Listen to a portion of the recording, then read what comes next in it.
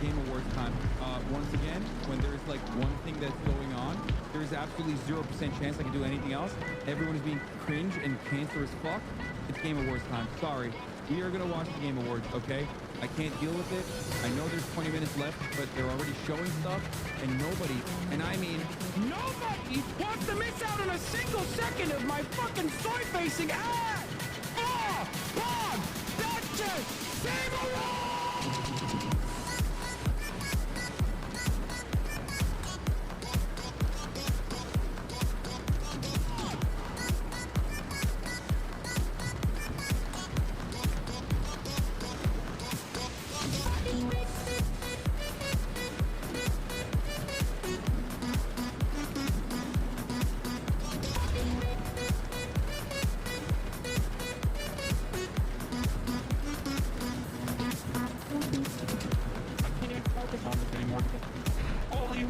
just keep talking on the PlayStation about it. You did fucking me.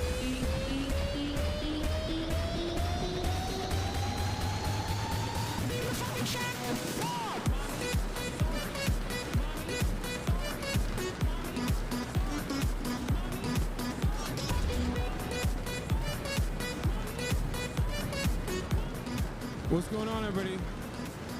I hope everyone's having a fantastic evening, afternoon, pre-noon, no matter where you are in the world. I'm Hassan Piker, and this is the Hasanabi broadcast coming to you live from sunny California, Los Angeles. Folks, we're live and alive, and I hope all the boys, girls, and MBs are having a fantastic one because today's a beautiful day. Today's a wonderful day. Today is Saturday. It's Saturday Fun Day. I hope it's going to be a fun one. It's Saturday, March 29th, 2025. People in the chat are saying their merch came in. That's cool. Finally made it to a live. That's also cool. It is 1 p.m. As a matter of fact, it's 1 p.m. on Saturday Fun Day, and unfortunately, the reason why it's 1 p.m. and I'm spectacularly late is because, of course, Austin and Will, and mostly Austin, if we're being really real, as a matter of fact. AUSTINSHOW. AUSTINSHOW's the reason why I'm late.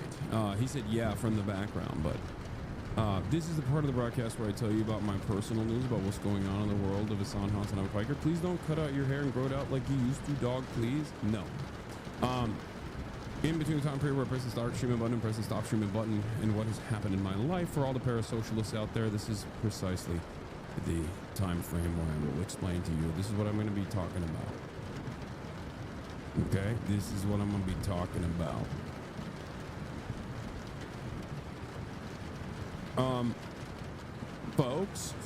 Folks, are you ready to cover the UNC drama for the drama perverts? What's the UNC drama? I don't know what that is.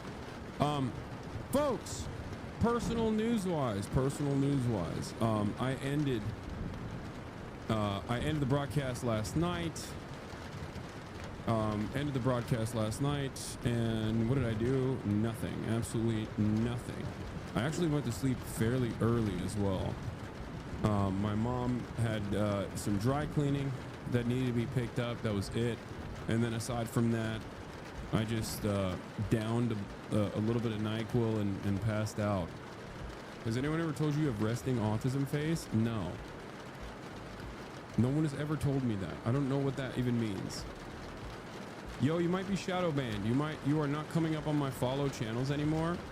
Well, probably not. What? UNC drama? TYT? No, I am not talking about TYT. Are you insane? Absolutely not. No. Not even at gunpoint will I do that. Anyway, folks, yesterday I ended the interview with Vivian, Elon Musk's strange daughter. It was a fantastic interview. It was amazing. And I think a lot of people enjoyed it, and I'm glad that you guys enjoyed it. I'm glad that you guys took part in that. I went to bed early, woke up early, worked out, hissed some freaking deadlifts, okay? Hissed some goddamn deadlifts like a big man, okay? Like a big man. And I'm getting back up there on the deadlifts that I'm hitting. 425, not too bad, you know, not too shabby. Could have gone higher. Didn't want to try it out. Didn't want to test it out. Didn't want to, you know, really break the bank or break my back, if you will.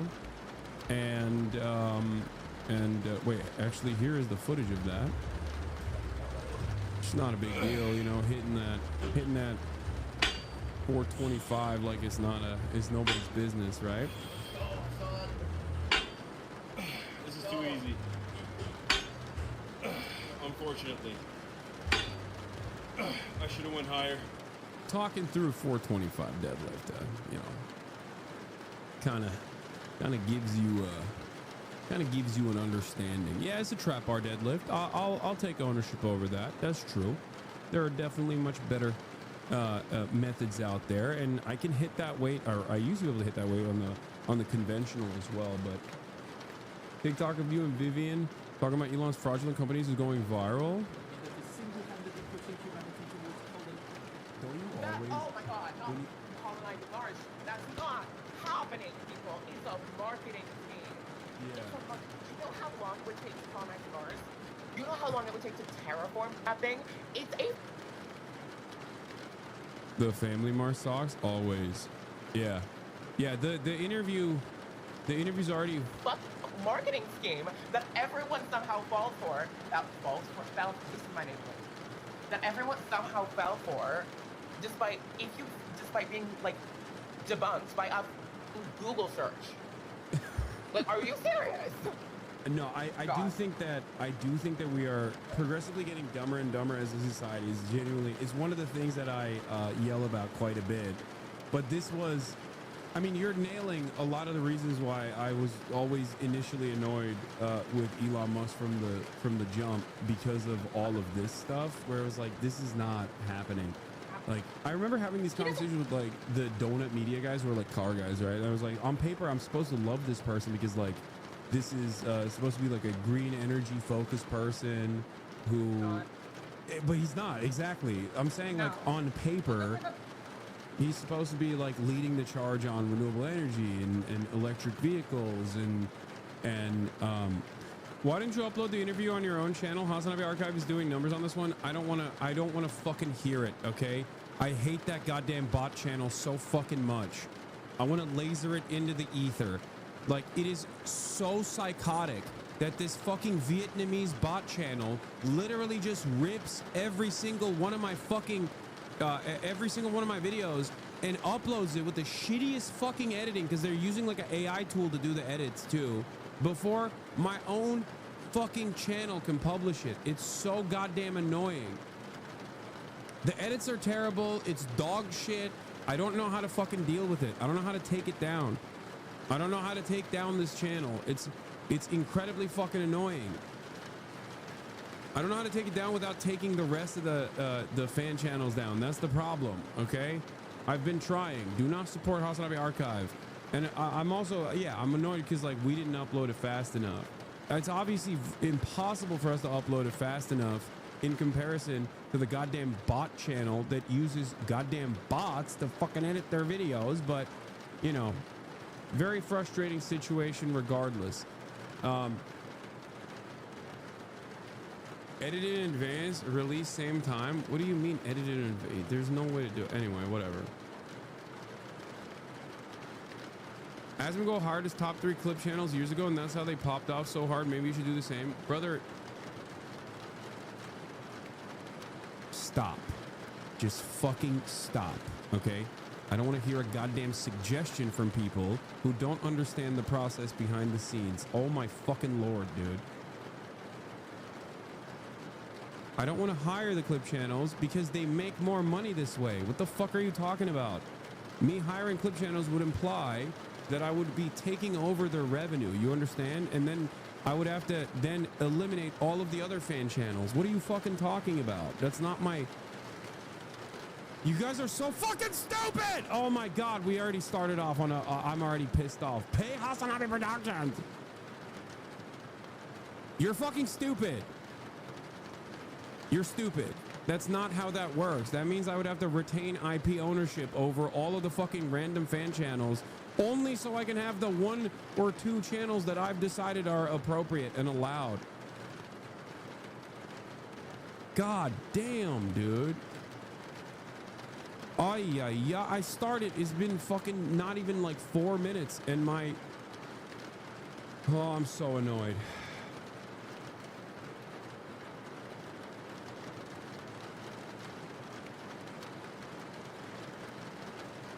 In order for me to only allow certain channels, that would mean I would have to also enforce copyright restrictions on my content. And if I were to do that, then no fan channels would exist. And my editors are great, okay? It's insane. It's insane. I can't believe it. I can't believe that we're starting, and it's like one of the most basic principles that I've maintained here, that the chatters seemingly understand, but they clearly don't. And yet, you know, he's such a fucking douchebag. 10 years? 10 years that facade worked? God. Yeah, No, more but than I that. mean, okay, so Most of but my life. all of these lies though, it still seems to work because, I mean, this is the first time I've ever experienced like I've expected, and people who understand the market a lot better than me have thought that like, oh well, you know, we should short Tesla. It's inevitably going to. Look up E ratio, and then look at Tesla stock compared to other car companies. Yeah, no, exactly, because it's not a car company, it's a tech company, right? It's just like Yeah. a silly. It's not a car company. It's a Ponzi scheme. Yeah, exactly. Oh wow, he's made another company that is single-handedly pushing humanity towards colon. Don't you? Oh, anyway, the interview was great.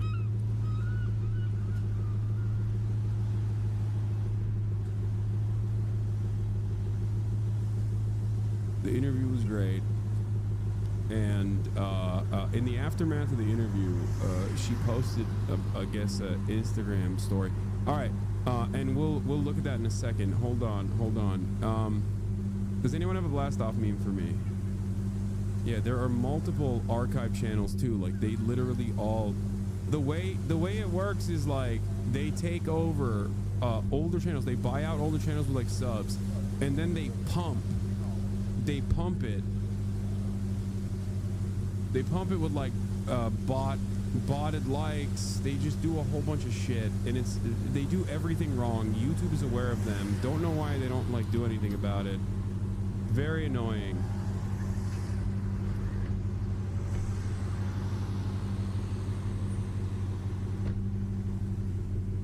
Anyway, check out who this cop is watching in the beginning. Who's this cop watching? Oh my god, Asmongold?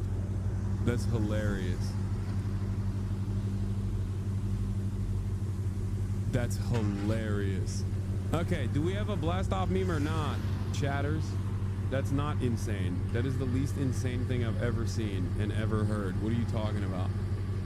It makes perfect and total sense. What do you mean?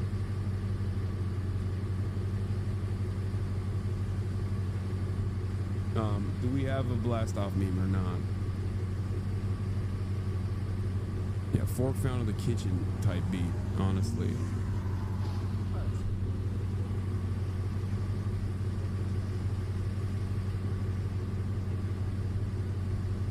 I'm not gonna watch. Oh God, please stop. Okay, yes, BB No Money did a PSA on AI art. I know you really want me to watch it. Just give me a fucking blast off meme, please, or not, and then I'll post my own shit. The meme economy crashed.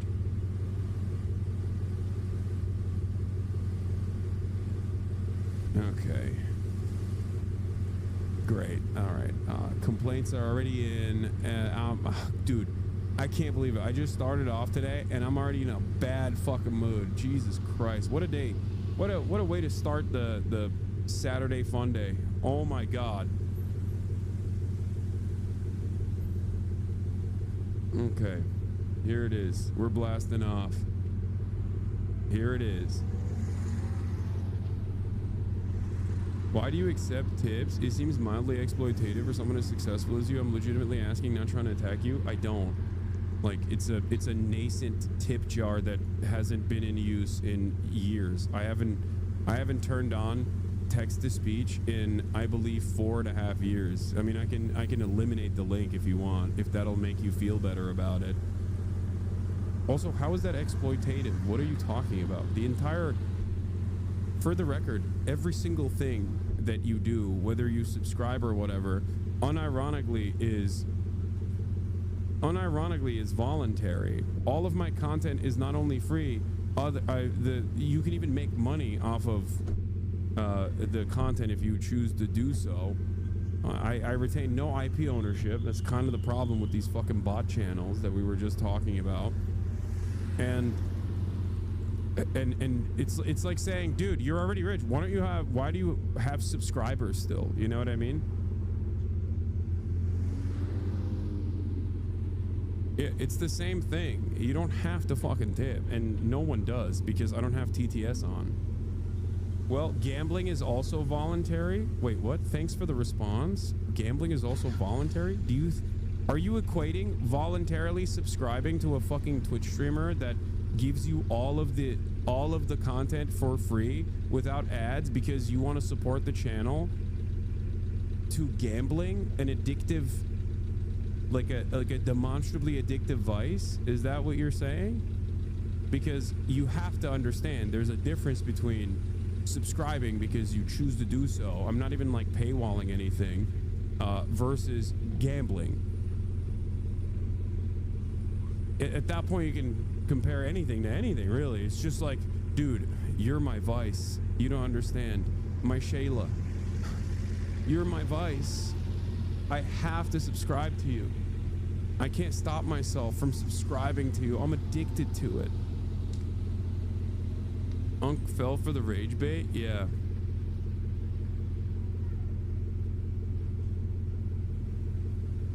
Ban that chatter for a year?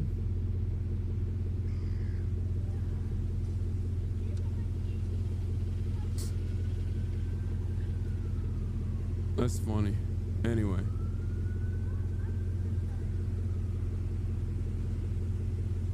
You're getting baited by a blatant troll, man. These chatters know you're mad over this and is not asking in good faith. Just ignore these fucks. I mean, sure.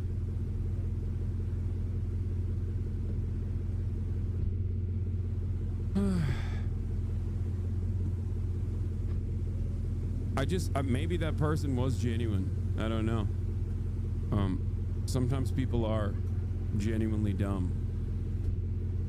What is this? Male gaming cut you out completely? When I was like 12, he was frozen Overwatch. And wait, what the hell? Me and my twin weren't.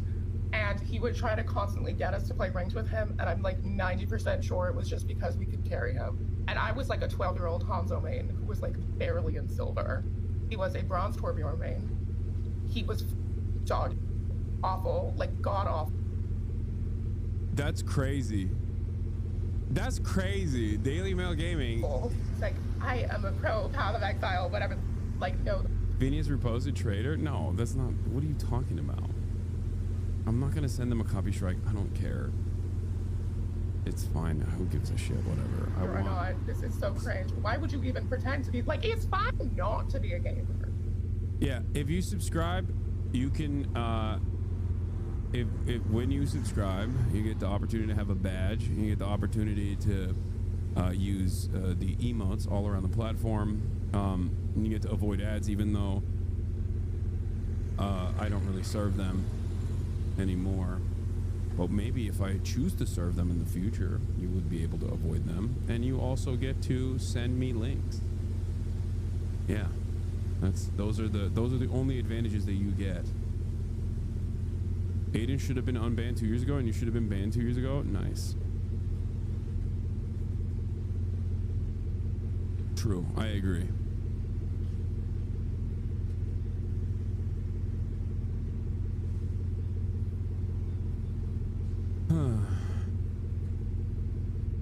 Check your Twitch settings. They auto-enabled a new opt-out feature where you pay for the discount on gift subs. Wait, what?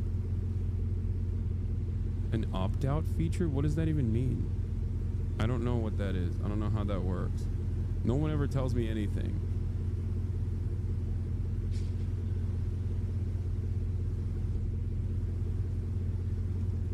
Phase Adapt is a beautiful mind. Here, let's see what he's doing. I love Adapt. There, and you try to bite me. I'm sticking my hand in his my arm in his mouth. It's gonna bite. I'm gonna pull this hand around his neck. Boom, push back. It's gonna snap his fucking hand.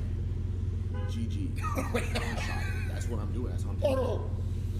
Oh no! I know your ass do not be laying in your bed at your own crib. I've thought about it, bro. ADINROSS said how to fuck up a grizzly. I've thought about it, bro.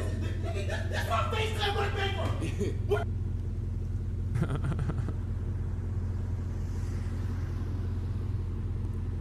Nah, PBM Aura is so tough. Yeah.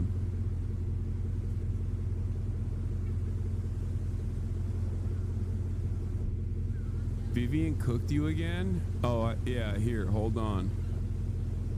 Where it's pronounced Vivlinus, like the word villainous, not Vivlanius.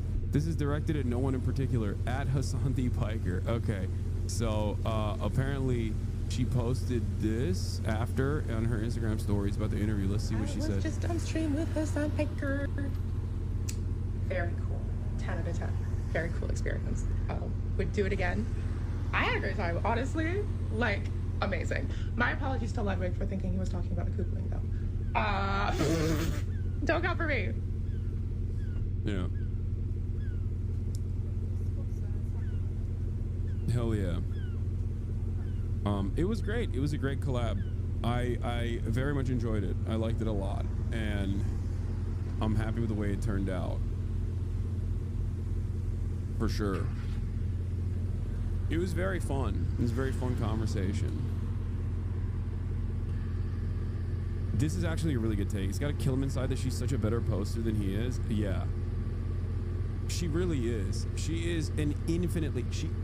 She has more posting power and charisma in her pinky nail than Elon has ever had in his entire life, in his entire existence, as a tryhard who tries so goddamn hard, so insanely hard to be beloved, to be well liked.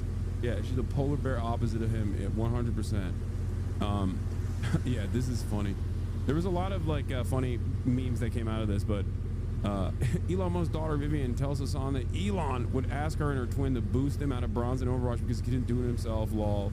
And then Elon reposted this while the interview was going on, which makes me feel like he might have been watching.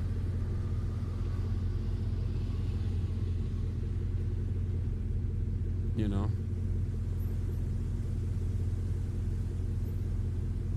Now you had to play dress to impress. I want to.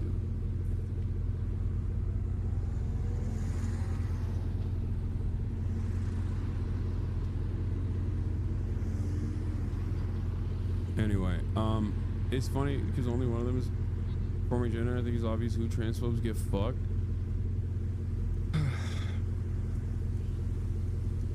Yeah, I don't know why Elon just doesn't like hire a PR person to do his memes, like hire like a social media manager. Even Trump unironically has a better grasp on this stuff as maybe like a television personality, but like Trump has a poster guy who embodies the way Trump posts and has been able to perfectly replicate it. You know what I mean? Like, it doesn't make sense. But yeah, she also said it's pronounced villainous, like the word villainous, not villainous. And because I butchered it. I butchered that spelling. You do know why. He thinks he's smarter and better than any potential social media manager ever could be. Yeah, for sure. Donald doesn't write his own True Socials. No, Donald Trump has a golf caddy who is actually related, who's cousins with Alex, friend of the show, Alex Lol Overruled, who has been with him since the early days, who has been his social media manager. Yes, I forget his name now, but like that is Dan Scavino. Dan Scavino is Donald Trump's poster. Dan Scavino has been able to perfect the way Trump speaks.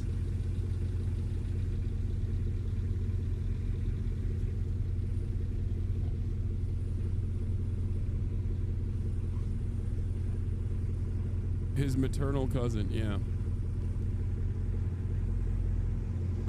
Oh, I've watched this. I've watched one battle after another, the trailer multiple times at this point. This looks so amazing. I don't even know what's going on.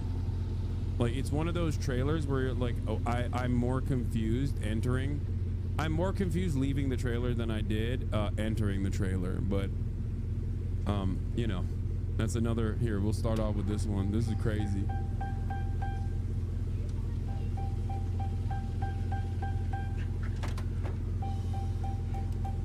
Paul Thomas Anderson, baby. Rise and shine. Goated. Bat an eyelash. Good morning. There are no hands on the clock Why?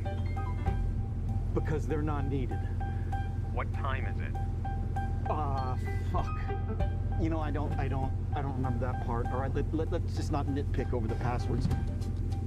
This is Bob Ferguson. I was a part of the French 75.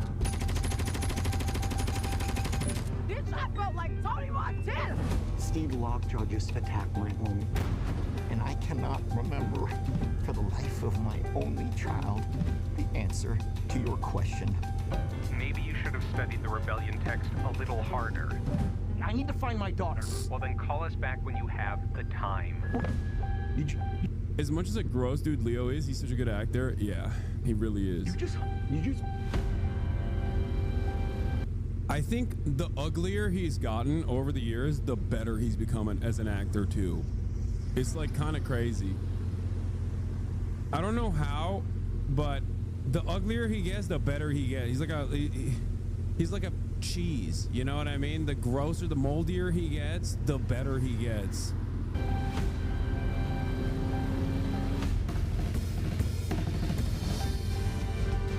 You know, you are so unsuitable for my daughter. My child comes from a whole line of revolutionaries. And you look so lost. What are you gonna do about this, baby? Tiana Taylor is amazing, by the way.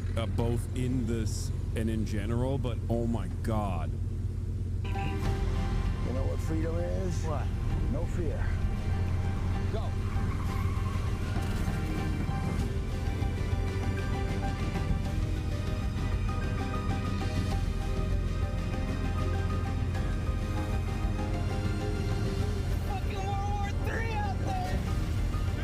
Bro, any move. Is this guy Tony Hawk, by the way? When I saw this, I was like, that looks for a brief moment, unless you pause on it, you realize it's not. But for a brief moment, doesn't it look like it's Tony Hawk? Like, if you just glance past it, I thought it. Anyway, whatever.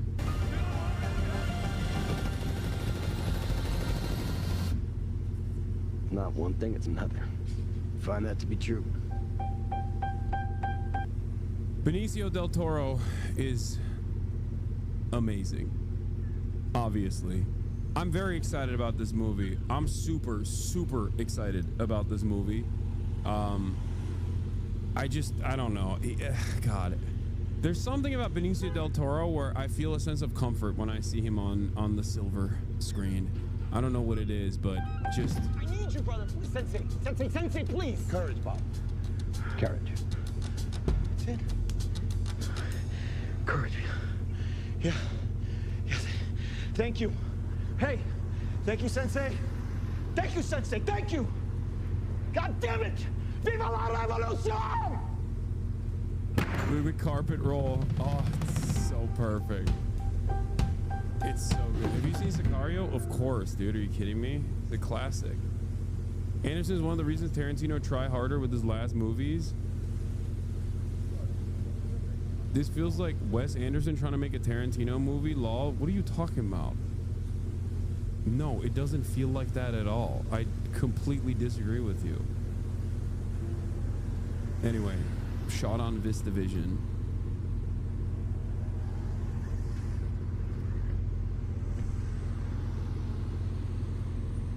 I think this is, I mean, look, it's Paul Thomas Anderson. It's gonna be good.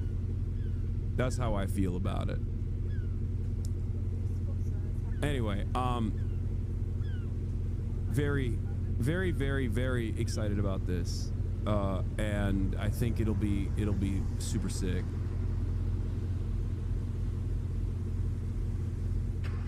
Chat, you are uncultured swine. Watch There Will Be Blood and shut the fuck up.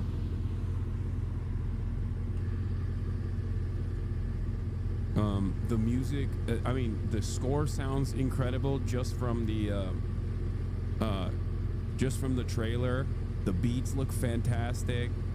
I like that it's maybe not apolitical. Who knows? I'm emotional. Yeah.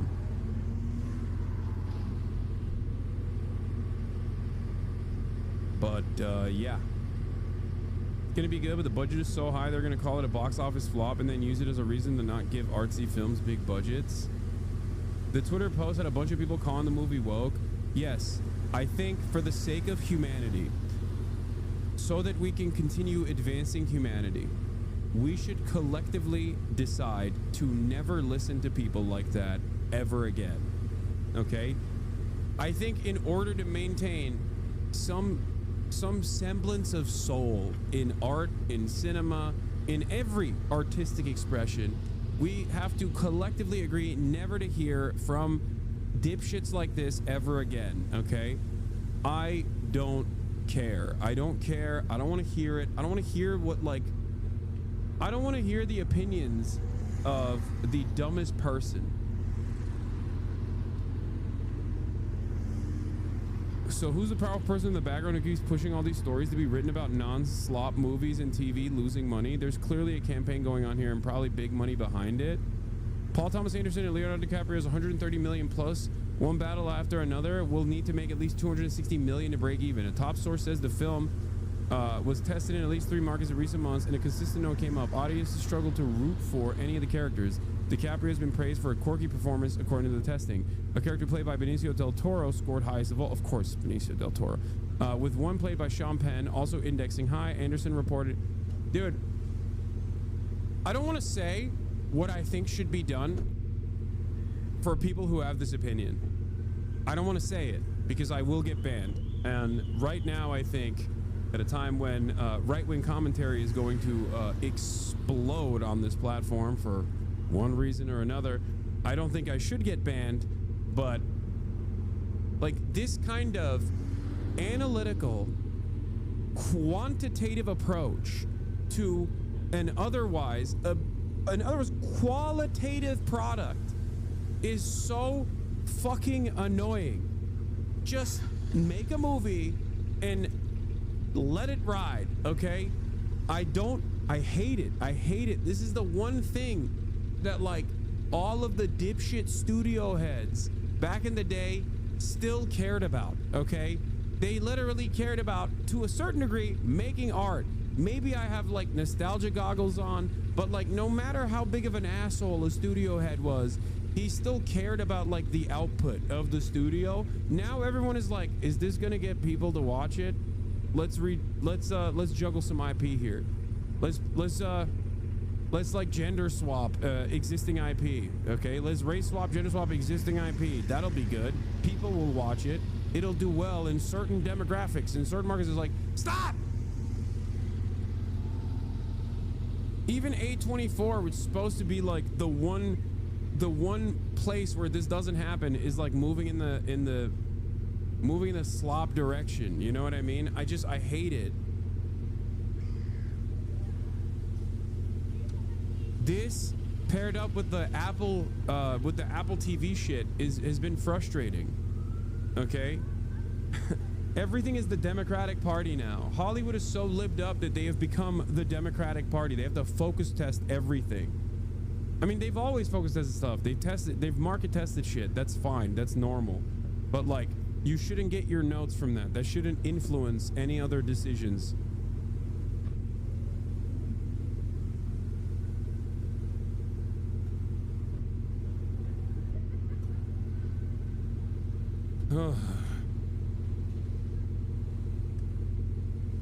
Taylor Sheridan is the only one hog standby. I mean, yeah, he's tested and proven himself in the marketplace.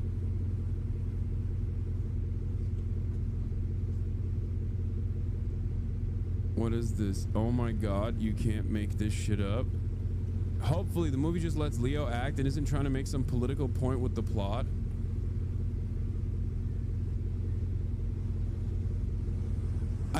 You know what's crazy about this? I think these people know we think less of them. And I think they don't care. I think they think it's good. They're like, they think it's awesome that like people who do value the art still and the soul of the product still look at these guys and go, you're a fucking dumbass. They take pride in it. They're like, hell yeah, I'm fucking stupid. Being stupid is a good thing.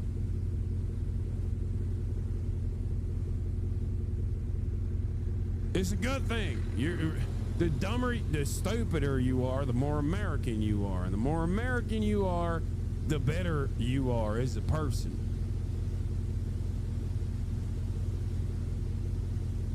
No, it's great, man. We should be moving in this direction as a society where, you know, art is worse, education is done, everything is cut. Yeah. It's great. It's fantastic. Yeah, it's my God-given right to be a fucking asshole. A dumbass. That's my God-given right. How dare you? How dare you come for me? They think they're taking cultural domain from their enemies. I know. Do you think that the far left in 68 caused Hubert Humphrey's loss? Oh my God, dude.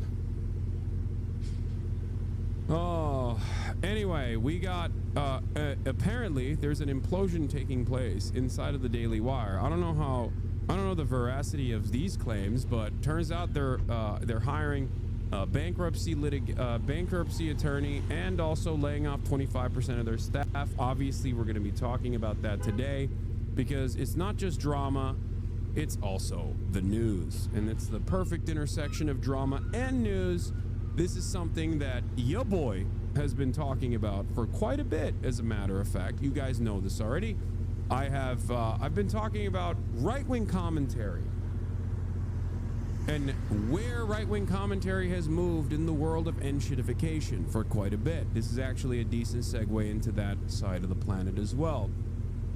The reality of the matter is Daily Wire was always propped up by billionaires and millionaires alike, and it was never going to be a self-sustaining operation.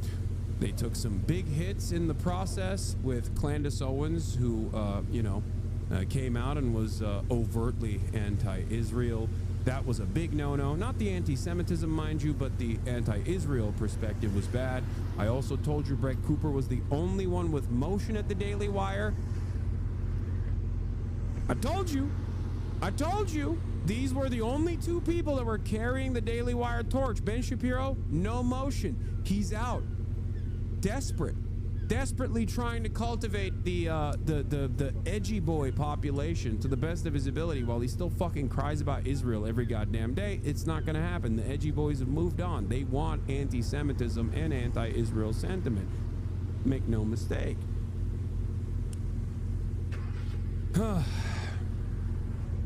It's kind of interesting that we have arrived at this situation. On the other side, of course, you have the Asmongold rise. Obviously, that is seemingly what people want. People want someone to people want someone that resembles them to look over a Donald Trump video and just go, yeah, based. Don't make me tap that sign again. I told you this. I told you this for months. I told you this. What is ever? And here is the proof in the pudding.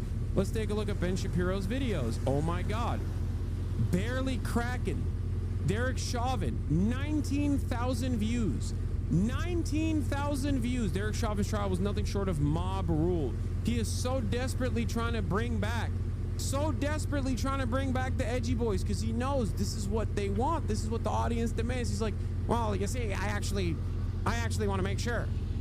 I actually want to make sure that, everybody understands that I am a racist indeed. Meanwhile,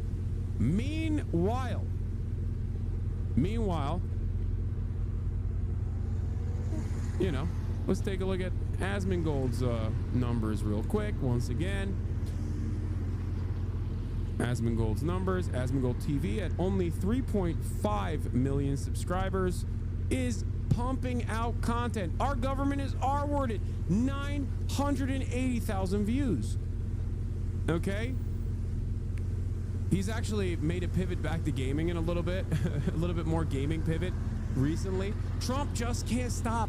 835,000 views. You cannot deny the analytics here, okay? Because obviously, in the field of slop in general, there is no qualitative assessment, only quantitative ones, okay? Understand.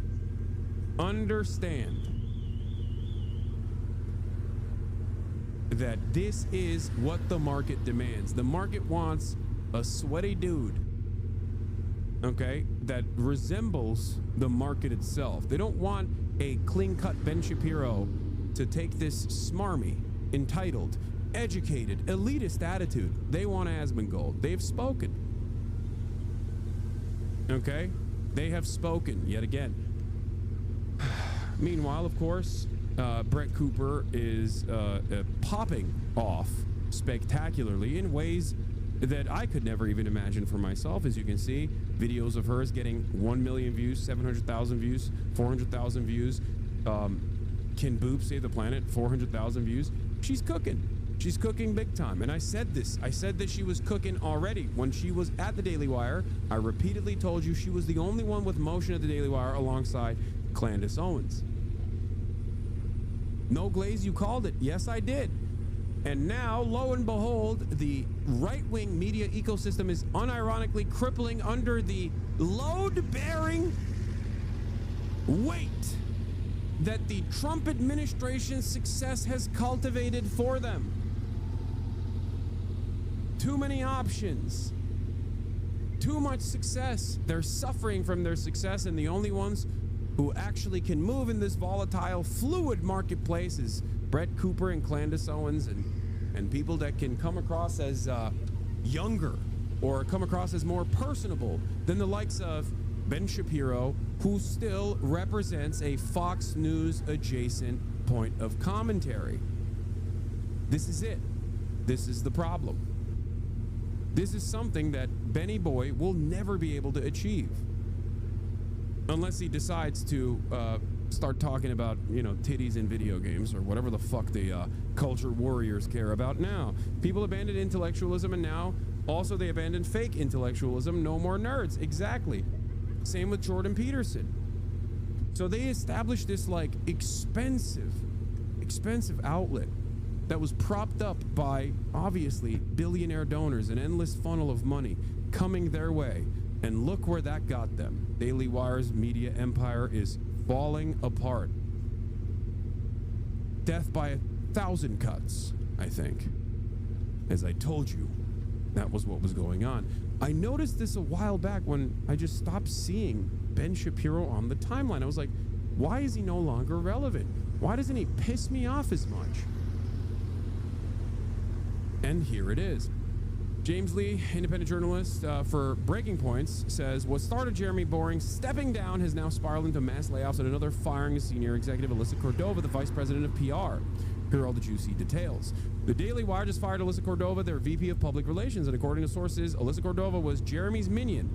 One was responsible for crafting the company's aggressive and paranoid media strategy. Cordova allegedly stalked former employees online, kept folders of clip videos of their enemies, helped wage internal vendettas under the guise of PR. One source, disaster of their PR strategy over the last year was cooked up between Jeremy and Alyssa. Mass layoffs ensue. The Daily Wire is also shuttering its kids division entirely, roughly a quarter of the company. They tried to do kids propaganda. It was dog shit.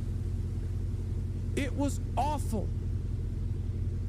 It had no motion. Doesn't this mean that they were successful, though? Their goal was ideological. They pumped right-wing content and groomed the new generation. Daily Wire did not do that. At most, Daily Wire did that by elevating voices, propping them up like Brett Cooper. No, they were not ideologically successful, or rather, the success of right-wing ideology was not because of Daily Wire. It was because of Trump, and it was because of all the independent podcasters that are not even associated with the Daily Wire. Those podcasters couldn't even elevate the Daily Wire, as a matter of fact.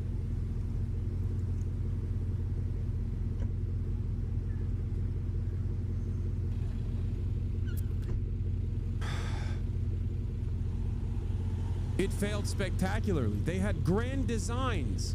They had all of these incredible numbers that they kept showing. They were like, we're making $10 million a month. What happened? Steven Crowder also fell apart in this process, for the record. Hi. Obviously, Steven Crowder also fell apart. He got a fat Rumble deal. 18,000 views in one day, by the way. 5.7 million subscribers. Look at his YouTube channel. 10,000 views, 40,000 views, 28,000 views. These guys killed their channels. They could not move in an organic trajectory that would consistently maintain eyeballs on the stuff that they were doing. So they had to move on to Rumble, where everything is botted. Remember, the Daily Wire Steven Crowder saga. Steven Crowder says, $50 million, that's a slave labor salary. That's a slave contract. How dare you? If you can't let me be as racist as I want to be, then fuck you. And to a certain degree, I understood where Steven Crowder was coming from because, I mean, obviously, you're hiring Steven so he can be racist. So why would you shut off his money faucet when he accidentally is too racist in the way that you want him to be, and then all of a sudden his channel gets demonetized? That was the entire point. But all of these guys are falling apart. This is the old guard of conservative independent media.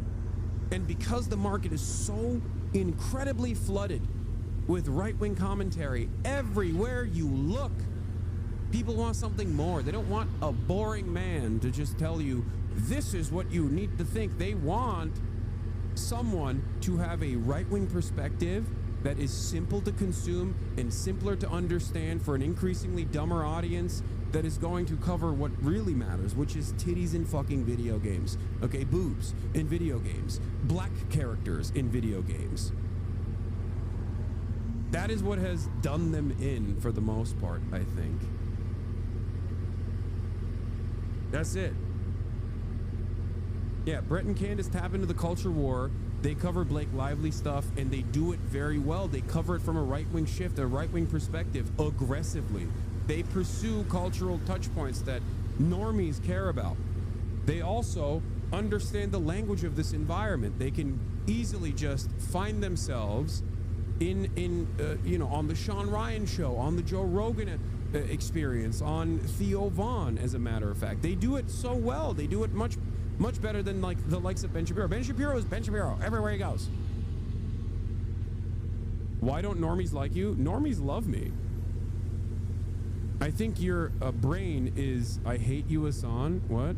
No, normies don't have, I would say that on the left, I'm able to do something similar to what like Brett Cooper does as well.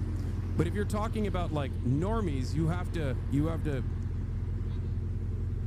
figure out if you're talking about normies that are extremely online, in which case, no, they don't. But if you talk about like normies, like people who have jobs, people who live in the real world and maybe every now and then see clips of mine or YouTube videos of mine, then those normies don't dislike me at all. There's a lot more of them. They're just not online and they don't have a lot of motion online. You got caught and backtracked? No, you're misunderstanding my point. I wouldn't consider the unwashed gaming masses or people who spend every waking moment watching, Asmongold or any number of these different content creators like normies.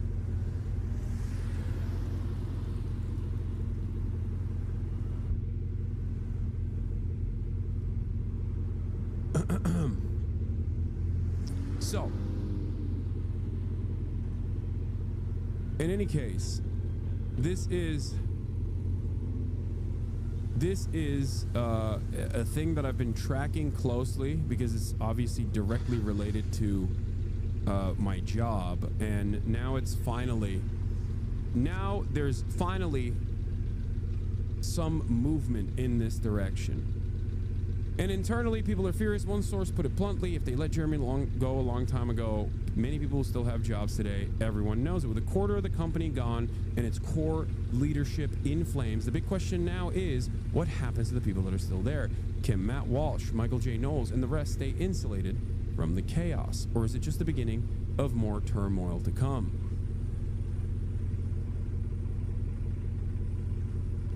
And that's precisely where it is. So, if I were to segment all of the many different ways that this entire franchise fell apart, I would start by saying it was always destined to fall apart. It was never a self-sustaining operation. It was entirely too costly, and therefore it demanded a faucet of money from millionaire, billionaire donors who value the propaganda that this represents.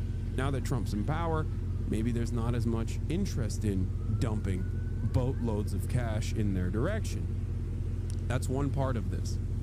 The other part of this, of course, and this was, I always told you, like, this was ridiculous. Exclusive, the Daily Wire made $22 million in commerce from commerce in 2023. It was entirely too costly for them to engage in media, like a higher level of media, like movies. The Daily Wire Studios, I think, is like also super costly. The kids shows were really bad and also really silly. But beyond that, the landscape grew. The right-wing media ecosystem grew tremendously over the past couple of years, with many apolitical content creators also feeding that itch that people had for right-wing commentary. And last but not least, they lost key performers, both Brett Cooper and Candace Owens. They lost Candace Owens, and I think that that was also an important pivot that the Daily Wire had made at that point. First, they told Steven Crowder, you can't be racist. Some people looked at that, even if they don't fuck with Steven Crowder, and thought, yeah, why can't he be racist? We want him to be racist. We're not going to watch Steven Crowder, but that says something about the Daily Wire. I like my racist commentary.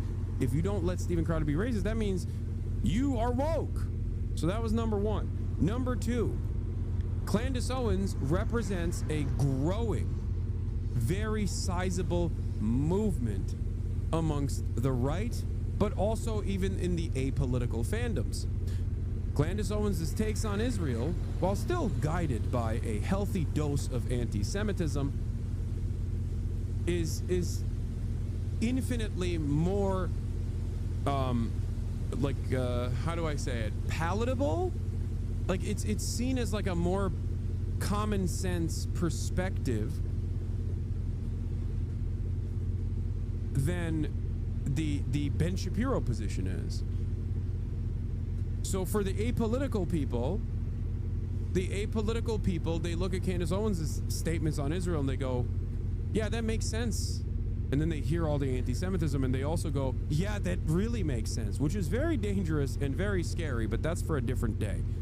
As a matter of fact, it's something that I talk about quite frequently, but for the sake of this argument, for the sake of this conversation, Candace Owens is seen as a more truthful orator than the Daily Wire is, for not just her anti-Semitism, which is also a measure of truthfulness in the eyes of the audience that wants this kind of content, okay, not to say it is truthful, but also for the fact that she is overtly and openly anti-Israel. So when they lost that, they lost another group of people that were like, what the fuck, what do you, okay, so you guys are just like, you guys just love Israel more than you love anything else, it seems.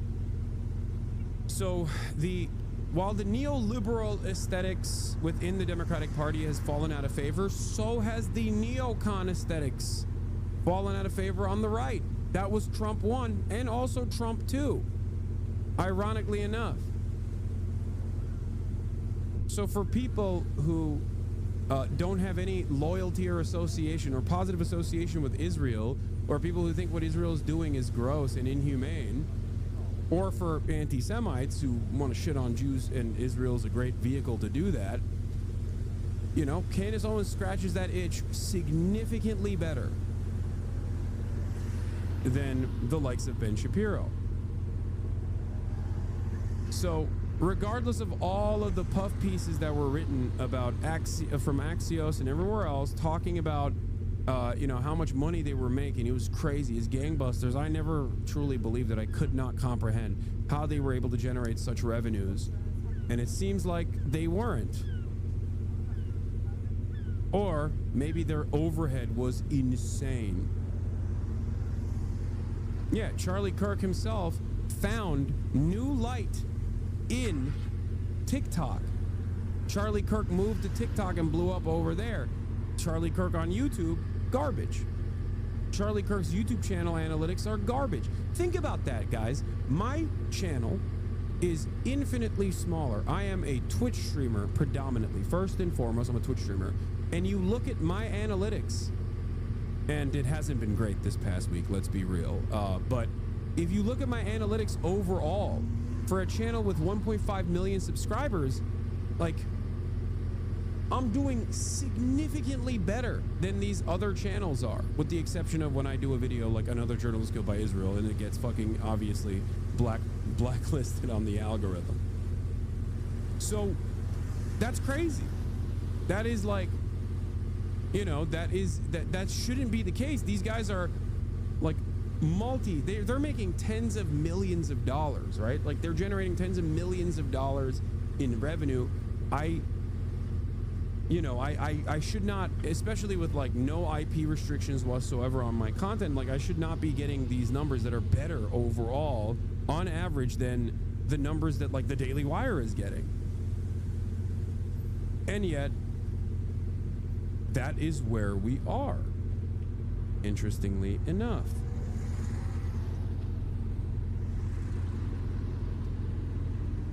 So too much overhead, too costly of an endeavor with not enough ad revenue. There was this too. Murdoch shops for podcasts. Yeah, that's different. That's a separate story. Hold on. Austin, do you want food? I mean, you had a bagel earlier, but I don't know. Okay. I'll just get you some leb ass food if you want. Yeah.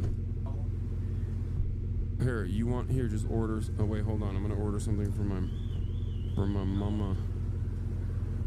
I mean, you can come on at this point if you want. I've changed. What do you mean?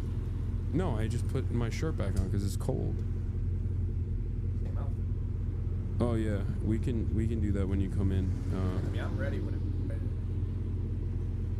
Yeah, I mean this is my fun. This is how I have fun. Yeah, Austin is saying I'm ready to come in whenever you want to have fun, and I'm telling him this is how I have fun. Cover, there's a plane. Okay, I like that. That's your understanding of fun. That's what you consider to be fun. All right. Well, I'm gonna get this for my mom as well, and then here, whatever you want. Yeah, we got couples fits. Yeah.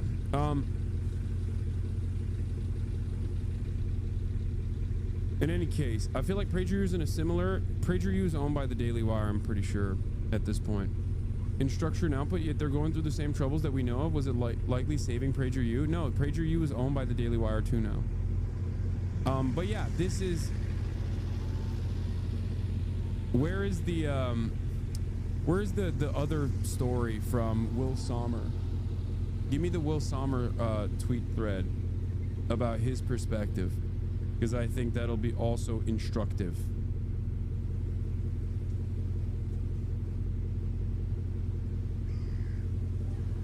But yeah, PragerU is also owned by the Daily Wire.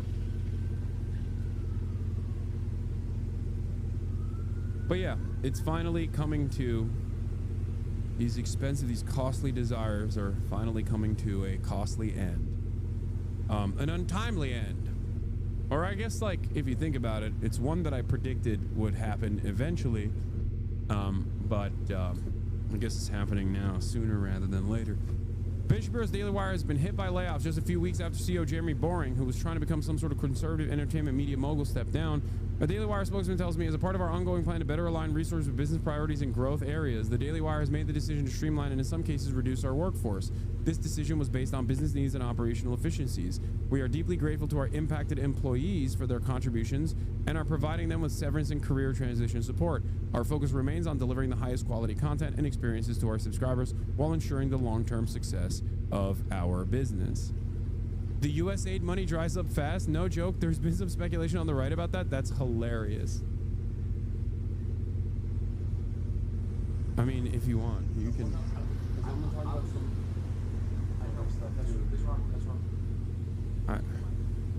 Okay, all right, you do that. Okay, he's gonna upload some Fansly content. So I'll be back. All right. I'll be right back. A crack in Ben Shapiro's Daily Wire. CEO Jeremy Boring helped build the conservative media empire, and now with no fanfare, he's out. Will Sommer writes for the Bulwark. PragerU isn't owned by Daily Wire. It's his own nonprofit media org. Okay, I was wrong. Sorry. PragerU is funded by the same people that funded Daily Wire, for the record.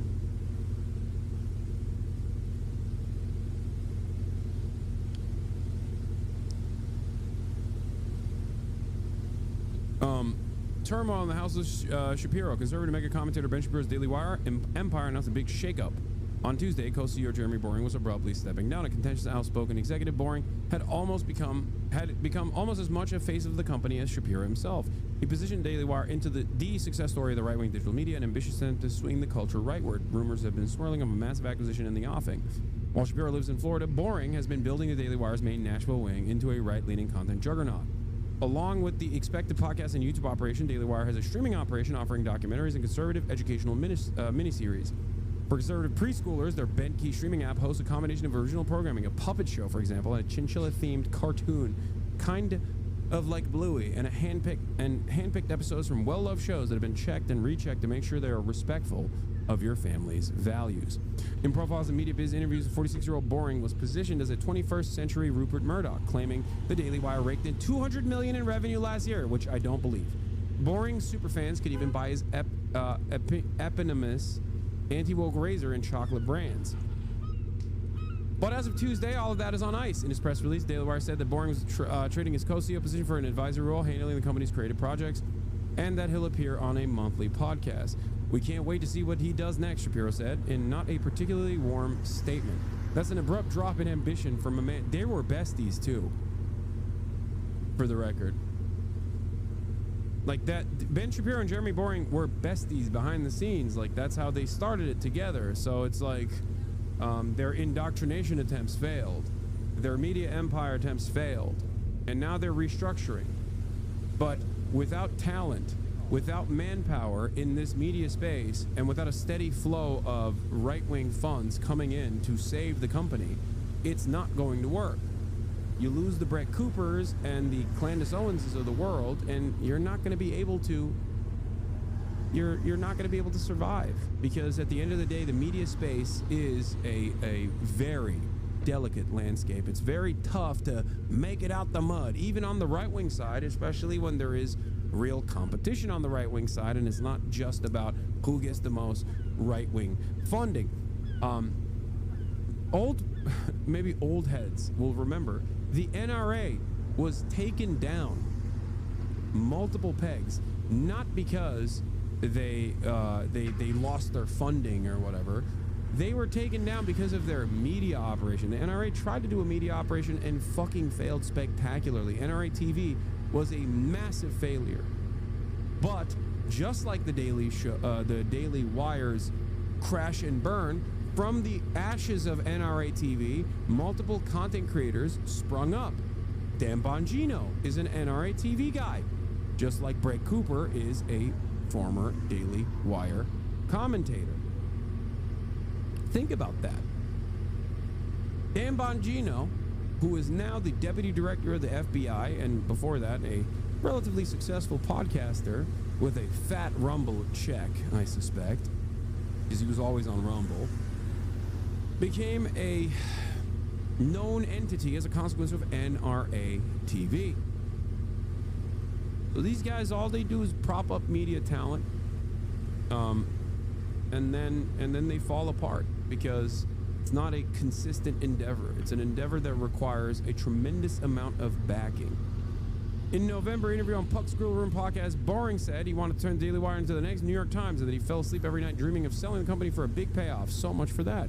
What's going on here? If there's one thing people in the fractious world of right-wing digital media can agree on, is that there's a backstory here we aren't getting. I don't really buy this or believe this, podcast host Elijah Schaefer, one of Boring's many nemesis, said on his YouTube show on Tuesday. I think it's a way nastier behind the scenes.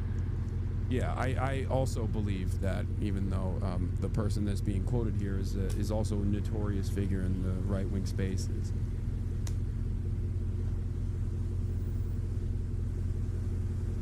How do they fail so much with ads? Ginormous overhead. Impossible to compete.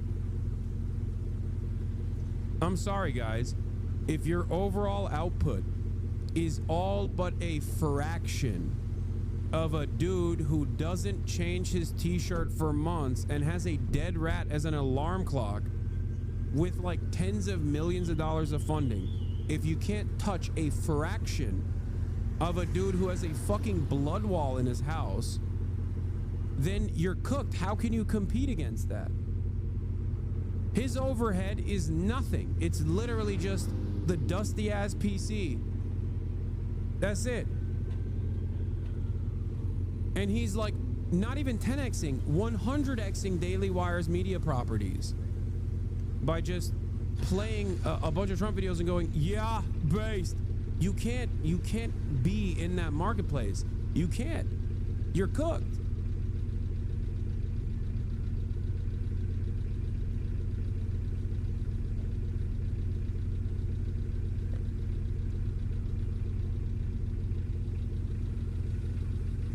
Asper should make one of those comical swimming pools full of gold like in those cartoons, not like he spends the money he makes. Exactly. Despite what counts as successes, Daily Wire host Matt Walsh's Am I Racist was the top grossing documentary in 2024. The company's been bleeding talent. Owens has, despite her extreme views, built a larger platform for herself since leaving the company. Back at the Daily Wire headquarters, campaigns like the new effort to convince Trump to pardon Derek Chauvin, the Minneapolis cop convicted of murdering George Floyd, have landed with comparative thuds. Right-wing commentator Jason Whitlock, for example, pointed out that pardoning Chauvin would be a deranged move for the first days of the Trump administration. Jason Whitlock is calling you out, dude. That's crazy. One particularly frothy, drama-filled debacle in the last months of boring CEO ship centered on Brett Cooper, a Daily Wire YouTuber podcaster who comes off like a younger female version of Shapiro, as I've always called her, Femme Shapiro. No one gives me credit for it. Last fall, as rumors circulated online that Boring and Cooper were at odds. Cooper's on-camera role was increasingly filled by her friend and producer, a woman named Reagan Conrad, prompting speculation that Boring was using her to replace Cooper. When Cooper finally quit the Daily Wire in December, Conrad was indeed slotted into the now vacant host role. Under Conrad, the show's views are down. Meanwhile, Cooper, like Owens before, is building her own channel on YouTube. In one particularly rough moment, Boring insisted in an online video that Conrad had not taken acting classes to seem more like Cooper. It's hurting my feelings a little bit that Brett hasn't done more to defend her friend, Boring said. Cooper celebrated Boring's exit herself on Tuesday, posting a smiling Jimmy Fallon gif on X. To be fair to Boring, the Daily Wire may be facing some broader media trends that were out of his control. The energy on the right-wing internet is headed in an increasingly radical Nick Fuentes-style direction. And Boring and his crew look dull by comparison. Yup. Will is someone who tracks right-wing radicalism by his profession. This is what he has done, so he's way more tapped in than the average media personality on this sort of stuff, so he's right. He's right. Zoomers are groypers.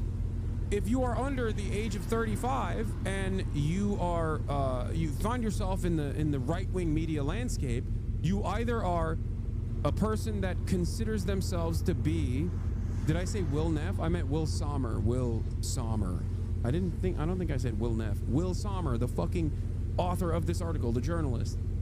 Oh my God, chatters, Jesus Christ, I have a fucking audience of morons as well. Holy fuck. I just said Will, I didn't say last name. Will Sommer, the journalist. So, anyway, as I was explaining, as demonstrated by my fucking audience's like level of stupidity here as well, audiences are getting dumber and dumber, okay? They want dumb slop. So either, I bracket it as such, either you're like an apolitical kind of guy who sees common sense, male bravado from the otherwise apolitical center-right to far-right media ecosystem, or you're tapped in and you are political, you have an expressive political ideology, and that centers entirely around neo-Nazi sentiment, like straightforward groyper neo-Nazi politics. If you're under the age of 35, those are the two brackets for you. Okay? That's it. That is the only game in town. And Daily Wire does not fit any of those needs because they're far too nerdy and far too robotic, far too professional to broach the alpha dog apolitical space. and they are far too invested in the defense of Israel to hit the anti-Semitic notes that they need to hit, while also, you know, because they're expressly pro-Israel, it's virtually impossible for them to hit those anti-Semitic notes, even though they try. You know? So that's where they're at. In this increasingly growing right-wing media landscape where basically every content creator is like center-right to far-right, it's very hard for them to keep up with output that is infinitely more interesting to the average viewer.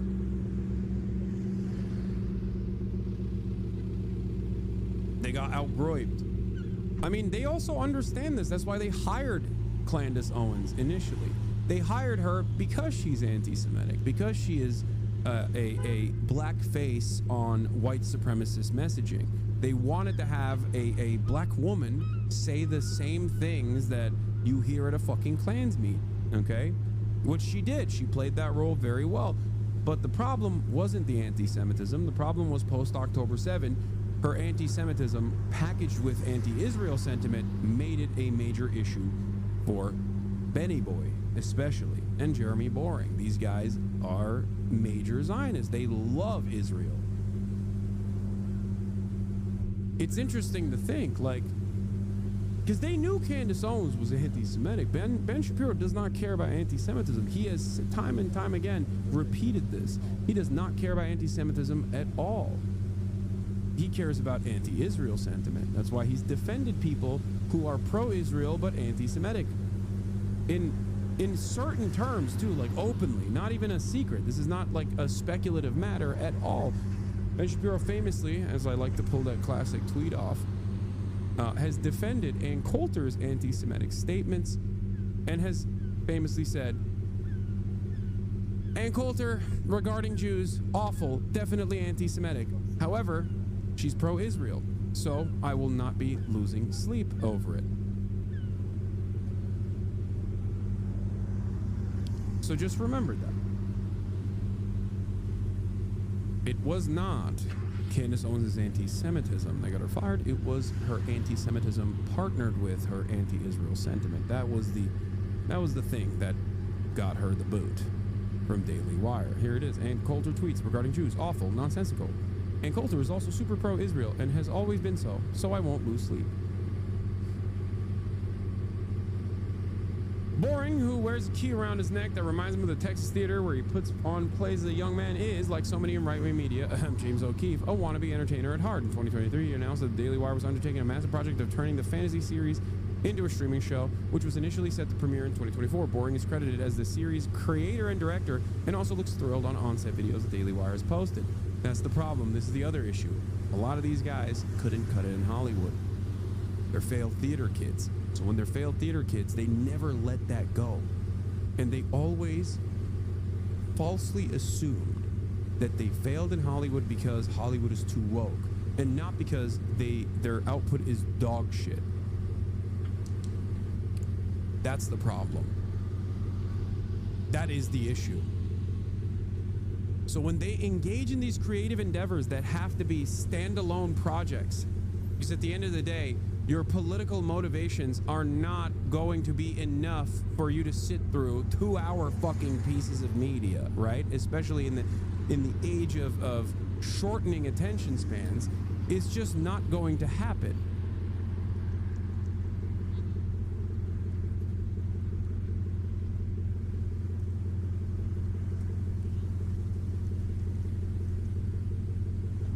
It's just not going to happen. You have to make good product. And if you don't make good product, then ultimately people won't watch it.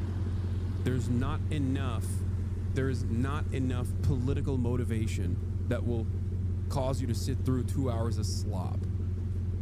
You can sit through an Asmongold video that's 25 minutes long, especially if he sings the right tune, right? But you're not gonna sit through a movie.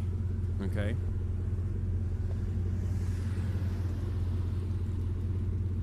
There are plenty of conservative directors. There are plenty of conservative or center-right actors in Hollywood. Hollywood is liberal, yes, but ultimately, they do have a conservative association, I would say. And they have some radical ones as well. But the reality of the matter is their product is better. That's it. But 2024 has come and gone, and so far the first season of the Pendragon cycle still hasn't been released. Awkwardly, it's taken so long that Cooper, who plays a supporting role as a sort of Woodlands pagan character, has already left the company on what appears to be on bad terms. It's impossible to watch the show's production diaries on YouTube, which feature months of filming in Hungary and Italy, actors performing elaborate real stunts over rampaging bulls, and dozens of extras fighting in the marshes of Danube River, and not think this has been comically expensive. Certainly more than just filming another YouTube show with Ben Shapiro would have been. And that is where we are. Too much overhead, not enough output, can't outcompete with the moving market, and now their franchise is crumbling in front of our eyes. How was it after you left the Daily Wire that... Adult friendships are really hard. When you left, your maid of honor... What does this next chapter look like? Do you want to say anything to her? What was the final straw? I mean, almost nobody would give that up. Yeah. And start from scratch. And that's why I respect you so much. Mm-hmm. No, it was terrifying. I had to, Alex and I had a conversation. This was not this is a lot of thinking and praying and analyzing. And if I was in charge of the Daily Wire, I would have never let her go, dude. Are you kidding me? Remember how much I kept saying, even though her initial, fake, I'm actually authentically in my bedroom act was lame as hell. Obviously, I very quickly recognized that she was capturing the attention, especially by weaving in conservative attitudes into, cultural criticisms. Like, she was doing pop culture lifestyle shit. She was younger, more vibrant, and also able to not make annoying, bland, conservative propaganda the centerpiece of her commentary. That's why she succeeded, and that's why she's still succeeding. We looked at each other and we're just kind of like, are we basically willing to lose everything and start from scratch? Because again, we had, Alex had just started his own business. We had bought this farm that was a stretch, but we really wanted it. And I was like, I could leave and it could backfire on me immediately. Nobody could care. Maybe I wouldn't make any money. Maybe I would have no anything. And I basically just had to decide, does that matter to me? And it didn't. And it worked. Yeah. And then it wasn't because I was yeah. 1 million subs in 1 month when you launched your new show. Yeah. It was very humbling and gratifying. I was like, okay. But it's terrifying. And I literally, our conversation was are we willing? My mom had just decided to move to Nashville. I was like, are we willing to go move back in with her and literally start over? If you're funding our life now, Alex, and I can't help it all, and I'm making no money. If all of it went away, and at the end of the day, I don't really care about being famous. It comes with what I do, but I would be just as happy if I was telling stories in a different capacity. Mm-hmm. Again, it's finding the root of what you love to do and then applying it. I don't need this to survive. I don't crave it. I do it because I love sharing stories with people. I love hopefully making them think differently about the world. I love making people feel like they're not alone in whatever they're going through, whether that's on my subscription platform where we do. Bro, this is literally verbatim, bar for bar, what I say, except for, bass boosted on the right-wing side. She's talked about rebranding herself as a pop culture commentator to reach a more ideologically varied audience. Her first video with her YouTube rebrand was on Blake Lively and Justin Baldoni. Exactly.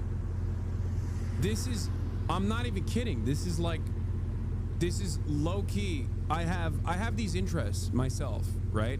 These are organic interests that I have, and I certainly lean into them, And in the process, I want to make sure that people have a semblance of charitability towards the things that I talk about from the perspective that I talk about, so that they see the world in a different way.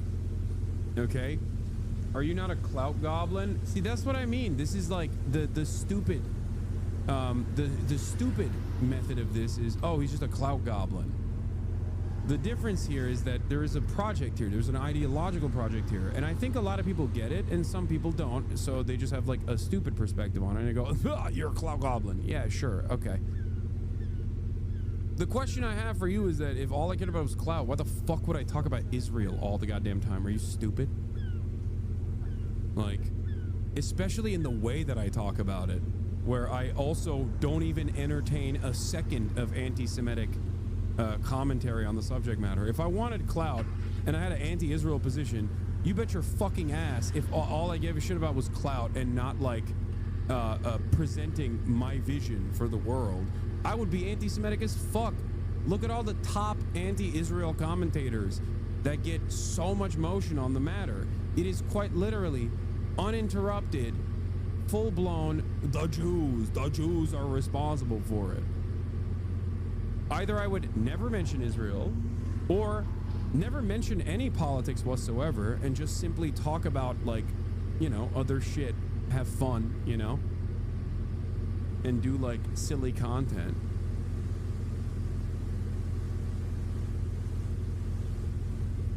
Or if I were to do politics, I would just be right-wing.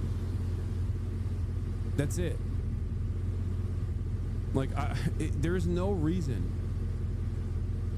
I was literally about to compare the way you two explain your passions in a very similar fashion. Yes, I think what she's saying here is really interesting because I even suspect that she might be cribbing my shit a little bit, because this is what I have said in interviews down to this is what I have said in interviews down to like the verbiage that she's using. And we already know that they were jacking my shit at the Daily Wire when she first started, so, you know, you're so brave. I didn't say it because I'm fucking brave. I'm not, okay? I don't know why you guys have this like incredibly antagonistic relationship with anything I say. Like, no, I'm so brave, dude. Yeah, that's what I meant. I said me, I'm brave. That's not my point at all.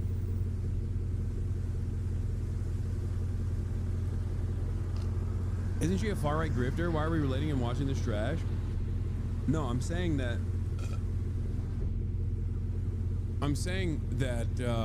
like, this is a person who wanted to make a media career for themselves, and I think that they found a venue in right-wing commentary, but they are also very aware of other content creators in the space and have been able to pick up on like whatever is successful in that. I've been trying to do this, but obviously as a leftist and right-wing commentators are dominating these spaces. Yeah, absolutely. Watched Adolescents in the studio this morning. Both were amazing. Thanks for recommending them. Yeah. Especially in like female-centered spaces too, as Taylor Lorenz reported on, there's a lot of pop culture commentary that is like expressly right-wing. It's really interesting. It's not just the male-dominated space on the independent side of online news and online commentary that's like super right-wing, where your expectation from a fitness content creator is that they're gonna say some suspicious shit. I think even like T channels and drama channels also participate in this, and they have like a predominantly female audience. Anne sana tavuk aldım, bir de şey yine köfte. Yeah.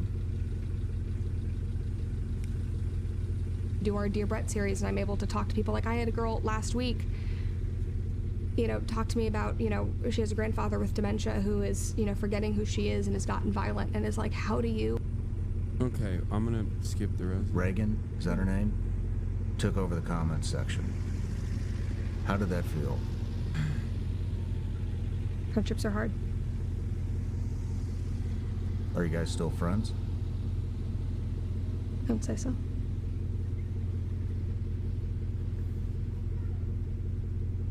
Would you like to still be friends? Of course. Also, she's not super pro-Israel, it seems.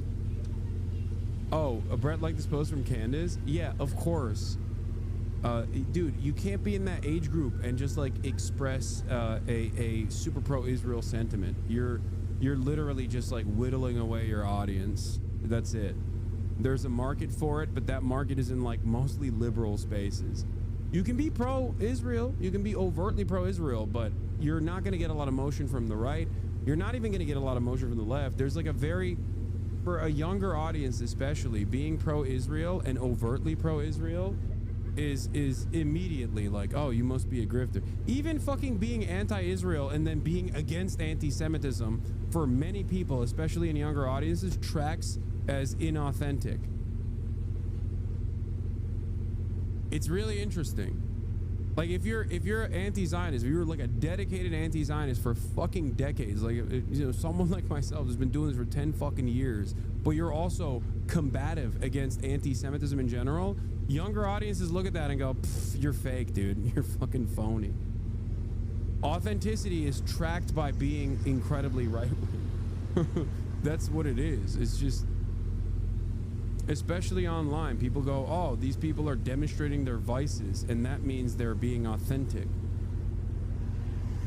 Yeah, the anti-Semitic side of the right is winning the war on the right, for sure. Absolutely.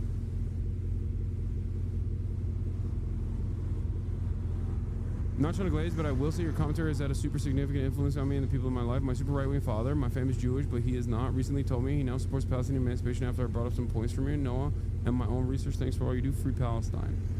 Yeah. There's no metric for there's no metric for authenticity if you are empathetic. If you're empathetic, that means you're not fucking real. You know what I mean? You're fake. You're phony. No one is really empathetic. You're fucking making that shit up. And I think it's because a lot of people only duke it out online, if that makes sense. Like if all of your experiences are shaped by, if all of your interpersonal relationships and all your experiences are shaped by online back and forth, then yeah, that's very different than how you would operate in the real world. And therefore,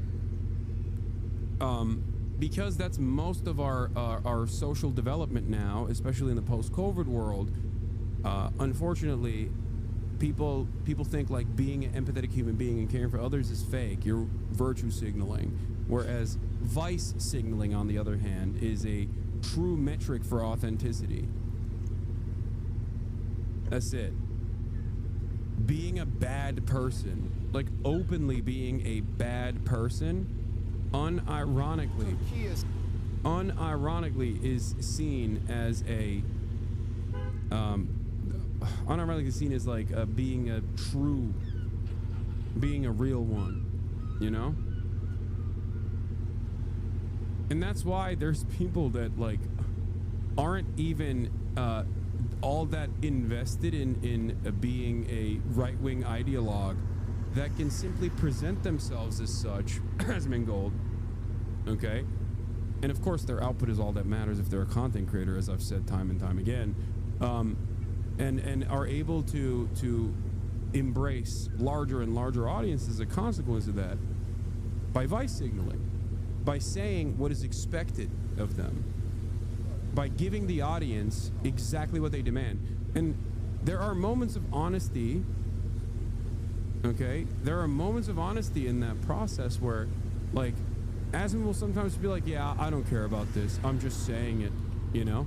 Or, yeah, I'm saying it because it's popular. What are you going to do about it? And it's, that's what it is. That's that straight up. Like, Trump kind of tapped into this too. Trump tapped into this. He is honestly dishonest. Okay?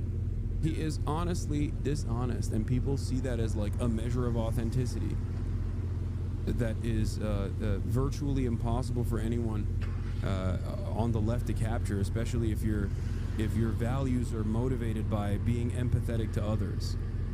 You know? Why do you think being against Israel's actions is conflated with being anti-Semitic by so many people after all the info that is just... No, because it's a defense mechanism, and Israel's development as a Zionist, a settler colonial project, literally relies on the constant fears that if Israel doesn't exist as an ethno-religious supremacist state, then like all Jews will be killed and murdered and Holocaust will happen everywhere. Yeah. And that intentional conflation has caused people to obviously learn the wrong lesson there. They look at Israel and perhaps for the past couple of decades until this last decade, people looked at Israel as a positive state. People associated Israel with positive values, right? With the endless faucet of pro-Israel propaganda coming from mainstream news, while never really seeing what Israel was truly doing to the Palestinian population. Most people were like, yeah, Israel's good, and if you hate Israel, you're anti-Semitic. That makes sense to me. But now that people are understanding that Israel is not good at all, okay, and indefensible, utterly indefensible, and that association is now a negative one.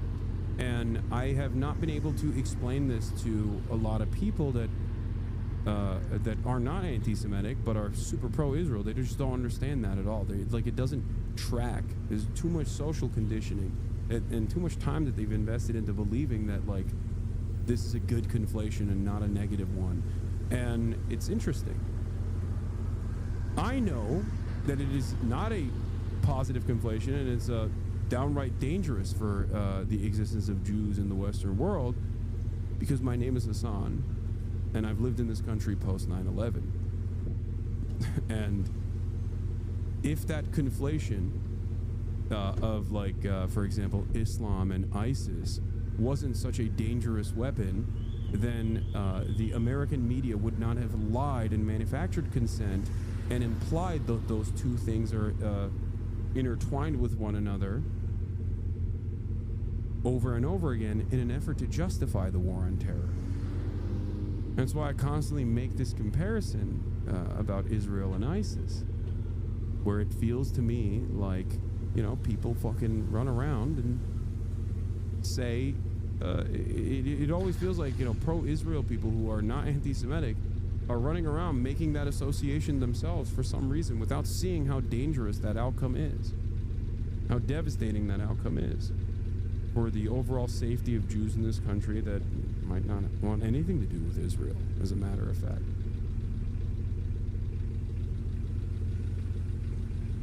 Especially with this current government heavily leaning into that, because there's a lot of institutional allowance using anti-Semitism as a weapon to wield against the First Amendment, against due process.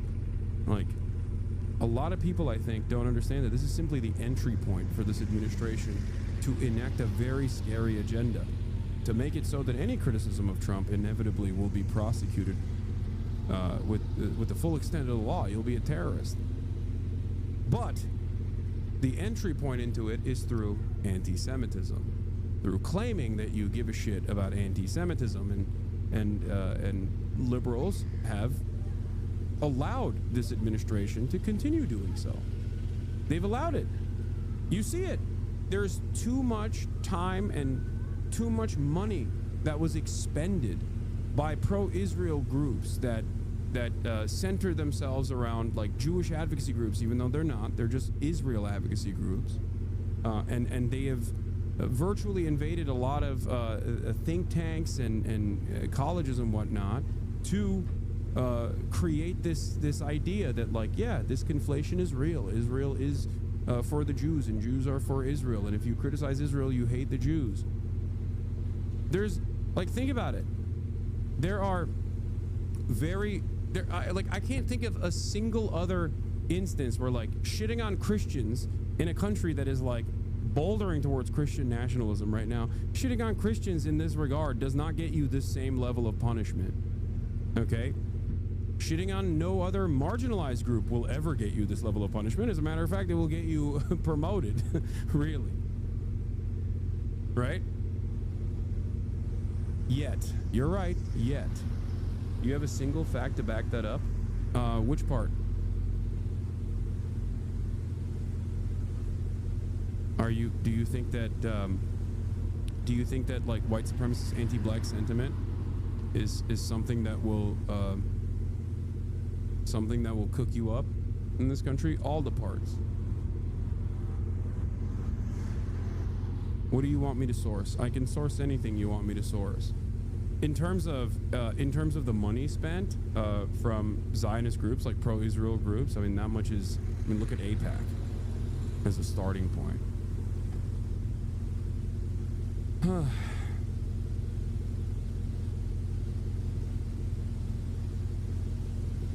But yeah.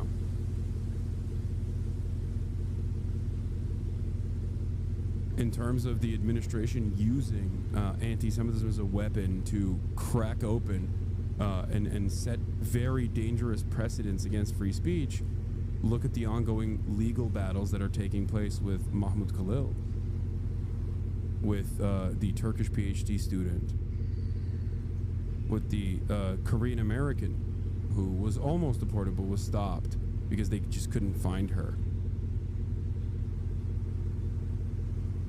Yeah. This is a militant Zionist group threatening activists online with a deport list. A century-old Zionist group has resurfaced in the U.S. with a list of pro-Palestinian activists it wants arrested. Now, the funny part about this is that Beitar and ADL and all these other pro-Israel groups like Stop Anti-Semitism and whatnot were previously seen as like crackpots, not ADL, but Beitar and all these other ones. And now they're receiving a warm welcome. Now, let me tell you something. This is not a secret. This is not a secret at all. This is being done in broad daylight. If you pay close attention to some of the immigration enforcement stuff, you will recognize it, that is precisely what they're doing, right? They're already trying to create a chilling effect on speech by threatening, using the arm of the law, and threatening students that have engaged in activism. They're lying about them, and in some instances, they're not even lying about them. They're just simply saying, like, yeah, we don't like what you're saying. Okay? Here is the IHRA. Here's the person who created the IHRA definition of anti-Semitism, saying weaponizing anti-Semitism makes students less safe.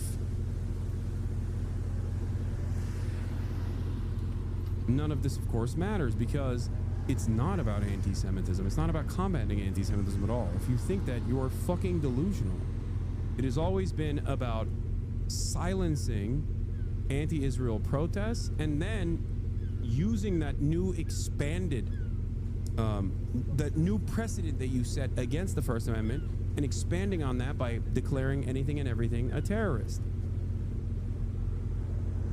It was never about keeping students safe. Of course not. What do you mean? Military presence on campuses do not keep students safe.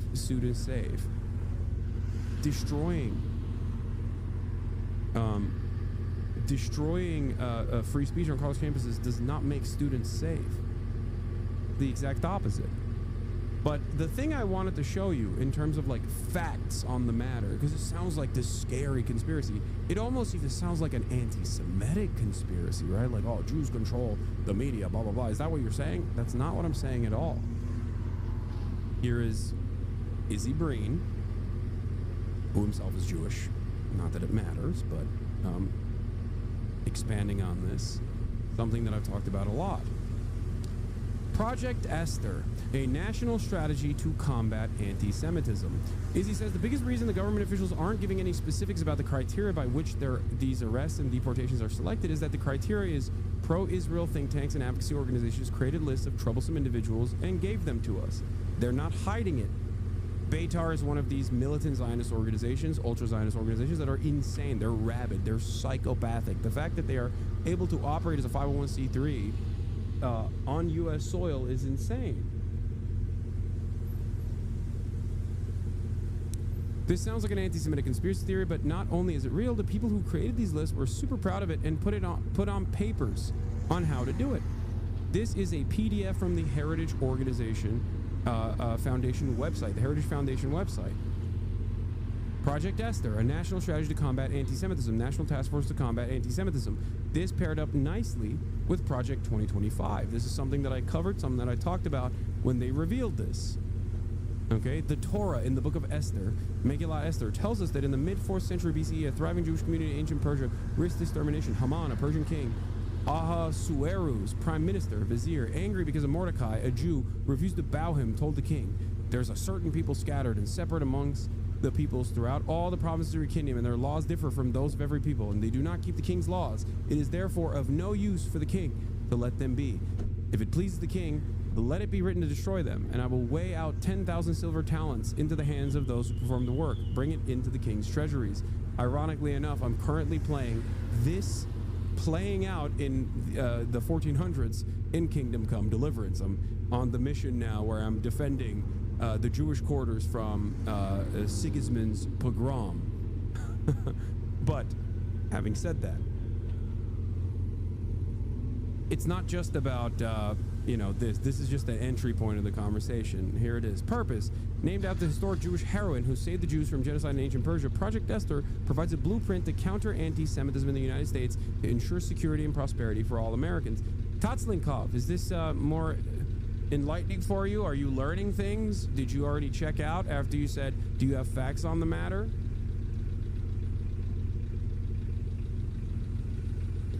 Introduction. Anti-Semitism in the United States and America is alive and spreading. Hamas October 7, blah, blah, blah, blah, blah. Current situation. The HSN's strategic purpose inside the United States is to generate internal political pressure to compel the United States government to change its long-standing policy of support for Israel. Within the United States, the HSN, which they're calling the Hamas Support Network, receives the indispensable support of a vast network of activists and funders with much more ambitious, insidious goals: the destruction of capitalism and democracy. As their ends align, the HSN, Hamas Support Network, and nihilist supporters indoctrinate the gullible into supporting Hamas and hating Israel to create the street mayhem that serves their ends. This network is nominally American, but benefits from the support of training America's overseas enemies. Its members hope to achieve their goals by taking advantage of our open society, corrupting our education system, leveraging American media, co-opting the federal government, and relying on the American Jewish community's complacency. Is this even sourced? Yeah, the source of this Heritage.org paper is the hallucinations of a madman, or a collection of madmen. That's the source of it. The mission statement: the National Task Force to Combat Anti-Semitism leads a coalition to dismantle the infrastructure that sustains the Hamas Support Network and associated movements, anti-Semitic violence in the United States of America within 12 to 24 months to restore equal protection under the law for all Americans. In the process, they dismantle free speech and due process and show America that they can do whatever the fuck they want, and it will expand on top of anti-Semitism. It will not just be anti-Semitism that they're combating. They will combat anti-Christian behavior. They will also combat anti-white behavior. Trump administration has already signaled that they were going to do that as well. Vision intent. Our intent is to organize and guide all willing and able partners. Anne yemek geldi bu arada. Getirir misin? Oh, she can't hear me. Hold on. I gotta grab my food. Our intent is to organize and guide all willing and able partners in a coordinated effort that employs all available available resources to combat the scourge of anti-Semitism in the United States. Here's Axios covering Project Esther.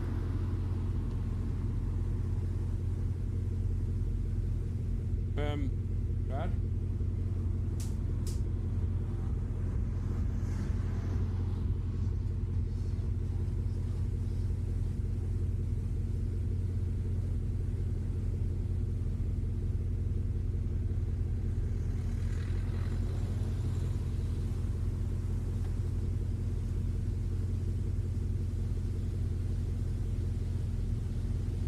Bunun içinde bir sos var mı?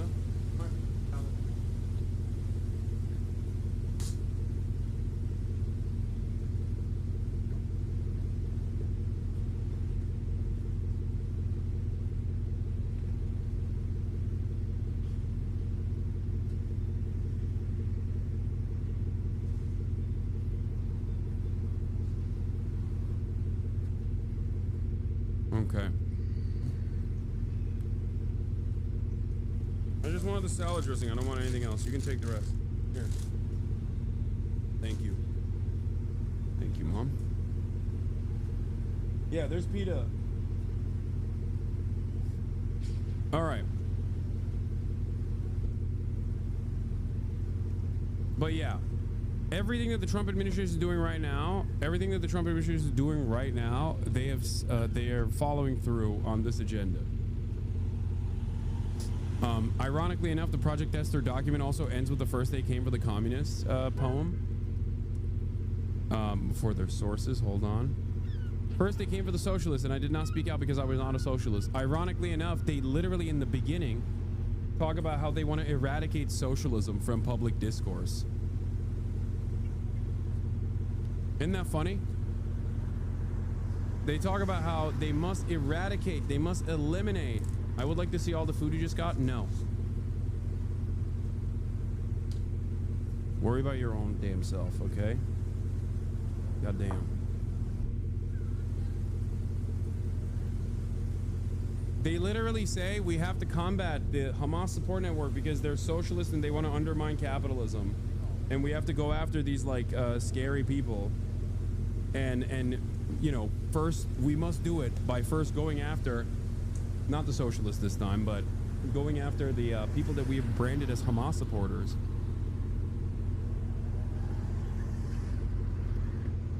In our censorious agenda. The guy who wrote this was an anti-Semite, right? And regretted everything? What? Martin Niemöller? I'm not talking about Martin Niemöller.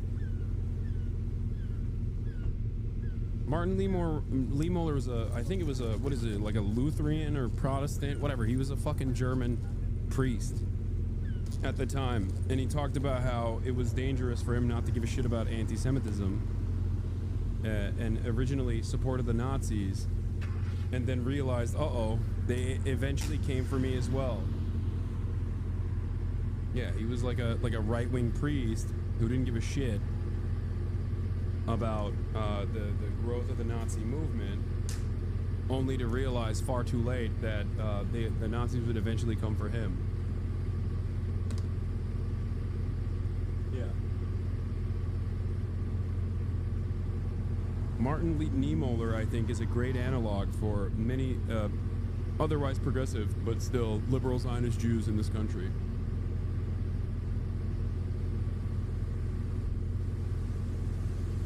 And I think it'll be, and not just liberal Zionist Jews, liberal Zionists in general.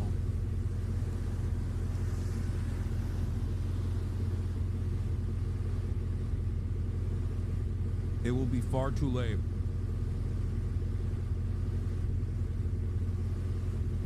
By the time they recognize that they're cooked.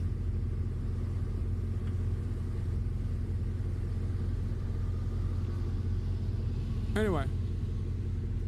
Just some of my sources and some of my thoughts. Insane shit. Turkey, it's been 10 days since Istanbul's opposition. Let's talk about Turkey and the protest movement in Turkey. Mamalu was initially detained, sparking nationwide protests. This is a scene this Saturday. A massive rally taking place. Since Imamalu's original detention, there's been a crackdown on dissent, police raiding homes. Nearly 2,000 people have been arrested. That repressive response has been sharply condemned by human rights groups as well as political leaders abroad. Protests underway this Saturday. Let's speak to our correspondent, Jasper Mortimer, standing by in Ankara. Thailand. Jasper, just a quick question for you. How are the protests going this Saturday? Well, they've gone peacefully so far, and it has been a massive rally. According to the main speaker, the official leader of the opposition, Özgür Özel, there were 2.2 million people there in Maltepe, a district of Istanbul on the shores of the Marmara Sea. Behind the speaker's podium, you can see the ships at anchor in the Marmara Sea. On Monday, President Recep Tayyip Erdogan predicted that the opposition protests would fizzle out. But I think from the size of today's demonstration, the opposition has proved that wrong. During his speech, Özgür Özel said things like, "Let's show Ekrem İmamoğlu, the mayor of Istanbul, who's now in prison, and the dictator, President Recep Tayyip Erdogan, how numerous we are." He also said that in the coming presidential elections, the opposition wants a brave opponent. And by that he means that President Erdogan is a coward for arresting İmamoğlu and putting him in prison so as to reduce his chances in the election. Then a third thing he said is, those who resist the coup makers defend democracy and the future. Towards the end of his address, just before I had to come here, he accused state television and the most popular private channels, NTV and CNN Turk, of This is not an accusation, it's just facts, by the way.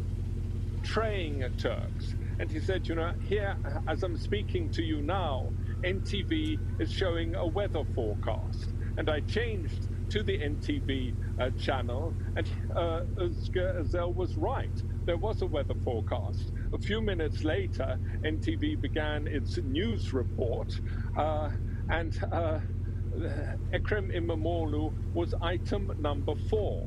And NTV did not show anything about this crowd. Instead, it showed pictures of protesters in the earlier protests this week of being arrested and frog-marched into jail.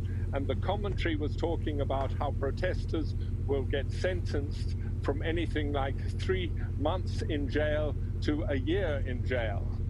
In other words, it was making the point that to demonstrate against the government is a dangerous business. But it was not showing the massive demonstration going on today. I changed to CNN Turk, and again, the opposition politics was low down on the news agenda, but it was not showing the demonstration. Now, as a Turkish journalist, I can tell you, I find this shameful reporting. All right, Jasper, thank you very much. Jasper Mortimer reporting from Ankara. And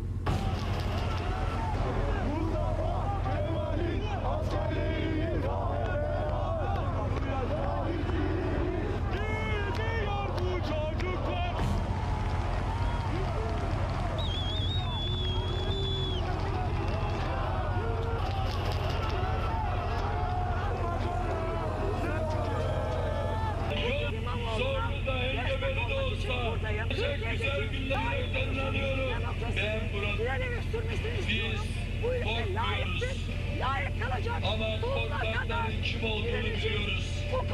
Buradan söylüyorum. Üzerinde beyaz gömleğim var. Sağlamdır, bükemezsiniz. Vatanın yolları şeriata kapalı.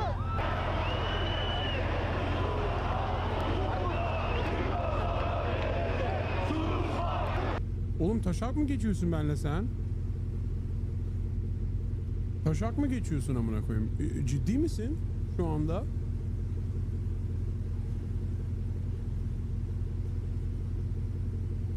Oğlum baksana önündekine. Neye bakıyoruz şu anda abi? Salak mısın?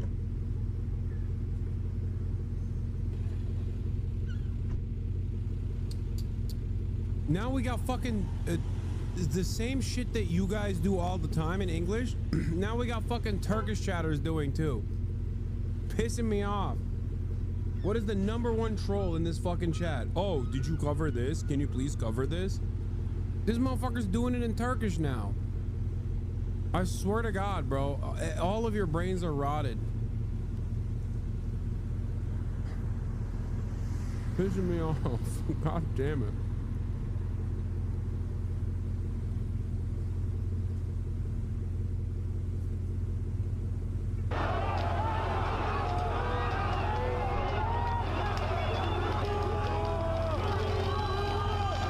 Chatters are brothers, it's true.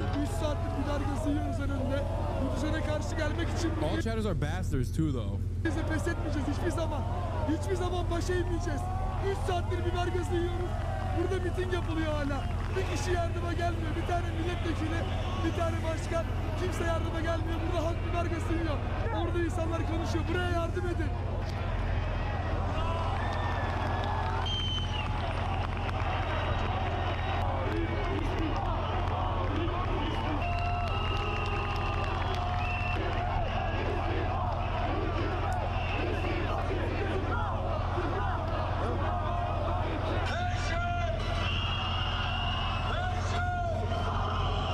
İktidardan kurtulduğumuz sabahı, o anı hatırlayın. Özgürlüğü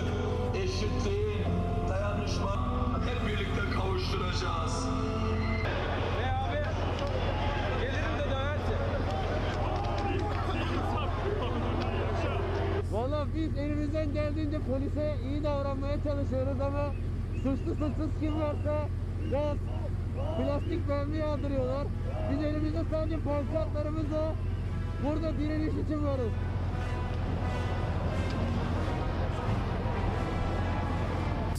See, one of the big differences with authoritarian rule versus neoliberal rule is the false association with freedom that you have in a country like the United States of America.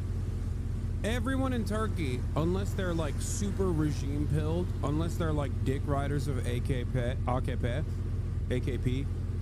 are very aware that the media serves the interests of the regime. So when regime media, private and public, state broadcasters or private corporations, don't actually cover these protests, that doesn't mean people are deluded into thinking that there isn't a lot of discontent. They see it. One, they see it because these protest moves are massive, but they're not oblivious to it. The reason why they're not oblivious to it is because they always are operating under the assumption that, yeah, the government is lying to me. That's what's so different about protests in liberal countries rather than more authoritarian countries. That overt authoritarianism creates creates natural skepticism, where you are automatically under the assumption that like these guys are gonna lie to us, these guys are gonna brutalize us, these guys are gonna fuck us over regardless. And I would say the same thing about even a country like China. Remember when I told you that in a country like China, people by and large keep their heads down because they feel like the government has their back. But whenever there is like real discontent brewing, like during the COVID-0 lockdowns in China, right? Those initiatives were brutal for a lot of average Chinese people. It was mostly the uncertainty, from what I saw, like the uncertainty of like not knowing when they will be able to release, like when they will be able to open like an apartment complex once it's like been branded as being COVID unsafe, right? Things like that were truly frustrating for a lot of people. So they did, you know, rise up. They rose up and got their demands met by the government.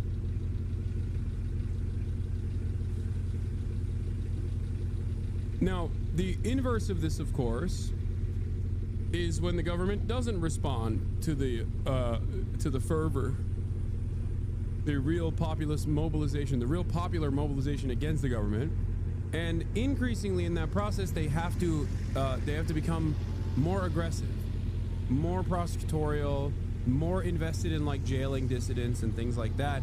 And that creates a timeline where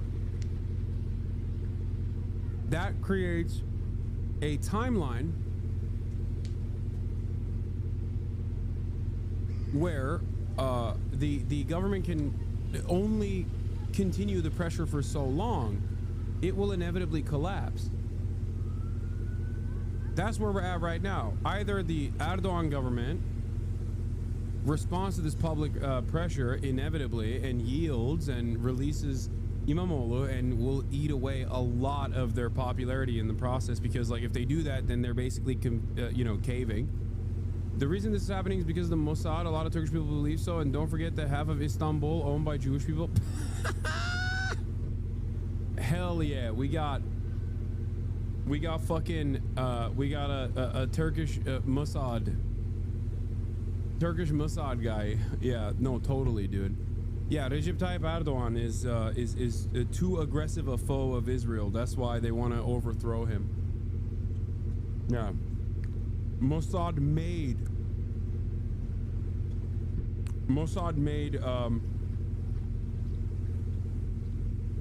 Recep Tayyip Erdogan arrest his popular opposition after 22 fucking years of being in power.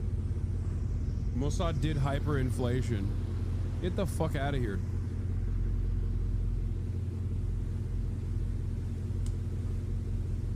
That's so funny.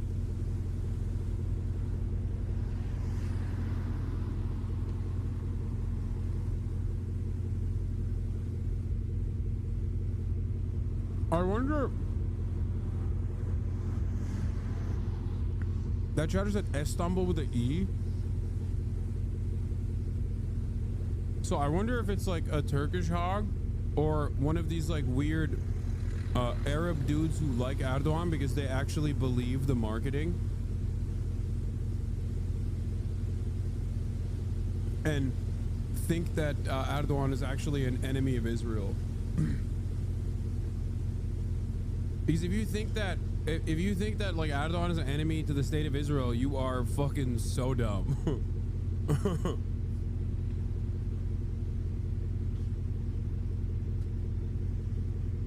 Erdogan basically packed up Syria at the behest of Israel and the United States of America, Israel's most important ally. Erdogan never stopped trade with Israel, despite aesthetically claiming to be against Israel and antagonistic to Israel, and even doing a boycott on Israel.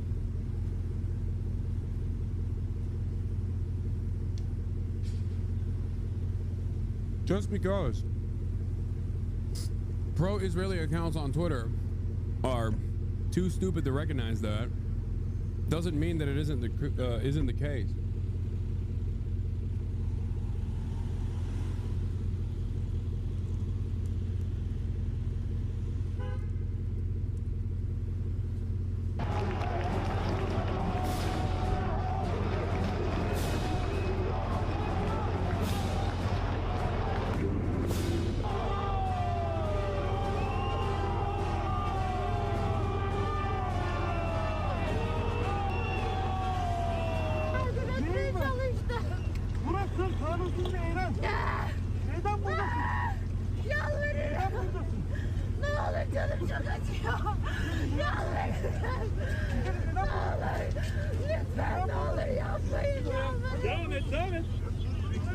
Yaklaşık 4-5 gündür buradayız. Günlerdir 2 öğün biber gazı, bir öğün... Tam ayı oğlum. Ayı oğlu ayı. Amına kodumun orospu çocuğu. Hayvan oğlu hayvan. İnsan değil lan. İnsan değil. Hayvan yani. Bayağı bildiğin dana. Öküz. Ayı.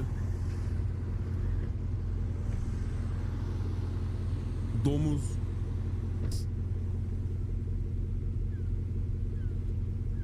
Polis lan. Ağlayan vatandaşa böyle mi davranılır? Önce ağzına sıkıyorsun biber gazını, ondan sonra dönüp burada olmaman lazım. Hayvan işte. Yemek yiyorum. Hazırlıklı geliyoruz. Her gün daha güçlüyüz. Gençlik burada. Siyasetçilere şunu söylüyorum. Gençlik burada biber gazı yiyor. Siyasiler nerede? Aynen, polis her yerde polis amına koyayım. Aynen. Ya bu tam Amerikalılar da böyle hayvan oğlu hayvan polislerimiz var. Bugünkü tutuklama başlı başına hukuksuzluktan ibaret. Sürecin tamamı hukuksuz ve haksız. Recep Tayyip Erdoğan'ın koltuk sevdası için çektiklerimiz hak ettiğimiz şeyler değil.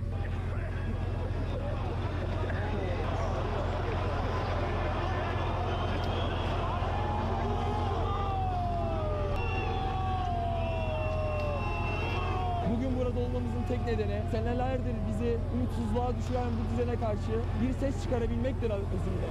Bize siyasetle yıllar boyunca birbirimize düşüren ve bizi birbirimize saldırtan bu düzene karşı bir kere olsun beraber olabilmek için biz buradayız. Biz birlikte mücadele etmek istiyoruz. Yalanlara ya da bizim gazımızı almalarına ihtiyacımız yok. Bizim istediğimiz tek şey hep beraber haklarımızı, özgürlüklerimizi kazanmaktır.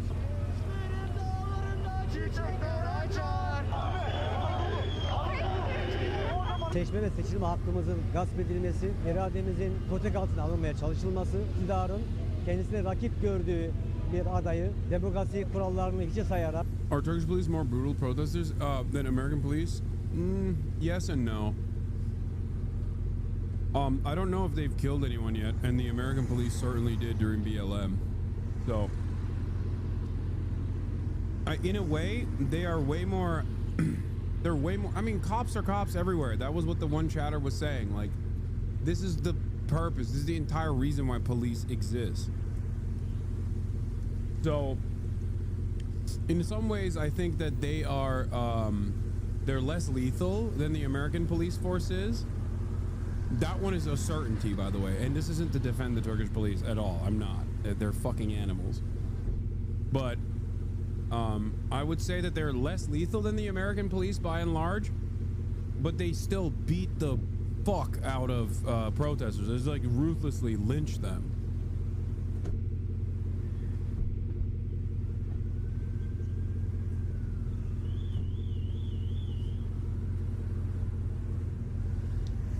German Turks are having a crash about the protests in the TikTok comments, calling the crowd size AI propaganda and shit. Yeah, because German Turks don't live in fucking Turkey. And they love Erdogan. They're stupid enough to think that Erdogan is actually bravely fighting against like Western imperialism. Okay, they've deluded themselves into thinking this. And they don't have to fucking suffer from hyperinflation. So they just like, they literally are like, oh, Erdogan is great. He fights for my country. He fights for Turks all around. He fights for the Ummah, the entirety of the Muslim population. All laughable notions, by the way. And also, obviously, this is not all the fucking German Turks, but like, there's a big chunk of hogs out there. Oh wait, I'm in Ohio. Mom.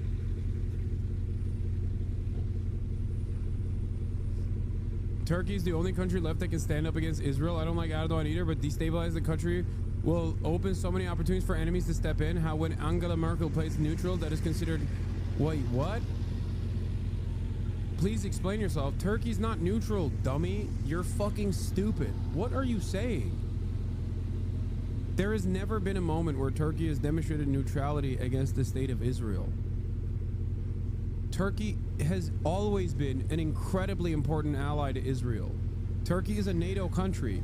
You have deluded yourself into thinking that Erdogan is actually against Israel because this is all he does, okay?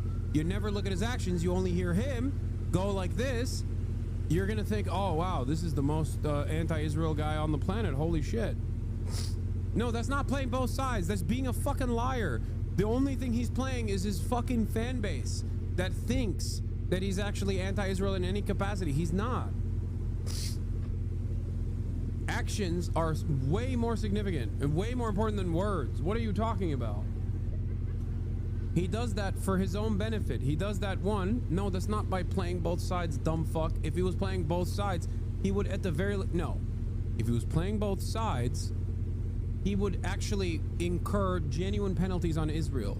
He has never done that. He has the capacity to stop the Baku-Ceyhan, Tel Aviv energy grid, okay? He could literally stop 40 to 50% of the entire energy grid of Israel. He could shut off the faucet from Azerbaijan through Turkish ports to Israel. Is how Israeli energy, how Israel gets its energy. They didn't do that. They never will do that. If he wanted to, he could actually stop trade like he claimed he was stopping trade to Israel instead of changing the fucking manifest on all the ships from and claiming that they're actually going to Palestine when they're not going to Palestine, they're going to Israel. That's not playing both sides. That's playing one side and then playing you. Okay? Playing you into believing that he's actually doing something material against Israel when he's not. That's just propaganda.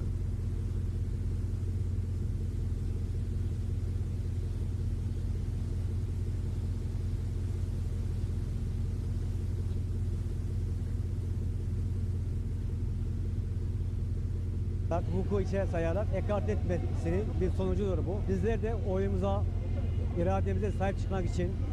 It's almost like the reverse in Turkey. You know how like in America, as long as you're pro-Israel, you can be anti-Semitic. In Turkey, they're like, well, he's anti-Semitic, so he's not pro-Israel.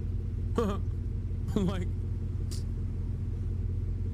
Turks have the reverse opinion, where they're like, well, you know, Erdogan hates him and hates Israel.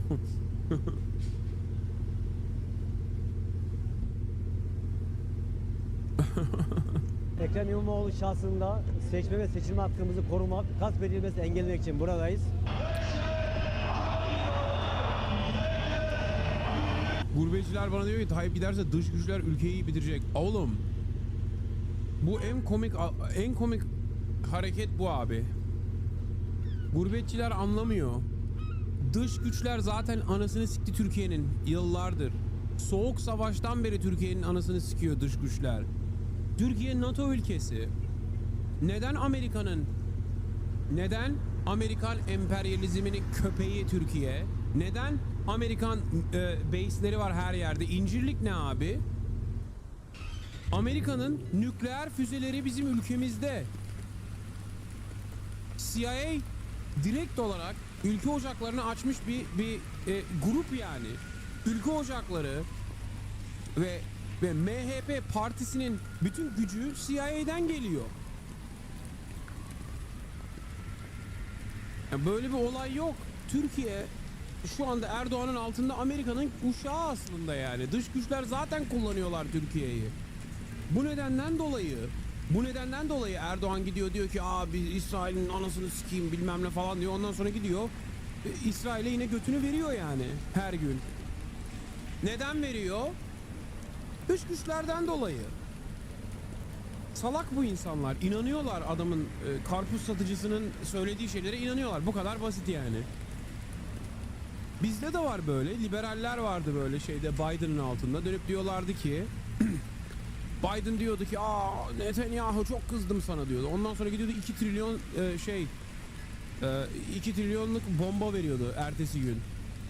Amma da kızmış yani. Bana da böyle kızın amına koyayım. Ne güzel kızmış. Ondan sonra liberaller inanıyordu Biden böyle dediği zaman. Aynı bok. It's marketing.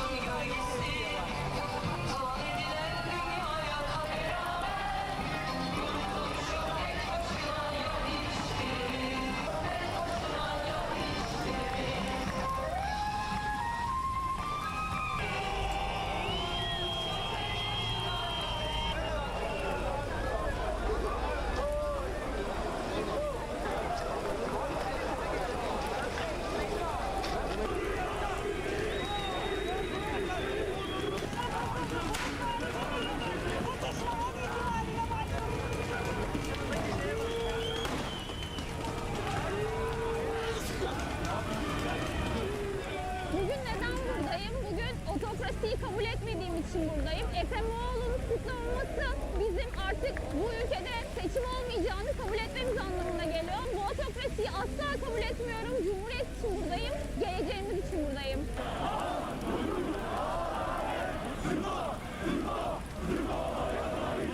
Buraya gelme sebebim özel veya İmamoğlu değil, kendi hakkımı bir Atatürk genci olarak savunmak için buraya geldim. İstenmediğin bir yerde durmanın çok da bir mantığı yok. Bence bırakılmalı. Demokrasimizde şu anda bir darbe var. O darbeyi önlemek için buradayız biz. Çocuklarımız için, gençler için buradayız. Tek adam rejimine hayır. Tek adam rejimine hayır. Tek adam istemiyoruz.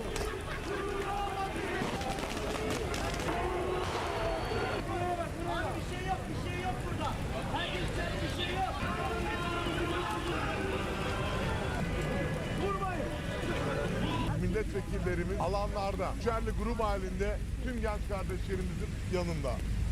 Hiçbir arkadaşımız bu gençlerin elinde sopa bile görmedi. Hiçbir şey yok. Ben hepsini görüyorum. Araya kendi partilerinden belirlenmiş provokatörleri sokuyorlar ya da medyada algı yapıyorlar. Daha konuşma bitmeden, müzik bitmeden saldırılar başlıyor. Neden? Neden? Onlar vatan evladı değil mi? Değil mi? Ya onlar pudra şekeri falan çekmiyor. Onlar suça karışmıyor. Tek istekleri iyi bir gelecek. O yüzden buradalar. Anayasal haklarını kullanıyorlar. O yüzden ben polislerimize sesleniyorum. Yapmayın. Onlara kötü davranmayın. Yeah, I don't think they're listening, bro. Faşizme karşı omuz omuza. Ve başımızdaki millet yine daha sonra gelecek muhalefetler. Hepsi aynı. Hepsi aynı şey ve hepsi yalancı. Hiç kimseye güvenmiyoruz. Hani Cumhuriyeti kaybettiğimizde bunun artık geri dönüşü yok. Biz artık son düzlükteyiz. Ben gerekirse her gün geleceğim. Bütün riskleri alıp geleceğim ama hiç kimse beni buradan alıkoyamayacak. Demokrasiye yürekten inanıyoruz. Biz demokrasi aşkı.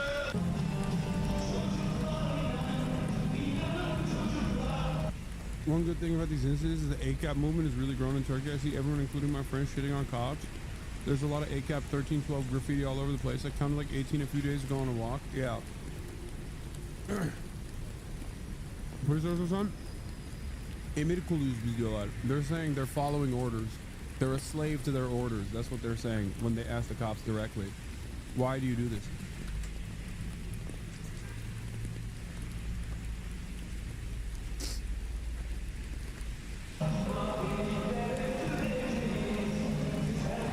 It's funny though, ACAB is universal, like both in principle and also like ACAB, all cops are bastards, unironically is something that you see all around the world, even though it's in English. Like even in Turkey, they'll spray paint ACAB or 1312, which is American.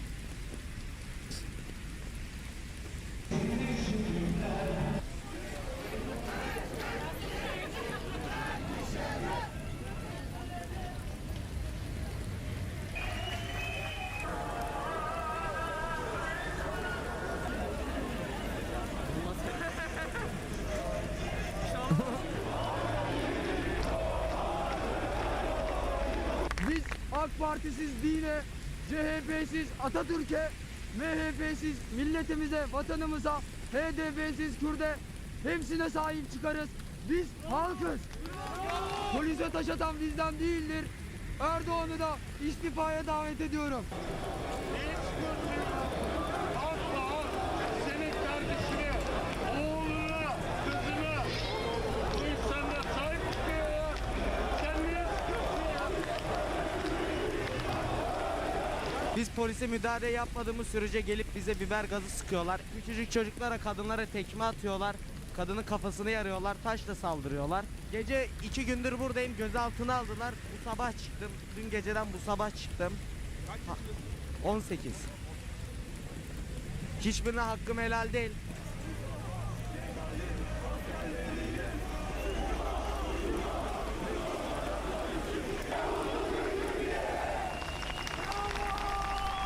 Bugün buraya gelmemizin sebebi birinci olarak paramızın değer kaybı.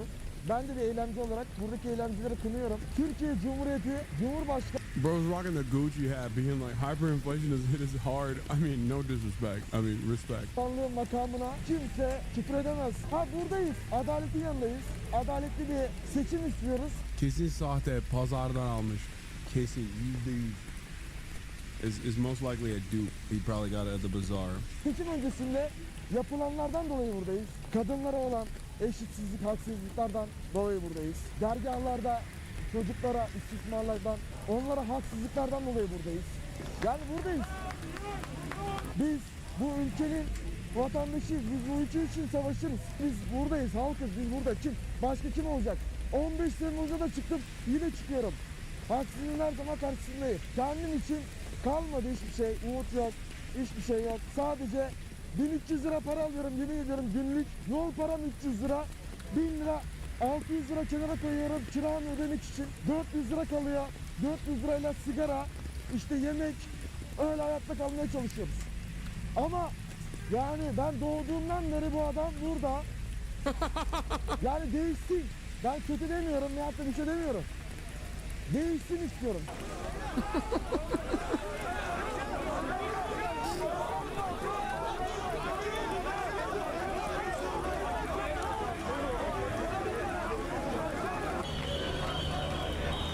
It's so fun. I mean, he's right.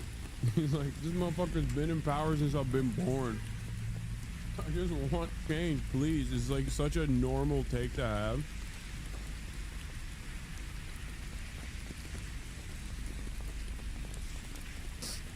Like, it makes total sense when you think about it. You're like, you feel so powerless. You feel so fucking powerless when you're like, come on, dude, it's been 22 years. You fucked the country up. Let somebody else take a shot at it, you know? Oh my God. Of course, his ass is never leaving.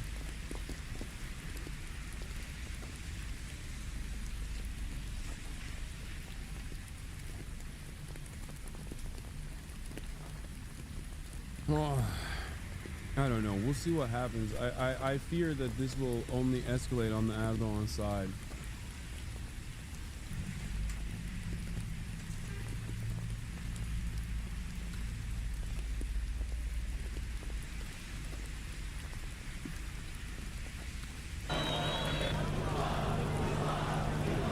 Ve Atatürk Bulvarı üzerindeki gruba sesleniyorum.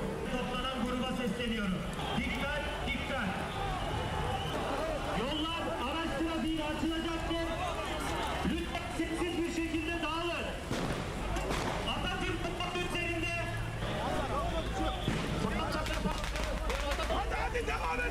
There was a dude wearing an Akatsuki jacket that I own as well right here. Look. Pretty sure I saw it. Yep, that. Oh my God, I have the same one. That's crazy. Saat gece şu anda yarım. Yani artık yorgunuz. Herkesin eve gitmesi lazım. Yani buradaki arkadaşlar sıkıntı.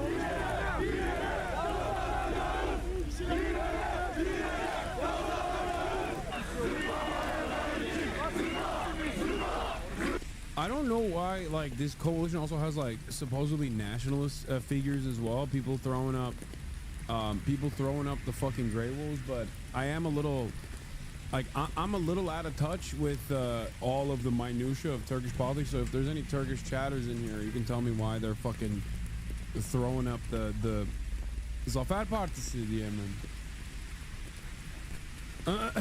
No chatters. Zaferciler iyi partililer onlar.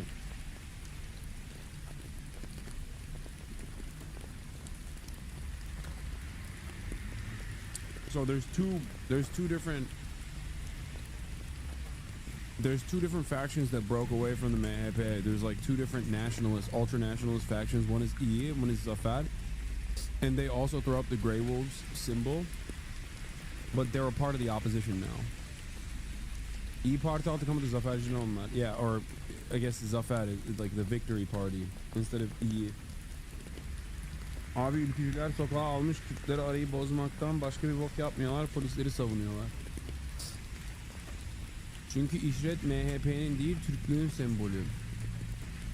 Peki abi.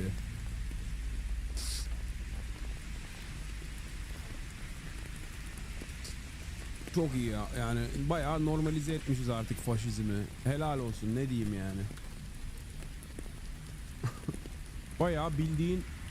Bayağı bildiğin adam diyor ki abi herkes yapıyor. Yani bu siz anlamıyorsunuz abi, bu şey hani millet hani Elon Musk attı ya Nazi hareketini. O aslında şey Aryanları sevdiği için, o Aryan sembolü aslında. Beyaz adamın sembolü aslında.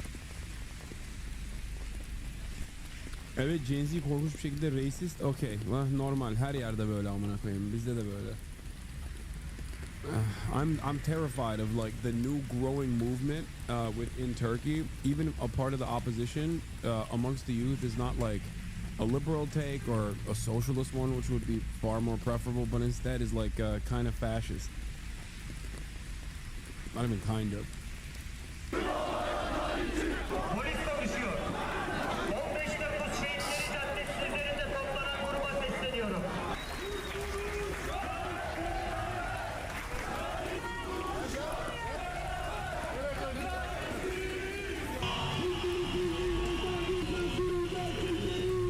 Yarın seni en rahatsız edecek yere 500 bin kişinin çağrıyla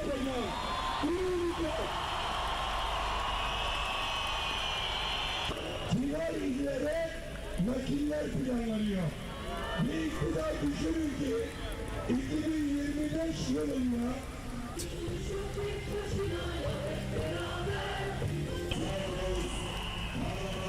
Student-led protests turned nationwide democracy resistance with millions participating in Turkey. The Minister of Justice announced that 1,500 people were detained during the protest. Around 200 people were arrested.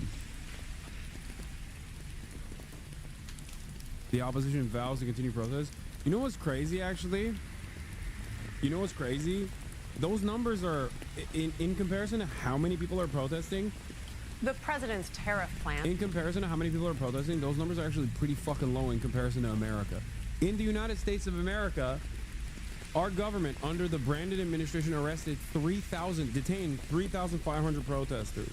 They didn't permanently arrest them, as the Turkish government has seemingly done so to 200 people.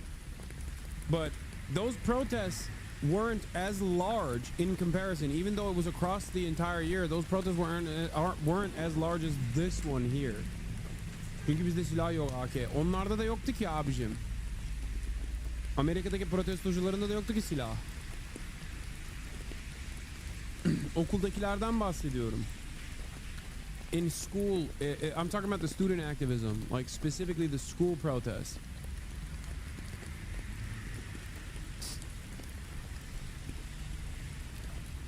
Isn't that a total compared to just one day? Yes, but I'm saying the number of participants as opposed to how many people were detained is smaller, I think.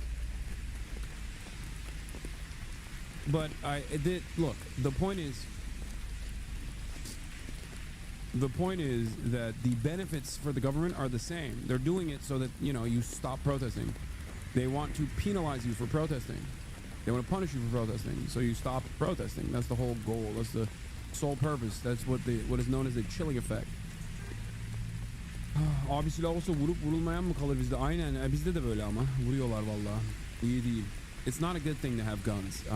I don't think it's a good thing.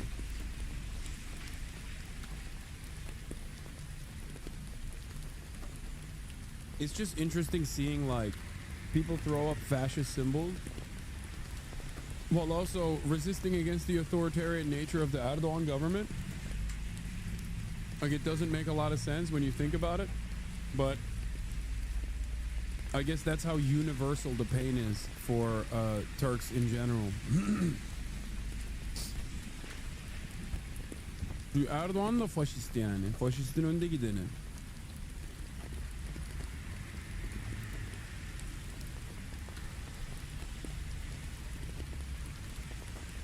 Anyway.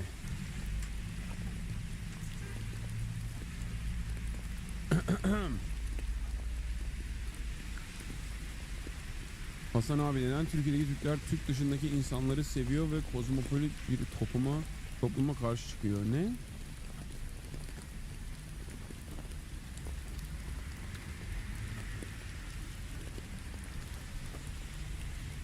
Are the people who are fascist the small business owners? No, they're young. They're the youth. They're the youth, which is even more dangerous, in my opinion. The fact that they're like the youth is scarier. The other thing I was going to talk about today was somewhat drama related. But ADINROSS has been unbanned. I know a lot of you guys have been demanding my take on this, and I don't really have a take on it, honestly. I don't know what the fuck Twitch was thinking. I hope that he doesn't violate the terms of service in the most egregious ways that he had been if he was on Twitch for the past 2 years. Wait, did they reban him again? No. They rebanned him already? I don't think that's the case.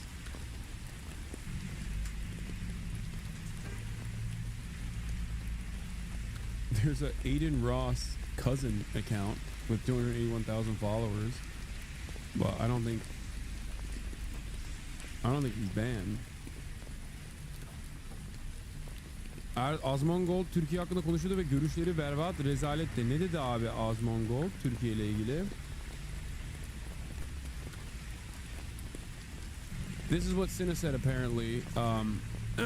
Look, I'm in a unique predicament here because, like, obviously deplatforming, aggressively people have come after me to try to deplatform me.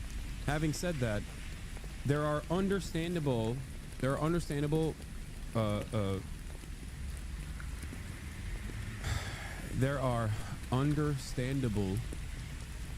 enforcement decisions that platforms need to take. If you're fucking constantly having Nazis on your platform, it's like not just clown behavior. That's something that like obviously no one wants to have on their fucking platform with the exception of Kick. Okay? And considering that he was still doing that trolling up until recently, I don't think that he is like genuinely changed. I love a positive story. I love a story about someone who goes, you know what, I fucked up. I'm reformed. It's going to be it's going to take a long time for someone like myself. Not that it matters, clearly. It's not like Twitch fucking comes to me with these decisions, you know? But at a time when the right-wing media landscape is so dominant everywhere, and we have incredibly right-wing content creators in general popping off on Twitch to begin with, the very fact that you know, Twitch is making this decision is a statement in and of itself. I love reform. I love a story of reform. I tried to stop ADINROSS from going down this fucking incredibly right-wing rabbit hole that he went down to the best of my ability, but post Andrew Tate, it was over. It was never happening. But I mean, he's done virtually every bad decision you can take. He's done all of that. I mean, he recently had Andrew Tate on he paid him money to be on his platform on Kick, and I mean, he's done a metric ton of awful shit.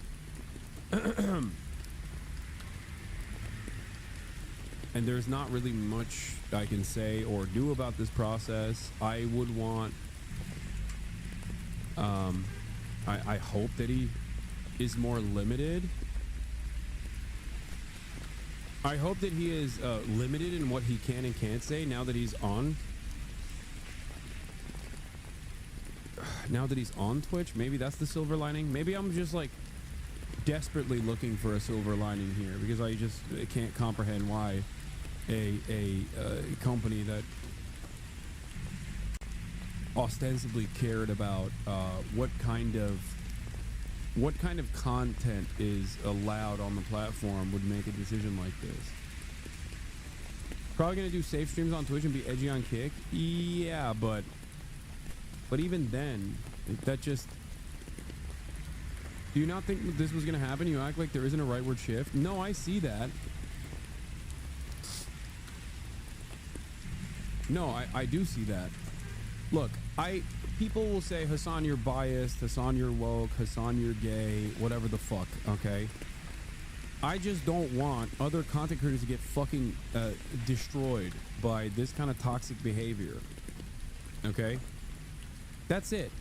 Like, even beyond the Adolf Hitler associations, okay? I think outside of like being woke, there's an environment of toxicity associated with these guys that are like serial harassers, serial doxers, incredibly toxic, and it completely rips apart the remaining semblance of community that Twitch has had as opposed to other platforms like YouTube. The ADINROSS community was huge, but has also changed as people like the FaZe Boys have grown, as they all came from the same community, but they have different viewers and stances now. It's whether Aiden wants to entertain a Jason viewer or just edgy bullshit. Yeah, that's what I worry about though, because it's so alluring to be edgy because it's like the most like bottom of the barrel content. It's so hacky. You have two directions that you can go in. You can be a positive force and try not to be like as racist as you once were, or you can just be unshackled and unrestricted and be as fucking racist as possible. Like, there's different directions you can go towards. And I fear that a lot of, especially young content creators, are very malleable, and they'll see the growth and they'll lean into that. They'll lean into that easy content, easy slop. You know? Because every time you go and collab with any of them, most of their chat hates you. I don't even think that's true. That's not true either.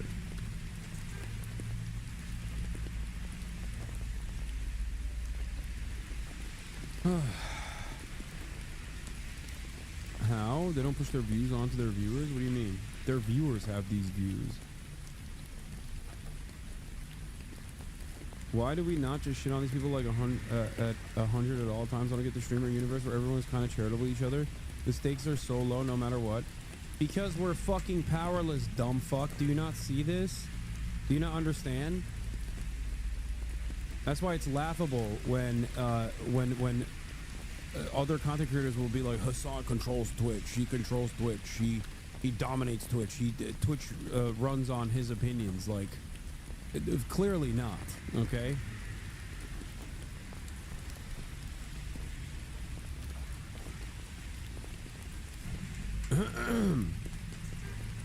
Like, I think that there was a time and place when people would just be like, okay, if you're espousing neo-Nazi views, if you're espousing like Holocaust revisionism, you're done. You're out. And it was good. It was a good moment while it lasted. I think that's a pretty decent standard to set. Okay?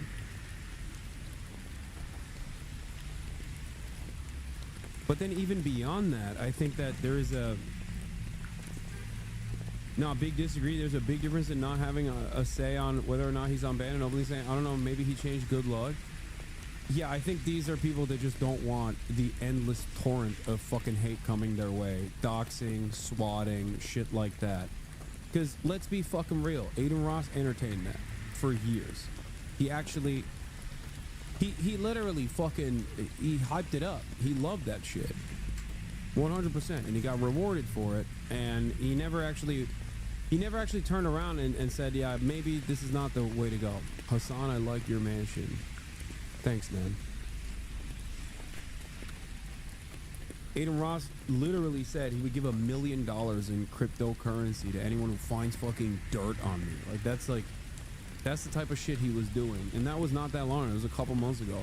And that was because he was mad at me for recognizing that he was violating FEC laws on a stream that was viewed by hundreds of thousands, if not millions of fucking people, where in broad daylight, he offered Donald Trump a watch that was infinitely higher than the individual campaign contribution that you can engage with. Like, that was him doing that. Me calling that out is not the reason why the FEC saw it. The FEC saw it because you did it on your stream. It wasn't even dirt. He didn't even offer $1 million in cryptocurrency, which is fucking bullshit to begin with. He said it for someone who could find dirt on me being a sex criminal. He was begging to God. Here it is. Oh my God, Hasan, I cannot wait for that. Oh, bro, I'm like, this is insane, dude. This is insane behavior. Yo, I'm praying to God your shit leaks this year. I will pay $1 million. Whoever finds the shit on him, $1 million. Swear to God. I locked. I'm sorry, but I'll be honest with you. For every single fucking content creator that sees this and still fucking cozies up to ADINROSS, like, they're cowardly. Okay, that's it. And this is like, this is everybody. Okay, everybody. Yeah. Hasan, what's your address, Poppy? I'm horny and submissive. Okay, man. Like, we've already started, it seems. Like, holy shit. Everyone sees him as like a pioneer in the space. Everyone sees him as a big content creator that they like to be around. They don't think about what, other content creators face in the process of like allowing this kind of torrent of fucking hatred. Why does he hate you when you've been exceptionally charitable and inviting to him? Because hating me is a symbol that you're on the not woke side. That's what it is.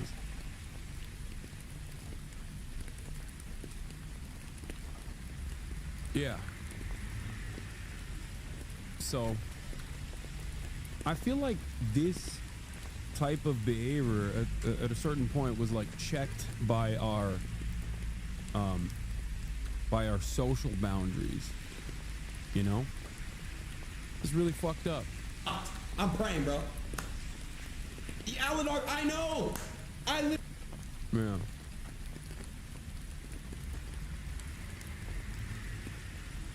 The issue is these dudes say so much bullshit that move on and repeat and doesn't get enough coverage. She goes, yeah, that's too edgy to racist shit, Asmund and Aiden says, and then spends 1 week talking about Hasan. Exactly. It's all of these other content creators that also, you know, that are apolitical or whatever the fuck, that also lean on that, where it's like, those are the dudes that, like, the X's and the Asmongols of the world will be like, yeah, this is free speech, yeah, based, you know.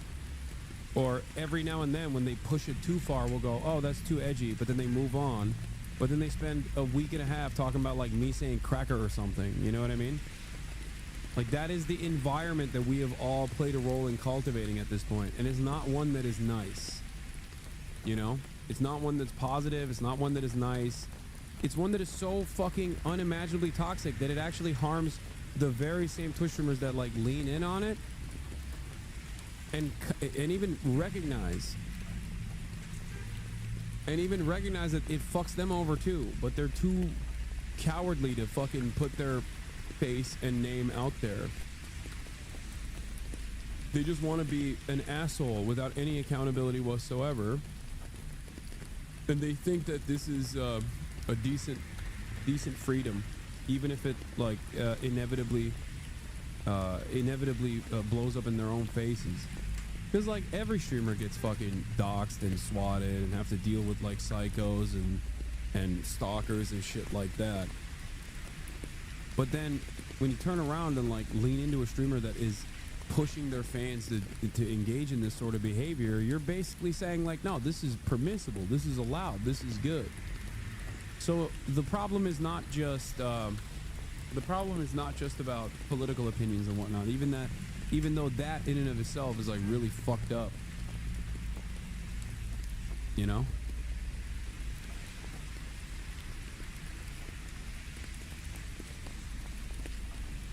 What is this in a clip? I don't know. People are saying, sadly, you know, people can change. You know what I mean? Hopefully, like, he doesn't keep baiting, you know, the white supremacists, everything like that. I think people can change. You know what I mean? I think he you know, did shitty stuff before. Hopefully he changes. If he doesn't, then I'm sure Twitch will deal with it. You know what I mean? But hopefully he does. I don't think that half the stuff he does, you know, would be allowed on Twitch anyway. So, you know, kind of is what it is. It's one of those things. No, this is wrong, by the way. The assumption that, like, is Twitch brain dead? Here's the least lame thing I could find. Here's the least tame thing I could find. You know how much more shit there is that journalists are gonna write about? They're not. They're not gonna do it. The media is completely, the media has completely fucking stopped reporting on this stuff. They don't give a shit. There aren't that many, like,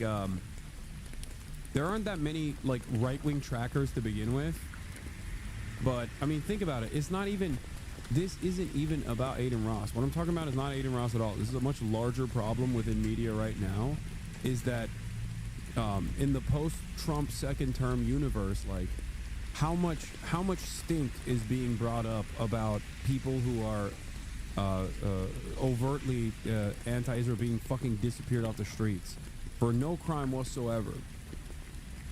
Like, there's a reason. There's very little motion on this.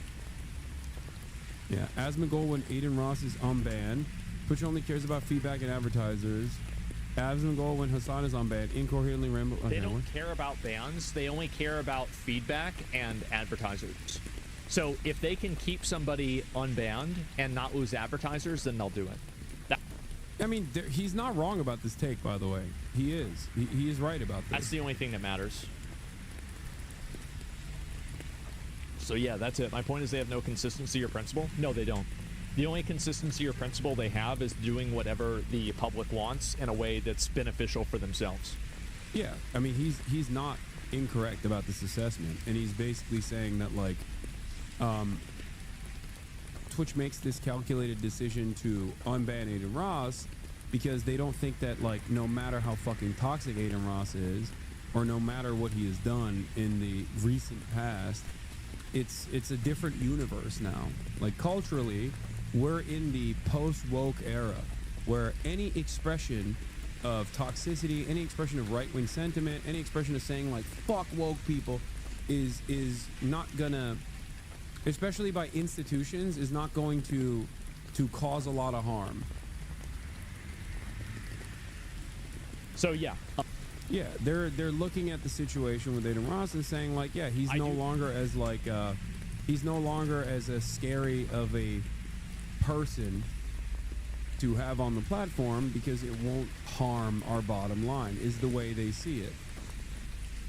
I think that's what it is.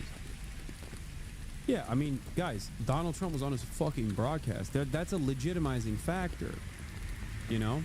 But didn't you bring on a guy that was a terrorist? Isn't that toxic? No, I did not. I did not bring on a guy that was a terrorist. You're stupid enough into thinking or believing that that person is a terrorist. He's not. Also, from this administration's perspective, I'm a fucking terrorist. That's the entire point that we're having right now. The point of conversation is that, like, administrations have the capacity to change the way people view others. Yes, if you fucking vandalize a Tesla, you're now considered a terrorist. The fuck are you talking about? That doesn't mean anything. That response was pretty toxic. Yes, you're right. I should have said your faulty assumption that like a random Yemeni fucking teenager is actually a terrorist is completely correct. I should go off of off of what you think. Firebomb though. This is what I mean. Like, dudes were in here previously subscribed for 5 months talking about how, oh my god, Hasan is so trash, I'm out. I mean, the guy is incredibly boring, has no riz, but I'm sure people want to make politics boring again. Like, people are just legitimate. He's a terrorist though? Who?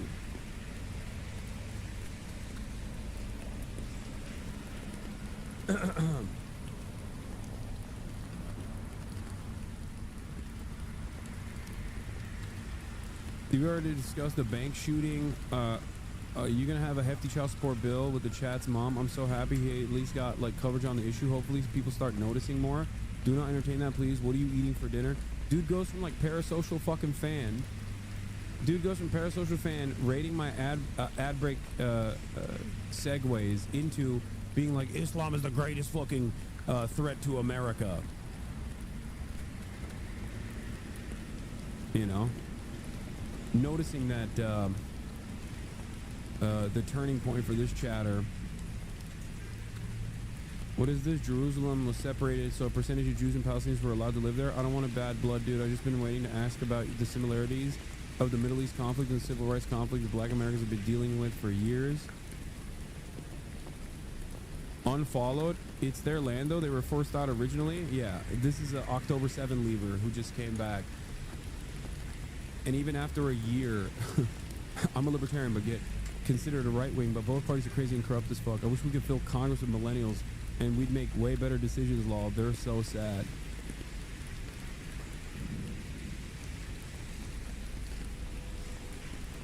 Libertarian, libertarian but pro-Israel is a weird dynamic.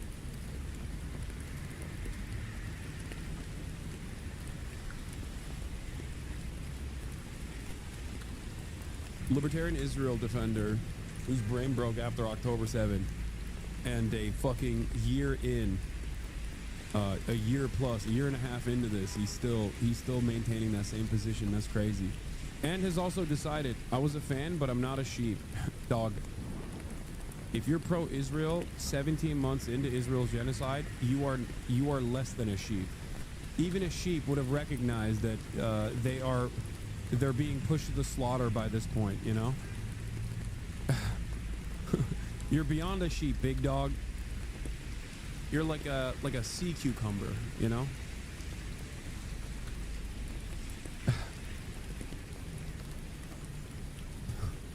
That's awesome. 17 months in. 17 months in, this motherfucker's still like, you know, Israel's doing the right thing. It is interesting that street streamers come out to bat for him hard when their audiences fucking hate Aiden. Like, Rage has been at the forefront of him getting unbanned, but YRG itself fucking hates Aiden. Maybe it's misplaced loyalty or just a desire for more clout. No, it's not a desire for clout. I mean, I think a lot of streamers just genuinely like ADINROSS. Like, streamers are, sometimes streamers are different behind closed doors. I'm sure he's like very nice. I mean, he was very kind when I hung out with him, but that was before he became this like right-wing demon. But I'm sure that that attitude hasn't changed.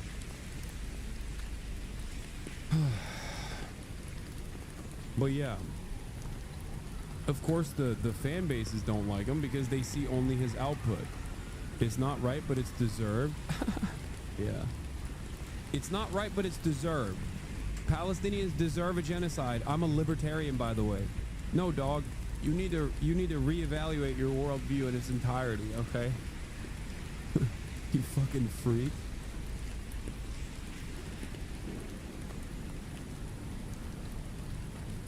The things he said and done aren't deal breakers for his friends. I mean, I think there's also an element of fear there too. There's an element of fear, because like, what, you think most fucking streamers don't know what ADINROSS is up to, or what his community did for years and years? They are. They fucking know. Aiden himself is aware of this. Aiden himself is literally aware of this, where he was like, that's why I'm deleting my Twitter comms. I'm deleting my Twitter comms because my Twitter comms are just like fucking constantly doxing people, and I know that it's like fucking me over because other streamers are afraid of my community. That's it. They're so fucking insanely insane. Like, it's not just trolling, it's just like straight up Nazi shit. I think some streamers don't consider it to be a deal breaker. Other streamers are genuinely afraid of the backlash. Because, I mean, look at this. Like, think about it. I say this stuff, instantly, instantly there's chatters in here being like, nice house, by the way. You know? Your house looks really nice. Why do you think they're saying that? Where do you think that comes from? What do you think that implies? Immediately, they just have one button, which is, I'm doxing you and I'm swatting you. That's the one button. The one button these motherfuckers have. You know? Understandably, other streamers don't want that smoke at all.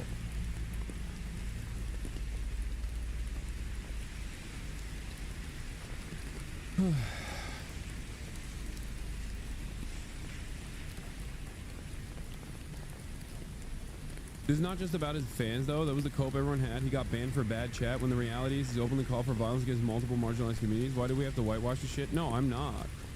I'm not doing that at all. What is this? Aiden ban also opens up conversations like this. Oh, I'm sure they'll say, why isn't Destiny unbanned? Yeah, exactly.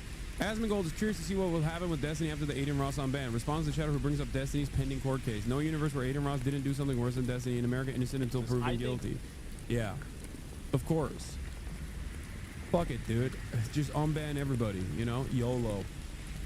Right now, I'm really curious to see if they're going to unban Destiny. I am. I'm telling you, all these motherfuckers hate me more than anything else. They certainly hate me more than they hate each other. One must ask the question, why? Is it because I am the evil villain that they have presented in their communities? Or maybe is it because I actually do fucking call people out and have a relatively large community because I do care about these fucking things?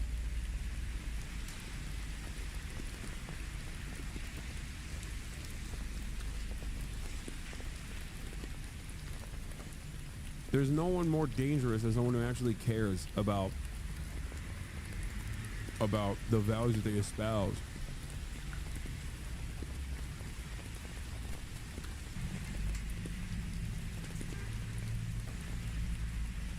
Yeah, innocent until proven guilty is so funny because, like, Destiny admitted that he fucking distributed this person's sexual material without her consent. So I don't know what you mean innocent until proven guilty in that regard.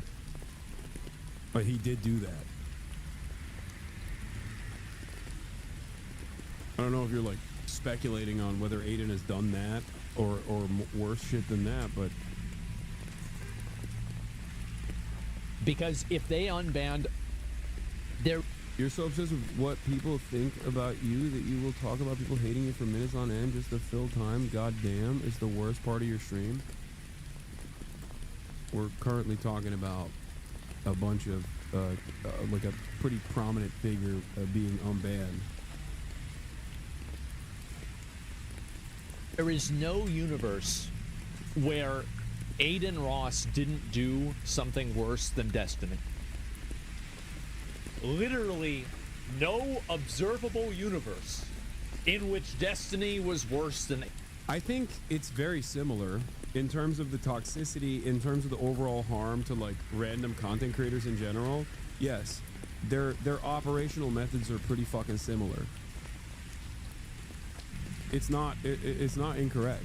Yeah, doxing, swatting, you know, going after content creators, going after fucking people that are in the trust and safety side of things.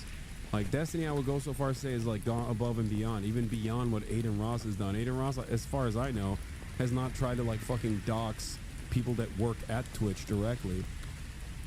Having said that, on the politics front, yes, of course, ADINROSS has significantly worse statements than even Destiny. ADINROSS.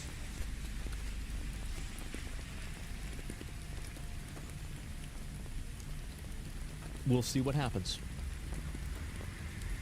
Yep, we'll see what happens. Not with the pending court case. I think that Twitch might not unban him for that reason.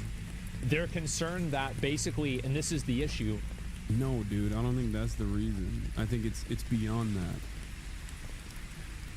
I think the big difference here is that like the Your Rage and XQCs and the Kais and As of the world were not actively petitioning to unban Destiny in the way that they were with ADINROSS. There's also an environment of normalizing ADINROSS's politics right now that's happening all around. Asmongold himself reflects, maybe not to the same overt degree of like having Nick Fuentes on his fucking stream or whatever, but like there's certainly a association with right-wing politics that is no longer seen as like harmful or toxic. That's, I think, where this is coming from. I mean, the dude interviewed the president, you know? What is this guy still talking about? What? Your grandmother? What are you? Yeah. It does not matter. Okay, dude, you must be joking. DGG is 100 times worse human being than Aiden. No, Aiden's community and Destiny's community do the exact same shit. That's why they're so fucking harmful. Aiden, on the other hand, in terms of politics, is also incredibly right-wing. Destiny is like pro-genocide and very fucking right-wing on a lot of issues, but they both of these communities do very similar things. In terms of individual politics, however, like, I can't believe I'm saying this, but one is overtly collaborating with neo-Nazis. The other one at least like seemingly debates them, you know, even though behind the scenes it seems that he's doing a lot more than just debate them. He's getting real cozy with them. But at least in terms of their output, one is like far more open about aligning with like Holocaust revisionism and neo-Nazis in general. I mean, both are still incredibly toxic and engage in the same exact actions in terms of doxing, swatting, brigading, and making this space a significantly, take Aiden's dick out of your mouth, you bum. You're just sad that your daddy's back. This is what I mean. Dude's not even live yet, and his fucking delusional fanboys are already in here.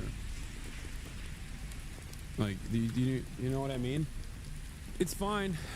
It is what it is. I mean, they never really went away. They just like kind of fizzled into other communities overall. And I get this from Asmongold's fan base as well, so it's all good. Asmongold's pretty fucking large. So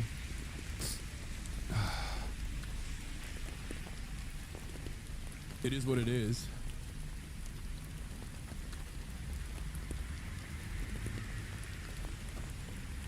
But yeah, I guess maybe, hopefully, fingers crossed, the silver lining of this is that he won't be as toxic and as awful, because he will most likely get banned again.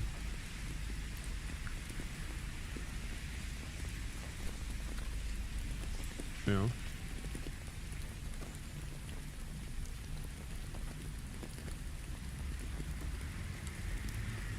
Did Twitch state why they unbanned him? I don't know. I have no idea what they were doing.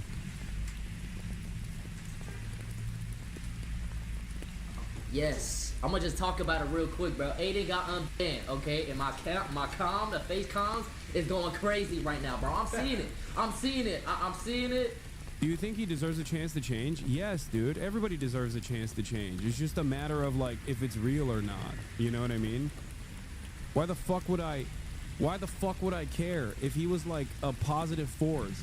If he wasn't like, if he was like, hey man, as a Jewish guy, I literally thought, you know, the neo-Nazi shit is not cool, and it's actually kind of fucked up that you know, I align myself with these dudes who are, you know, overt anti-Semites and saying a whole bunch of nonsense, right? And I've learned my lesson, you know, I'm just gonna do like fun content. I don't give a fuck if he does that. Great, awesome. I would love that. My fear is that he has not changed, and he won't, as a matter of fact. I mean, he collabed with like Andrew Tate last week. All around the world, we're looking at like why the youth are so right-wing, and then, you know, we just normalize this kind of fucking behavior. It sucks. It sucks. But I do want him to change. I do want him to be a positive force, 100%. Why the fuck wouldn't I? It's infinitely easier. So you can say whatever you want, but he can't. Who are you to filter what's okay and what isn't? First of all, I can't say whatever I want. I get banned for even people misunderstanding what the fuck I'm saying on a regular basis. And secondly, bro hates Andrew, that's comedy. Dog, Andrew Tate has already a second court case opening up against him in California, because after he came to fucking United States of America, he still pulled up the same shit, it seems, that he was doing that initially landed him in Free Palestine.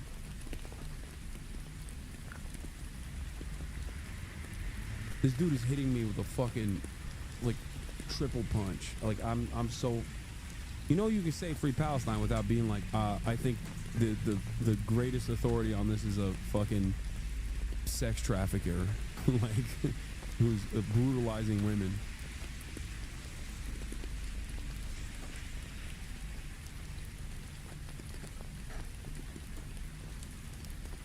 Ay, ay, ay. And I just want to say this, bro. Okay? Listen, oh wait. The comms have been going apeshit, bro. Alright? Hashtag fence it. Bro, I'm not gonna fence it. I'm gonna say exactly my opinion, bro. And Davis, you keep getting on my dick. Bro, me personally, me and Aiden never had a problem, bro. Me and his comm, though, it's still AR loyal. They're weird, bro. I'm not gonna lie. They're still weird to me. Yeah, Aiden's fan base is fucking so insanely toxic, and everybody fucking knows it, by the way. Everybody knows it. Make no mistake. From your rage to all the face boys, like every single person knows this shit, okay? Through and through. That's the reason why he had to delete his Twitter comms in general, to say like, I'm turning over a new leaf. But I think a lot of people don't understand that like he developed this community off of the shit that he was saying and doing. It's not like these guys, you know, randomly encountered him and were like, this is awesome.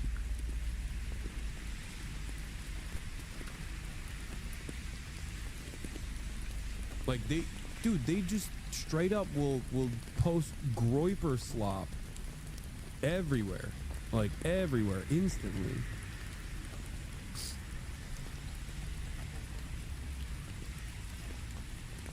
Another big creator is putting you in the crosshairs. To all the AI Okay. artists in my DMs. Okay, stop. I don't want to pull BB No Money into this conversation right now. How in the hell he has a fan base? You gotta be brainless? Yes, dude. There's a lot of people who are. And no, I don't think that XQC is avoiding ADINROSS. I think XQC wanted him to be unbanned. They said that over and over again. What are you talking about? Yeah. But he did a good thing and deleted his comment, bro. So, because I did get doxxed by the AR loyals, bro. Pizzas was sent to my box, house for however long, you know what I mean?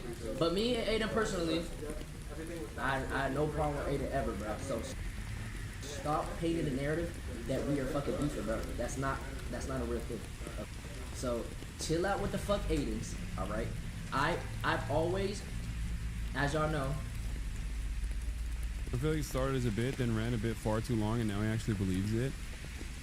Dude, if you expect any content creator to come out and actively say what I'm saying right now, you're fucking delusional. At most, the expectation will be silence, okay? That's it. Nobody wants that smoke. They don't. They don't want it. They're worried about getting fucking dominated. That's it. I don't think you guys understand.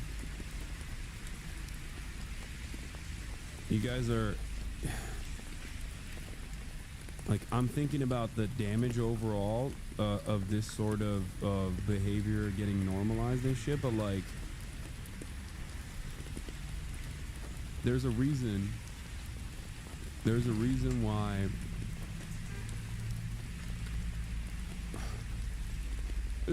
people don't talk about Destiny either, because people understandably don't want random fucking psychos to ruin their lives online. That's it.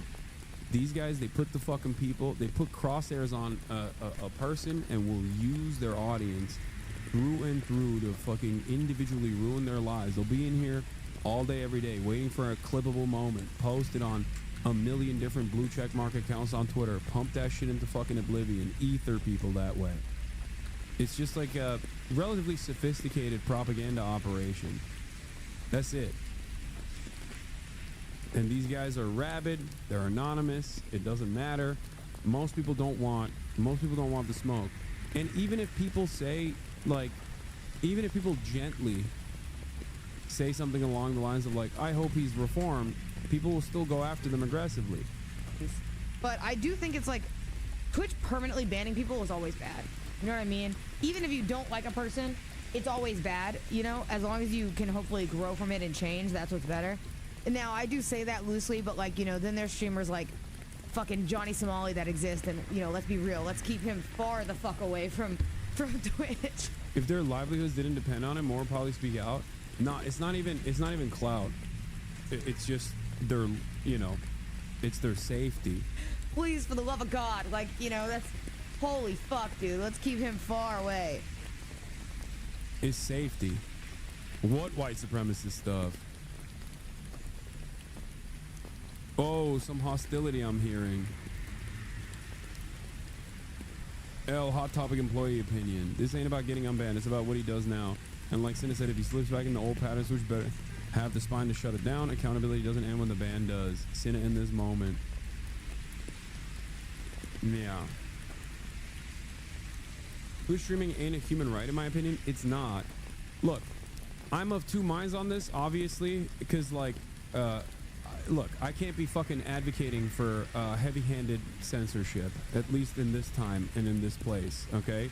Because that is quite literally what virtually all of these fucking content creators have demanded from Twitch. Constantly being like, look at the inherent hypocrisy and, you know, keeping Aiden banned, but then keeping Hasan unbanned. Like, that's literally what fucking Sneeko is saying. Think about that. Everybody constantly talks about the hypocrisy. Why is it hypocritical? Because I have a position on you know, political issues that they can manipulate into being far more radical. When I say, like, I don't think apartheid is appropriate, you know what I mean? I've always maintained a policy of not going after individual content creators or, like, unleashing my fucking audience upon them. Although there are this is a sizable fucking community, and yet every step of the fucking way, from the likes of ADINROSS and Sneeko and even the likes of Ethan Klein, for example, or Destiny, these guys have never stopped doing that. They just very openly were like, this guy fucking sucks, go after him aggressively, and sometimes even openly say that they want to, you know, brigade other content creators. It is what it is. I will still maintain my principles regardless, but, you know, I don't see anything beneficial from this unbanning happening. I think that it'll just like make Twitch an even more right-wing, more toxic area. I do hope, having said all that, I do hope that Aiden has, I guess, learned some lessons, and we'll see, I don't know, the direction that Speed has taken, right? That's why I like Speed so much, because Speed could have turned out exactly like Aiden. They are friends, and they were friends, and and he did do a lot of fucking like crazy shit when he was like 17, 16, right? But look at where he is now. Okay, look at where Kai is now. Same shit with Kai. He could have been an incredibly toxic content creator as well. He didn't. And then look at the success that they have seen as a consequence of not doing that. And it's not just about like, you know, being inauthentic or whatever, because I don't think it's necessarily inauthentic to try to create a fucking environment and a space that is like otherwise hospitable to every single person.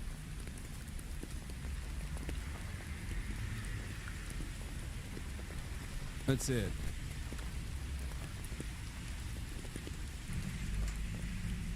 Stop denying reality. That fucker ain't changing, bro. What the fuck? I'm not saying that I think that is possible. I'm just saying that is my hope. Okay? Please understand the words that are coming out of my mouth. A lot of you in this fucking echo chamber hug box have developed certain opinions where you think that the environment online, not in the real world, but the environment online is infinitely, you assume that the environment is not as right-wing as it actually is. You're fucking delusional. Wake up. Okay? Wake the fuck up. Wake the fuck up. You're asleep, dude. You're oblivious. You're so locked in on the day-to-day awfulness of the Trump administration, but you are so delusional about like how fucking infested right-wing thinking is, especially online. You're wrong about that? Yeah, totally. I am. Yeah, it's not even censorship when these streamers actively threaten others in the space, like firing an employee of a company that actively harasses others in the workplace. Warranted. I agree. That's the way I see it as well.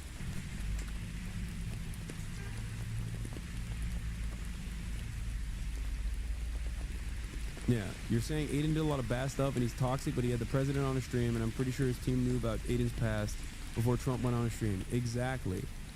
That is what I'm saying. When you have the president on your stream, none of this shit matters. All this shit is normal now. ADINROSS calls up Nazi Nick Fuentes on Kick to ask about Day of Hate, a planned holiday to hate on Jews, and asks if he's planning on celebrating.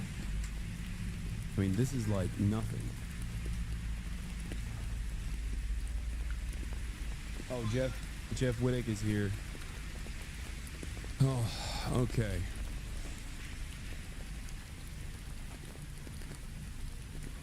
Hold on. I gotta figure out what to do with the fucking noise gate. Hey, what's good?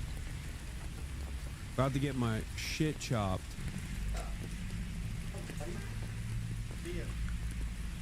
Long ass time, dude. I know. Hold on. All right. Let me do your hold on. Keep your jokes fucking no, they can't hear you. Keep your jokes in. Keep your jokes in your. Yeah, I did. Hold on 1 second. I need to unmute it down. What? No. Okay, I'm glad that no one can. Nobody can hear anything. Okay, don't say anything.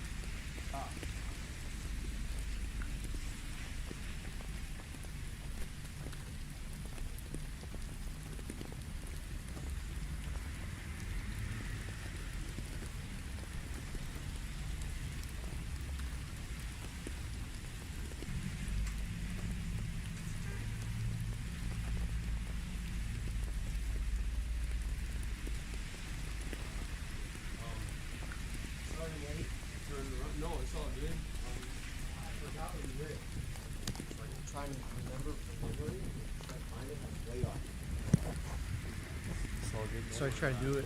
Yeah. All right. Okay. Blind. This is the one mic we'll use for this. I brought disinfectant this time too. That's the hat for my merch. This is your merch? Yeah. Jeff Barbershop, all American. We're gonna make it great again. We're gonna make it great again, right, guys? Look, there's no branding on it. There's just some. What happened? See that? You brought a different. That's all that's on there.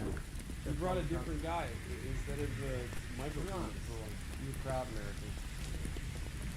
And A lot to be proud of. And the Jeff's Barbershop / Tana, the cleanest girl in the social media business. We have this now that's available. That's why this motherfucker's Amazon. here, chat. Hawk is goddamn. JeffsBarbershop.com. Hawk is fucking product, dude. Elon, if you're watching, this shit will work great in your hair. I think we should partner up. I got ideas for shit. We're gonna make a hair loss product soon. There we go. Sit down. I'm not gonna use this one. I'm gonna use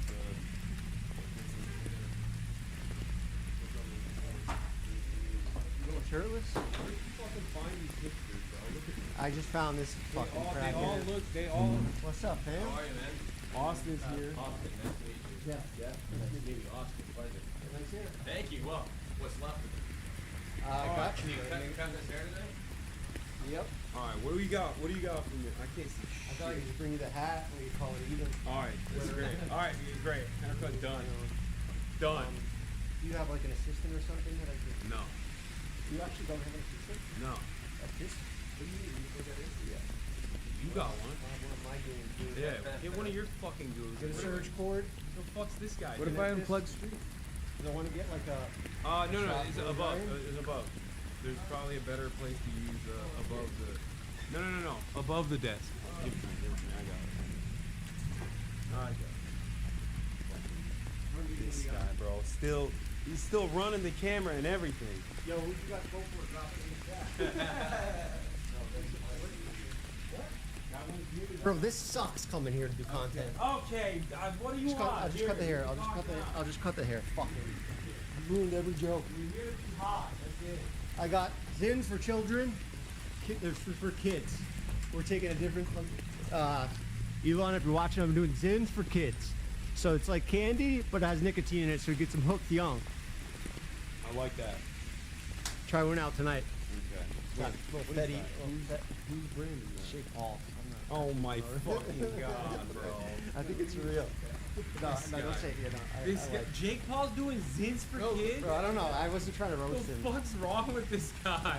Pauls are my only lifeline. What the fuck is wrong with him, bro? How is this legal? Thanks for sending it to me in the mail, Jake. Love you, bro. Oh my god. It looks exactly like Zin, too. You just put a W on it. But just candy. It has only just for kids. It's like a mix money. Oh, So it's like the new bubblegum cigarettes. Yeah, exactly. It's the new bubblegum, the candy cigarettes. Bro, this is... Get them kids hooked young. Yeah. This is wrong as fuck. Something fishy about it, but I do like Jake better than Logan. Even though, You like Jake more than Logan? No, I'm tight with Logan. I can't tell the difference. I just love them both, right, No, guys? one looks Cubs in the chat, Paul America. One's trying to look like he's from Dagestan. He thinks it gives him better grappling technique, I think. All right, what do we got? We got, you know how it is. You know what it is. You know the. You're getting the jab. You're getting my No. I have like a modernized, it's like barely a little longer in the back than this gentleman's cut. I do all around. Why don't you do all? So you want it all like a little bit lower on the side. so Yeah. basically like, And then like just my like. haircut, I leave a little bit longer in the back, just because I'm like, you know. Fuck it. You know what? Leave it longer in the back. Who Yeah. cares? It's a little fun. Let's have a look. You don't gotta be so mad all the time. We don't, it's fine. Fight Let's do it. Oh, what am I doing? ADINROSS got unbanned from Twitch today. Yeah. Unbanned. No, he got unbanned on Twitch. So how are you live right? What do you mean? No, I'm not banned. Aiden is unbanned. Oh, unbanned. Yeah. Is he streaming right now? No. Yeah, you can go cut his I hair. gotta cut it. Yeah, I'm in the Yeah, wrong you spot. gotta go. He'll hawk your product. Yeah. Much better than me. I'm trying to sell nicotine. Yeah. That's the audience that probably already has the nicotine and a lot more. Plug this in too? It's back there. Oh, that. Yeah, I don't know how that's gonna be. We can get closer. Yeah. Hey, why don't you just sit in that chair? Because then it's still Because I don't want to get hair on. But this, It's gonna be hard to fucking if I clean do up. this, then I'm not in the frame. People can see me. That's not right. All right. Hold on. You know what? Fuck it. I'll sit on my back. You gotta get a little boost. How much is this haircut? I don't know. I got it for free. They keep giving rich people free shit, dude. It's fucked up. Yeah, I don't like You it. like the hat I gave you for free? Yeah, that's what I mean. Yeah, you're giving me the hat and everything. Hold on, let me fix some of the stuff up here. There's a tower here. What do you mean it's not enough? Yeah. Is it not enough? And you cut your power like Grace Hall. I can't tell if you're fucking with me or if you're actually. You need more juice. Juice? Juice. Don't even joke about that right now, okay? This is not the time for This is that not. type of talk. It's Don't not bring the that up time. with me. I have a clean brain. How you been? What have you been up to? I text you sometimes, you don't even text me back. That's not true. I'm not fucking clouded enough, I take a dude. day, but I take Oh wait, let me see. Wait, is this your phone? Where's my? I think the last text message I sent you before you were like, "Yo, I want to come on the stream," was like me literally being I like, don't "How you-" text you, yo, I want to come on your stream. It's like a ridiculous thing to say. I said,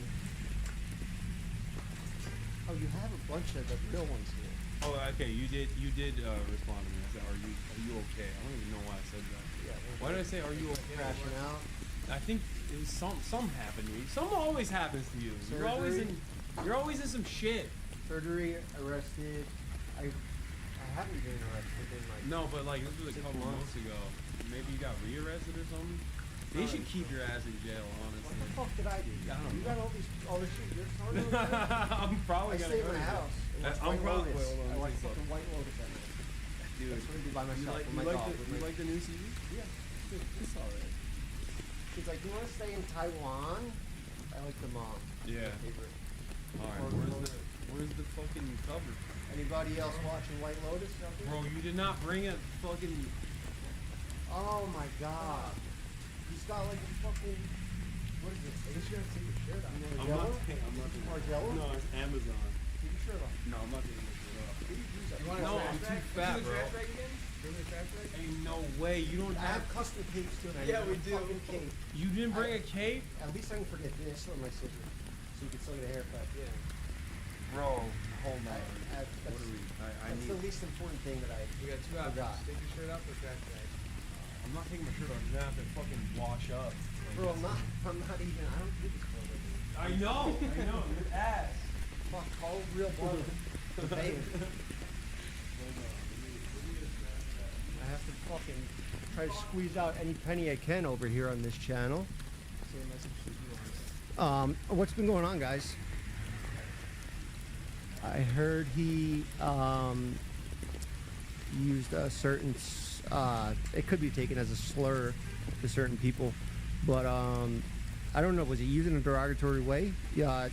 Open up to me, guys. Tell me an update. Should I be collabing with him, or is this a brand risk? 1 for yes, 2 for no. 1 for yes, 2. This is a brand risk. Leave now. I can't even see. You're gonna get canceled. They said to me. About 2s. Yup. No good. Bro, this shit's hard. You do this 7 hours a day? That shit's harder than a real job. Yeah, every time you're here, bro. Every time. Fuck, man. I'd rather be doing fucking construction right now. I'd rather be roofing. Are you setting up? I'm gonna do Jeff FM as well. This guy, who canceled on you? Did you ask me to be on the? No, I swear, I just didn't realize I had to do a podcast. Oh, that's why you asked me last second. You're like, Hassan will do it. He's fucking nuts. You're my boy, and I know that you know, no production, no planning, just setting out some good content. It's for nothing. You know, just with no editing, no cool shit. You got excuse for doing a cool documentary.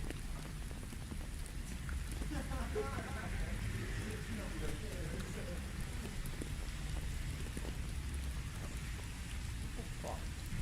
What are you doing? What's he doing? Yeah. No, what are you doing? Bro just gives me 40,000 people and says entertain them. Entertain them. No, I'll entertain them. But that's not my job. I'm here to cut his hair. They say don't acknowledge the chat, right? But I like talking to the chat. 30,000. Guys, if you had to blow up one country in the world to save the whole world, what country would it be? You have to blow up at least one. I'm gonna get him banned for y'all. Say in a video game, in Minecraft. Okay, in Minecraft, if you had to save, okay, everybody's saying That's what you say. and banned, and he comes back and his career's done. All right, I just want to fucking cut his hair and get out of here already. Cause no offense, you guys, you 30,000 people over here. We're gonna go do our show, which is Jeff FM, which is way more important. We'll talk about the real stuff, the hard-hitting topics, no filter, you know. We have 9/11 survivors come on and confront Hasan to his face, and you know that's something that Hasan needs more of. More people standing up to him, because he thinks he's a big shot, and his ego's getting out of control.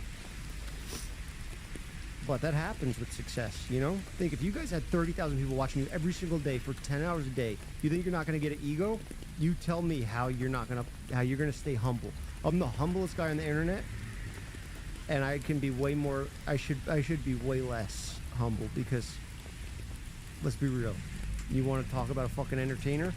I'll hop on this shit. I don't care what he talks about. Oh, politics. Oh, where's our tax money going? Our tax dollars going to migrants, and they're getting deported. What is he saying? Oh no. What is it about tax dollars? Don't say shit. Oh no. Here we go. I don't want to get through this quick. What's this? Oh yeah. Yeah. What the fuck is up with you? Is he red pill? Yeah, he is. I don't know what his pills do. I'll take both his pills. Yeah, he is brain damage. That's true. I don't even know what they are for. You stay out of it, guys. I'm pro-crime. Do crime, do what you gotta do to make it. Take care of your family and your loved ones. And that's all that matters. No. That's not right. A resounding success for the California penal system, okay? Right there. Fucking LA County Jail's very own. Alright, you want to pull this over my arms, please? Is it? I don't even know if it's gonna fit. Can I have an assist? Can you move your hand? Damn, just too rough. So what did you want us to start saying? I wish we could just shrink you. No, that was Grimes. Give you Ozempic. Oh, that was Grimes. It just shrinks you down. Like makes you 10% smaller. Kind of cut right here. Too big for no reason. What do you even using this height for? You don't play basketball? I do play basketball. Do you? Yeah. I saw you cinematic. Bullshit. I White boy. Yeah, I ball up. You play basketball? Fuck yeah, I play basketball. What do you just Bro, stay under this there is and try to crazy. catch rebounds? I feel like, did this trash bag get smaller? Did I get bigger? I don't know what the fuck happened. 5 basketball players. Name 5. LeBron James, LeBron James, LeBron James. Actually? LeBron I James. can, just from gambling. Oh man. Who's your favorite basketball player? LeBron James. That's it? You can't say LeBron. Yes, I can. He's not even that good anymore, actually. That's crazy. He's 40. Yeah, exactly. He's fucking awesome for 40. And he's just awesome in general. Why did you start slowing down? Yeah. Can't do it forever. He's showing the way, dude. How dare you? How dare you? Get that shot again? Your Kyle? documentary? No, I did not see Another it. eye surgery? No, I didn't see it. No, I didn't. What happened? A lot. A lot of pain. Yeah? Whatever. Yeah. How you doing? Is it good? No. It's not good? No. You still can you see? Didn't you raise a lot of money for charities and stuff? Uh-huh. Why don't you start to do something nice for you? Tell me to go fund it. I am doing a fucking nice thing. What do you mean? Tell me to go fund it. Get it going. Say this guy's fucking eyes fucked up. Bro, Bro. Doctors, you need the best. You need a fucking charity so you can remember how to cut hair and bring a cape. Look at this. Brain damage, dude. Brain damage, vision damage. You know what you are? You're an ableist. That's what you are. I am You're a able. racist. I am. You're an ableist fucking prick. Yeah, I'm Say it anti. to my fucked up handicapped face. No, I'm kidding. Let's make it stick out. What the fuck? You fucking ableist. You make fun of handicaps. That's what he is. This guy's got fucking. You're using it with the glasses on and everything. I'm Sunglasses so cooked. on. He's got sunglasses on. I'm so cooked. Light's bright as fuck. Gonna cook my ass. The amount of blind loyalty I place upon you is crazy. That's true. Like literally and figuratively. I appreciate you still value my haircut. There's not a lot of people do nowadays, and I've been a very skilled barber at times in my life.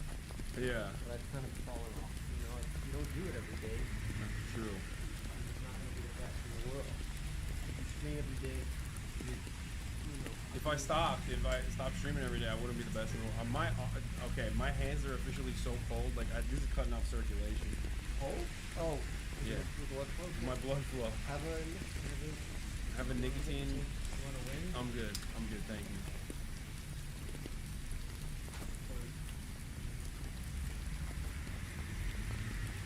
How's everything else going? Do you still hang out with Mike? I feel like he's always but he's fucking globetrotting. Yeah, and I can't be doing all that. Yeah, we are too. We're on tour right now. Yeah? You guys want to see some of the silly action live? What do you do on tour? Will be in what are we going to see again? San Diego, San Jose. We're all over California with these people. So wait, what do you do when you go on tour? You cut fans' hairs? Make out with them. Yeah. Nice. That's exciting. I tell stories, but the real shit, I talk about my criminal past, the mistakes I've made. Yeah. But stuff that would get me in trouble if I really put it on the internet. So I gotta say it. I'm pretty sure you've said all of it on the internet. You said most of it on my podcast. I have jokes and stuff like sit up punchline, like sit up comedian and shit, but I'm not saying I'm a comedian because I don't want to compete. I'm not trying to be the best stand up ever. Go and see my. So you're saying you get real racist on there? That's right. He just lets the slurs fly when it's in front of a live audience. I don't see race. You get one? Yeah, exactly what. Yeah, that's what I'm saying. You Do you want a beard trim? No. Clean up? Okay, so you already fucking trimmed it. There was a patch that was all gray that looked dead, like you're dying, rotting away. You're killing me. Yeah, there's this patch right here that nobody sees because you don't show the front of your face. No, you can see it on the side. Bro, I do IRL streams. This is 360. Gaia. Get out of there. Is she a drug dog? Yeah, she is. She's a drug sniffing dog. Alright, what kind of drugs you got in there? Bro, he's shaving it alright. Is that true? Probably. You think he has low T? Low testosterone? Yeah, we got that on him. He's fixed his hairline up though. He got the rich guy special. Yeah. Luckily, we still have our hairline perfectly intact. Don't worry about the beard. I'll most likely do it myself afterwards. Are we out of here? No, he's not that. Oh my god. Nice, guys. More distractions. Firecrackers. Like the M80. Just joking.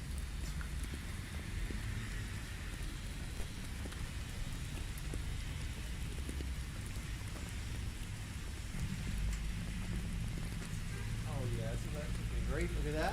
Bro made it pencil sharp for no Hell yeah, reason. DJ Khaled. Adorable. You know, I went to Japan and I got this like beautification thing for Ikemon or whatever, like handsome man, and they fucked my shit up. I want to see if I want to show it to you. They like cut my hair.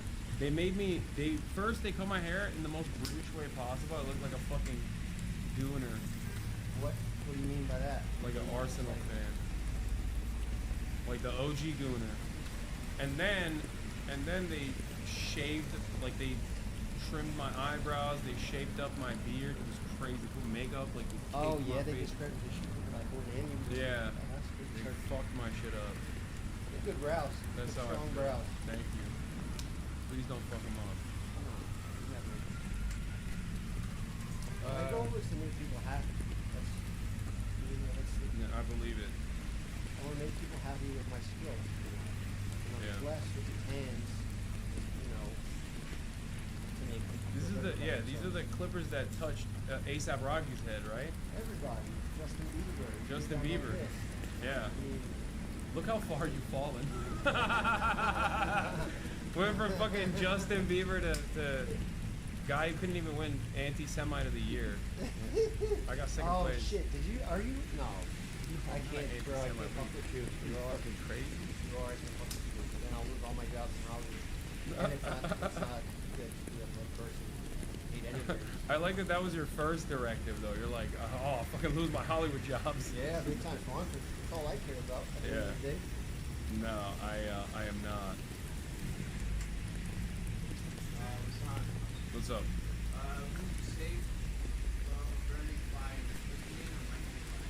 Ooh, From a Pokemon, burning for sure. fire? For Pokemon. sure. Yeah. For sure. Mike's already, he's living up borrowed time, man. Have you seen that man's legs, dude? He's cooked. If I was in that situation, I would give my life to save Pokemon. Yeah. Wow. Brave. Just because I'm a hero type of guy. Yeah. And That's just who Jeff is, dude. A hero. I would sacrifice myself for him Yeah. to be safe. Not like Well, you got any other good questions like that, man? you chat GPT in those? That's sick. You ever chat GPT your questions for No. people? I don't use ChatGPT. I hate that shit. Yeah, I hate it. You think it's gonna Bro, cause get his problems?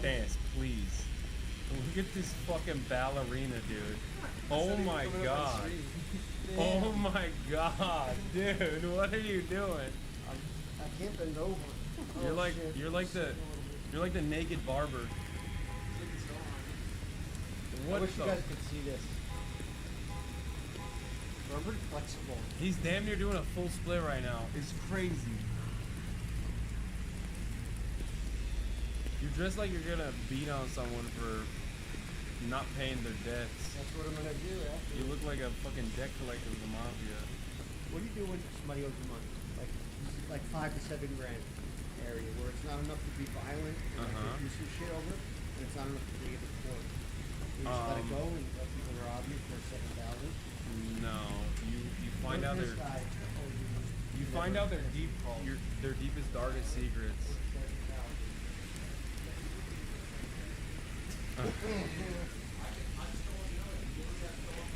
That's true. Wait, hold on. Let me get the pimple patch off. That looks good. No, I can barely see it. I'm gonna get it off before you fucking shave it. I didn't even notice you had it on. Yeah. You still got pimples on your No, there's this one. There's like it's like a cystic acne that's just been there forever, and I tried to pop it and it didn't pop. Yeah.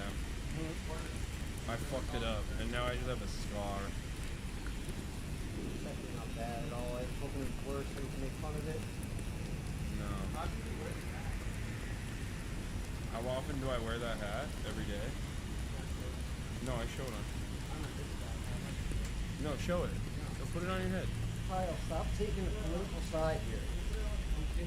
Yeah, we know what Kyle's takes are, bro. Look at that. Please stay out of it. Yeah. We're not smart enough. I don't think Kyle's staying out of it, dude. He's getting in.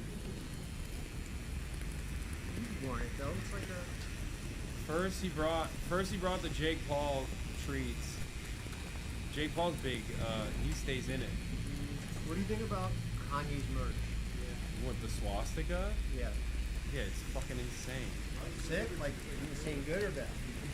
What do you think, Kyle? I don't know, because you said the other thing earlier. What other thing? You were, anti-Semite? Yeah. No, I'm not actually an anti-Semite. No, I'm anti-Israel, so everybody says I'm anti-Semitic. That's so cool. Like that. Give a sexy face to your bones. It's hard, bro. Look at that. Slow-mo this. And put a really good love song behind it. It's like a hostage situation. Why do I let this motherfucker torture me? It's like a gun. Yeah, like a water boy. But the opposite. Yeah. You're gonna die, motherfucker! I got him hostage! Alright. Wait, you used the dry shampoo. I could have burned him there. But I was holding the pool button for you. Thank you. Thank you for not burning me. Do you use dry shampoo at all, son? No. You should use it while you travel. You probably don't have enough time to shower. Damn, that sounds like a great ad. It's not, I'm being real. Shower in a clean. No. No, you want an entertainer. It's not like it's gay or something. What? Like it's not trying to dye your hair. What? Oh, you want me to dye my beer? I'm not gonna do that. It's too much work. I don't give a shit. You gotta stay young, bro. Unfortunately, you're gonna be streaming, saying these words, mid and shit, the fucking T, and all. You gotta fucking. He's talking about himself right now. This is him. No, we should watch the Is this? Wait. Why? Is that how? Your audience wants to see you evolve. Again. Is that how Mike? Does Mike say mid? Yeah, he says mid. Cat, bro. Cat, bro. Team Drake or Kendrick? You don't like Drake. Why, no, of course not. Why the fuck would I like Drake? Probably a minor. Mike is team Drake. That's crazy. Everyone with clout is team Drake. Drake. Nobody likes Drake. Nobody likes Drake except for all the online content creators that fucking Drake hangs out with. I He can't. doesn't have a strip club to gamble by himself. It's so depressing. Pusha T ended his career. If you ask me, he should have retired after Pusha T exposed him for being a bad dad. Take care of your kids. He did though. I mean, he shamed him into taking care of he his bullied child. him into taking care of his child being a dad. Dude, we're gonna have to cut my arms out after this. No more blood flow right now. Shirtless would be worse. Then I would have my entire body covered in hair. It already is. It's growing out of your skin. Yeah, more than that. It'd be even hairier. I feel like you and me are very close in DNA because we look kind of similar. Yeah, you got like a little bit more. I get growth hormone. extra chromosome. Yeah. I saw you have, or you scored. Stavi? Scored I for. Oh, autism? Yeah. I knew it. I knew that about you. What about you? Bro, you should do that, Jeff. Wait, what did you score? Perfect. Oh, you got the high score? Well, you got 120. I got 127. What did Jeff get? Dude, yes! Okay, there's a real thing. Dude, okay, you are autistic, bro. You are. You motherfucker, you. No, he's artistic. No, he is autistic, but because... Okay, I'm gonna say something right now that's gonna come across as kind of like an asshole, but because we have skirted by with the way that we look in social situations, people don't immediately assume that we're autistic. Yeah, that's why he's 118. What are you doing?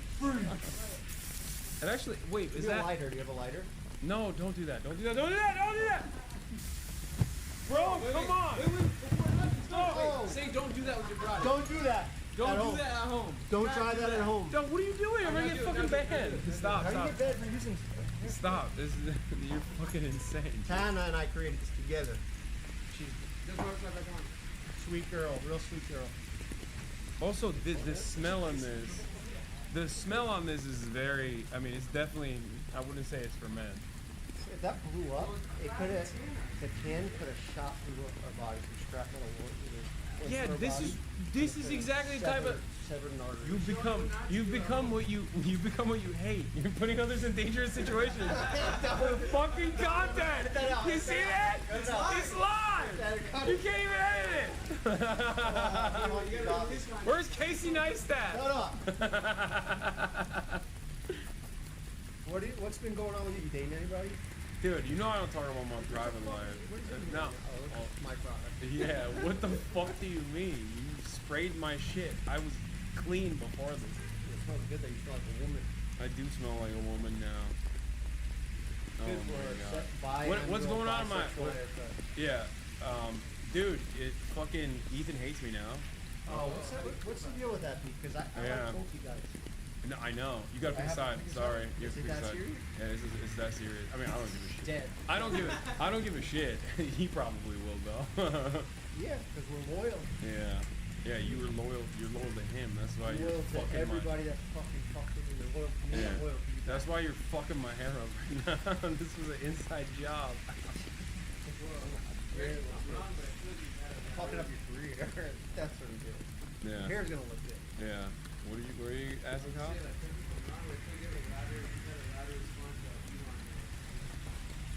A louder response by Elon?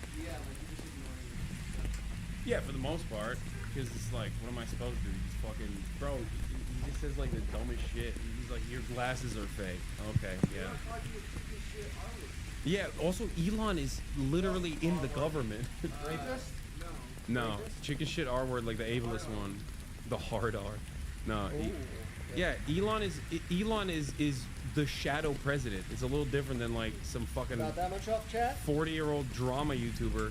Chat, how much we want off? No, not a lot. No, please don't take a lot off. Yo, please. chat. Oh, come on. Jeff! Centimeters. Jeff! Do it in metrics. Don't do it. Jeff. No. No, not too much, not too much. They're gonna fucking...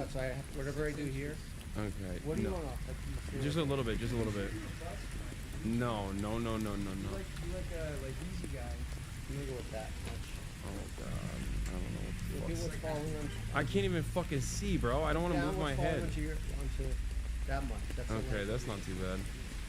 I'm not here to get that episode. We're just here to goof around, have a good time, entertain your audience because you've fallen off. I fell off.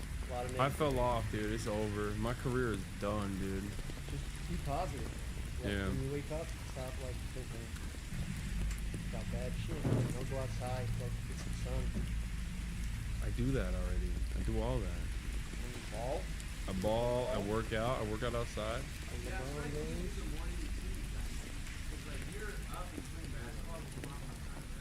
Yeah, it's too much work. It's too much work to do a fucking... Yeah, exactly. Yeah, I've been doing it, but I just like, it's too much work to do beyond like this is my morning routine. You understand how fucking hard this shit is? It's the Yeah. hardest this is the hardest profession. Yes, thank you. Say it, bro. Not a lot of people are saying it. I'm serious. I'm dead serious. It's the hardest career of all time. Bro, you don't understand. Like, negative thoughts, always being criticized. What the fuck is this, bro? What does this say on me?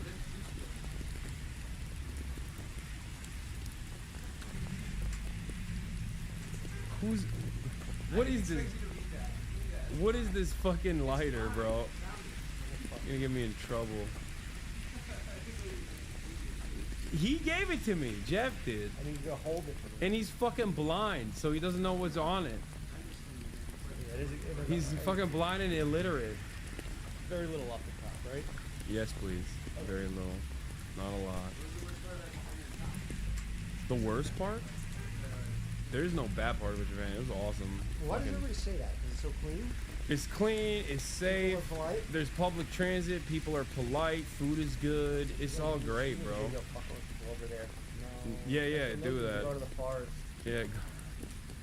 You should do a haircut afterwards. Guys? Yeah, don't do that. I don't think you should do that. Also, hella people do that now. Let's do it IRL. Logan was a fucking... IRL suicide forest. Yeah, Logan was a visionary in the way that he went to Japan and fucked shit up. Now every content creator does it. Like every... Yeah, IRL suicide forest, now that it's already been done. So Yeah. it's cool for us to do it. Yeah, every kick streamer. You couldn't walk a mile in my fucking shoes, alright? Get out of here. I just lost it, sorry. Yeah, you... All you do is cut hair, be pretty, hang out with fucking cool, famous people. That's all you've been up to. I see it. Not. Sorry to say. And no? What, what's going on? Talk to me. I've just been spending time with my family. I've been on tour a lot, so I've been taking up a lot of my time. Bro, you haven't taking care cut of my shit dog. with this goddamn... Dude, that's like a... That thing is I got a new dog. dusty, What? bro. What is that? Are your scissors rusty? What's going on? I can These are feel things. it. These are different switch on the one over here. Yeah. Different switches, different switches, different ones, you know? Okay, More harmony okay. eye. Okay. It jeopardizing my legitimacy in the Why press. is- And why- I own a brand, my reputation if I want. Look, this is what Chad does when they don't get their way. When I'm not paying attention to them, they start trying to spell cum. Yeah, they're like little... They're like little fucking babies, bro. Look at this. Do they like when I come in here and fuck around? Or No, they hate it. Yeah, shout out. Yeah, she was really... I saw she was in my Twitter comments. Like, she was really excited. Yeah, she gave me She did? on the podcast. Yeah, I had her, work for me. Oh, nice. But they're probably like real, actual questions. So Uh-huh. I'll just skip through those and go with. Your mom's not calling in this time, right? Maybe you never know. Oh, no. But nah, you already got. Since then, Fox News wrote another article saying I want 9/11/2 to happen. Which is ironically what you said that I wanted as well to your mom. Yeah. Over and over Well, again. we didn't get picked up. Oh yeah, you were trying to get me in front of... Attraction. Trying to get on Fox? Mom crushed you. Brave blind barber. Bro, that's Ambush. one of my most viewed podcasts. Brave blind. 9/11 survivor confronts Hassan Piper. Wait, really? Yes. How many views does it have? It's got like 1 million almost, or 800K. God On a damn. podcast, that's a lot. Yeah, it's pretty good. Hassan, I see Hassan clips. I watched that whole interview this morning. Oh, what, Elon? He's never. You're gonna, is it to that point? No, not like You're gonna fight him? physically. No. He backed out of the Zuck. Yeah. The Yeah, he Zuck- wouldn't even- Zuck's training. He's down to fight. Zuck would fuck him up. Yeah, 'cause he's got technique. He's got age on him. He's got cardio. He's He's significantly more physically fit. Do I? No, I don't. Yeah. He probably could just crash it. You could just Yeah. make somebody And go- nobody would know because those He's shits driving crash to a all the wall. time. Whoa, that's crazy. Well, you gotta be careful with people. But it's cool that you go out there with that courage to really people. I try. Yeah, All I fucking get in return is just a torrent of fucking hate. Yeah. You know? I get it. Yeah. The 9 to 5. Shit. Yeah, I didn't fucking say it's harder to be a Twitch streamer than a 9 to 5er. What the fuck? I said that. It was misinterpreted because it was clipped out of context. It is what it is, though. I don't give a fuck. Yeah. It is what it is. Yeah. Keemstar versus me. Who's more pro-labor? Guy who fucking works with labor union organizers and fucking fundraises for labor unions, or Keemstar? Yeah, of course.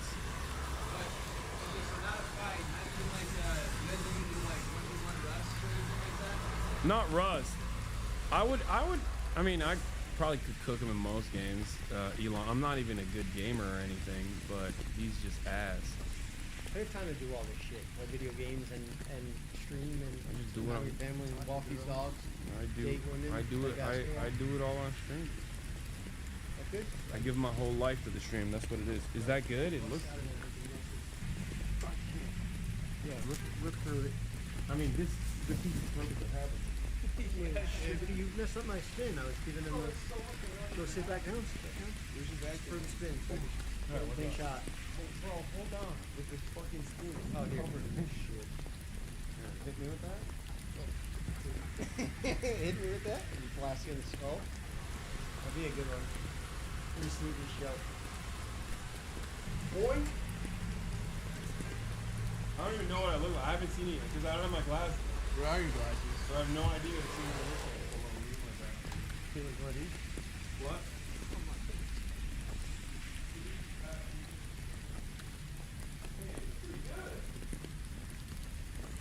Actually.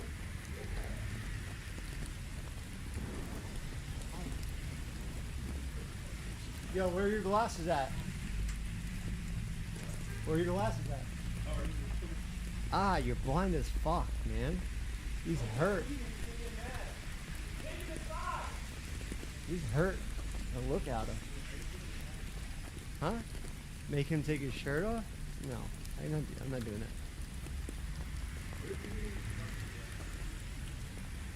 Ethan? I don't think about things like that. I just go where I am told to go. Yeah. Look, Hasan wants a haircut, Ethan wants a haircut. I'm gonna show up for my people that had my back, and I'm gonna cut their hair to the best of my abilities. You know? One eye or not. 2 eyes, 3 eyes. Here. What? I didn't know you were so. You're actually that handicapped. Just take away your license. How bad you is. I need it. I need to wear it. No, I got you.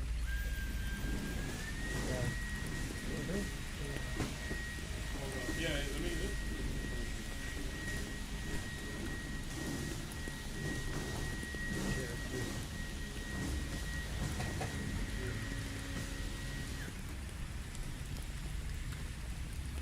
All right, Chad. No. Why would I be mad?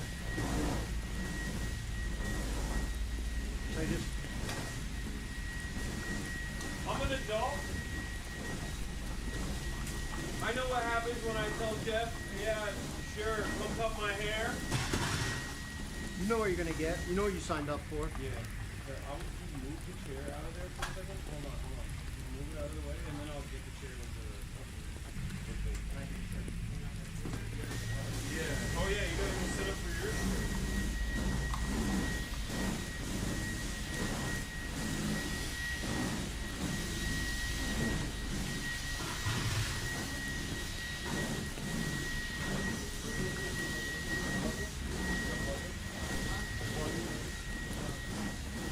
What are you looking for? I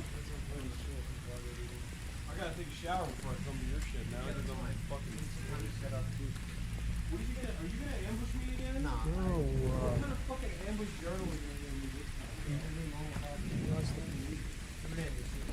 I'm gonna shoot tomorrow. Let's be out tomorrow. Yeah, oh damn, man. That's how you know your ass is big. Shut up. Dude, what the fuck? Yeah. Oh no.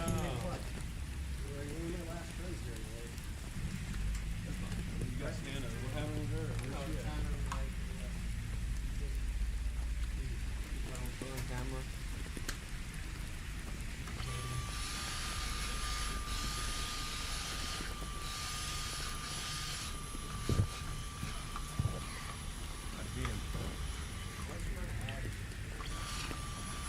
I don't run it. Guys, go to jeffsbarbershop.com. Go to Amazon. We're #1. So that means the people were. Wow. You fucking took the communism away. Oh, you like communism too? I hate communism. The most dangerous ideology. Yeah, whatever.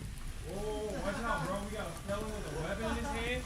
Hey, yo, dude. Hey, authorities. It's a joke gun. It's a joke gun. It's not real.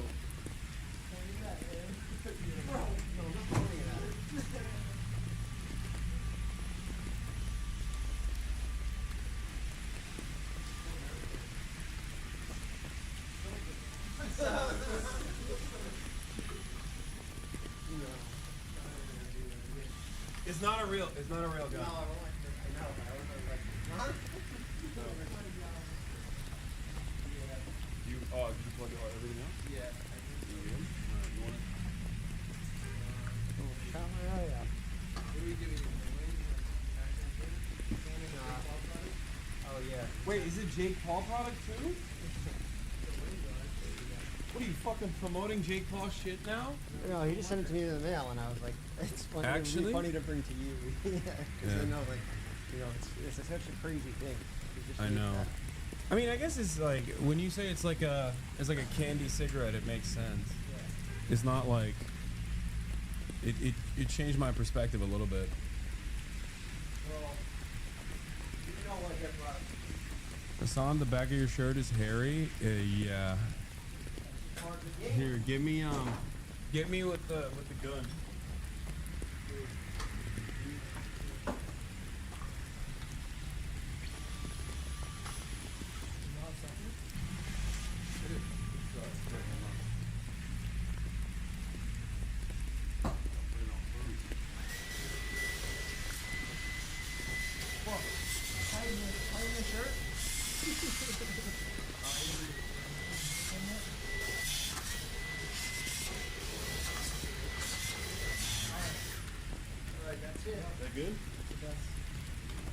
All right, y'all.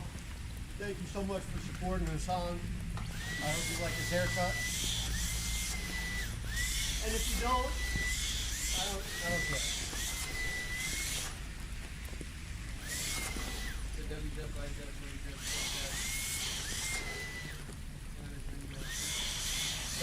Jeff.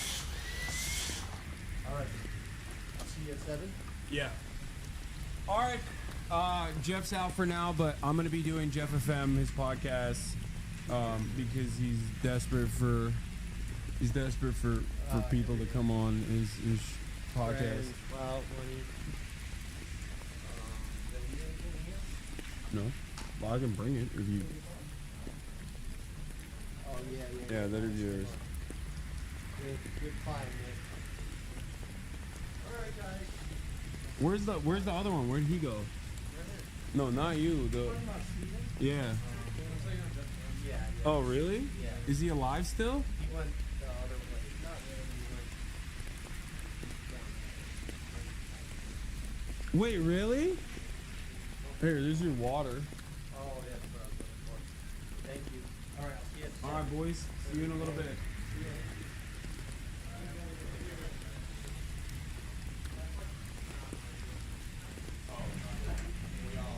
Jeff, they can hear you. They know you're faking it now. That is his real personality, by the way. He said he was on his way out. He was telling Austin, "That's not my real personality." All right, get in here, dude. It's your segment now.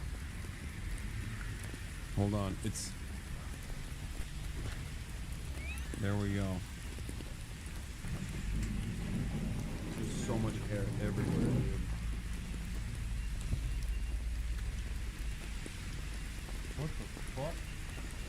What the fuck? Bro. Well, you can't do that in Hasan's house. I was about to hit the deck. That's crazy. Where is he?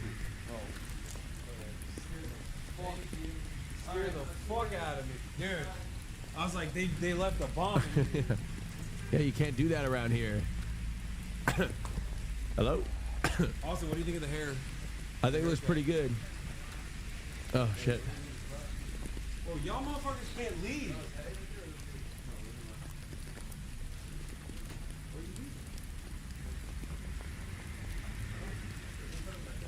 Just look through it after. Wait, is this yours? No, it's not. Oh, yeah. No, isn't that cute? Yeah, he got me. Well, I stole it from him. I steal his jewelry. If no, well, thank you so much. That's the nicest thing. No, no, we're not related. But if anybody calls him gay on the internet, it's because of me. I start rumors. I think people were calling me gay way before you. No, I started it. All right. Nice to meet you guys. His glasses are in his white bag. That's what Chatter said. Well, thank you so much for having me. There was like the fucking DMV out there. Austin is smacking the fucking gum, huh? I put, I took my number earlier. Oh man, the lighting was so good. I looked so good from that angle. Now you fucked it all up. I'm gonna do a different shot anyway for us. Like. Oh hell no. What? Oh hell no. No. What? Why? Bring it back to the what? No. It's good. No, move it back to the other one. I will leave right now. Wait, why? Tell them. Look, they're laughing because it sucks. Go back to the other one. Wait, why? Look at the. Go back to the other one. They're laughing because we're twins. No, they're laughing because I look better in the other one. Everybody knows it. Chat, you're with me, right? Go back to the other one. It's too close because you cut off my entire body. cut off. You yes. See, there you go. The perspective. This is a more realistic perspective. The camera wasn't realistic. You got it. You got to make it look. There you go. Oh my God, this guy. Thank you. Thank you. Okay, I'm gonna make you fucking talk about these issues then. Now that you're here, okay. The fuck you gonna make me talk about politics? Politics, Asmongold, ADINROSS. We're talking about all of it then. Oh fuck. No, I'm okay. kidding. Don't worry, I won't put you through that. Fuck, I have very controversial opinions as a gay man about this. Let him show off the goods. It's true. Austin looks like Andrew Lincoln from The Walking Dead. Yep. Yeah, everybody says that. He is that. Everybody says that. So how you been? I haven't been on this stream in a minute. You've been oh, by the way, I do have a confession to make. Okay, go on. I mean this, I'm dead ass. Okay, what is it? Okay, and I apologize. Some of my language has changed because I've been hanging around Christian too much. Mm-hmm. But I'm dead ass about this, okay? What are you dead ass about? All right. You know that Hasanabi Archives channel? Yeah. Bro, I thought that was a person. I watch it all the time. Oh my God. I had no fucking idea it was a bot. Yeah, it's a bot channel. I had no idea. No, many people don't. Part of my evening routine is I get to go to your favorite YouTube channel, Hasanabi Archives. Yes. That's crazy. Because, like, I mean, don't take this offensively, but I like watching VODs more than I like watching it live. Wait, really? Yeah, because I can control what like. Sometimes you'll be live during the day, and I'll like my routine is I'll go to the gym and then I sit on the couch and I eat and I pull up Hasanabi VODs on YouTube. Wait, really? And you'll be live, and I will watch a YouTube VOD instead. The thing is though, is Twitch doesn't have like a good TV app. Like they have no good TV apps. That's true. Twitch's get on your fucking game. Twitch's apps are bad. I can't believe y'all don't have a TV app. If you had a TV app, I should be able to easily open it up and go to the Twitch app and then watch it. I feel like there's a significant amount of the audience that has a television that wants to lay in bed and watch their television and don't want to like AirPlay it or something. And so they're losing all their viewership to like YouTube. What do you skip when you watch me on the VOD? What do you skip? You skip the stun locks? No, I like the stun locks. I like Hogwatch. That's my favorite. I know you love when I dunk on right wingers. What is this? Who is this? It's Quen, but I don't know what the I don't know what's happening. Why don't we have her on the podcast? Hassan video. Hassan was one of the first niggas I thirsted over publicly, cause that's like a Greek god. Is he Greek? He's not Greek. He's Turkish. That's a. He looked like an emperor or some shit. You know what I'm saying? I was like, God damn. And he's a great person, and this was a incredible video to film. I need to go on one of his streams. I'm just scared he's gonna ask me some political questions that I don't know what the fuck's going on. I'm gonna look like an idiot. No, we don't do any politics. That's why I have Austin on. Like y'all be eating. Like how y'all stopped to this slow down his smile. Boom! The fact that I don't be sweating bullets and I'm in the eye of the storm. Power that I have that I need to be respected about, because a lot of you dudes couldn't do that. Oh, the Hassan video. Well, you gotta get her on for your end. I want why to. don't you She's send so her a DM? busy. She's the busiest. Did she ask? Why don't you send her a DM? What do you mean? I like it. It's not about that. It's just like she's busy. She's always working. She's always got some shit she's doing. Have you asked? Yes. What did she say? Not on fear end, but like I've asked to have her on the stream, and it's kind of my fault. No, because she probably looks at VODs and she's like, "Oh my God, I'm going to be here for 7 hours." Where a podcast is more organized. She can show up 2 hours in and out. You know what I mean? Yeah. So I feel like she doesn't want to be a prisoner on the broadcast. So that's not true. What? No, I think she said she was down to be on the pod. Okay, she was just being nice. Oh, the pod. Yes. Austin Hassan edit. But she said she'd also be on the stream. This is not a flex.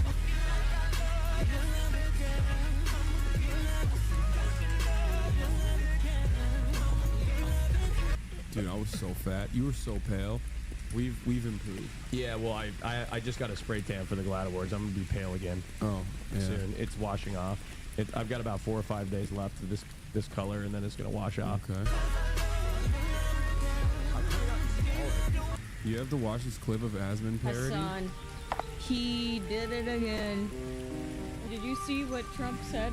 Did you guys see that video on Trump and Elon? Hasan. That's funny. Damn. Hasan. Damn, I thought I was watching an Asman stream for a second. That's crazy. That's wild. The eyebrows taking me out. I know. Hasan.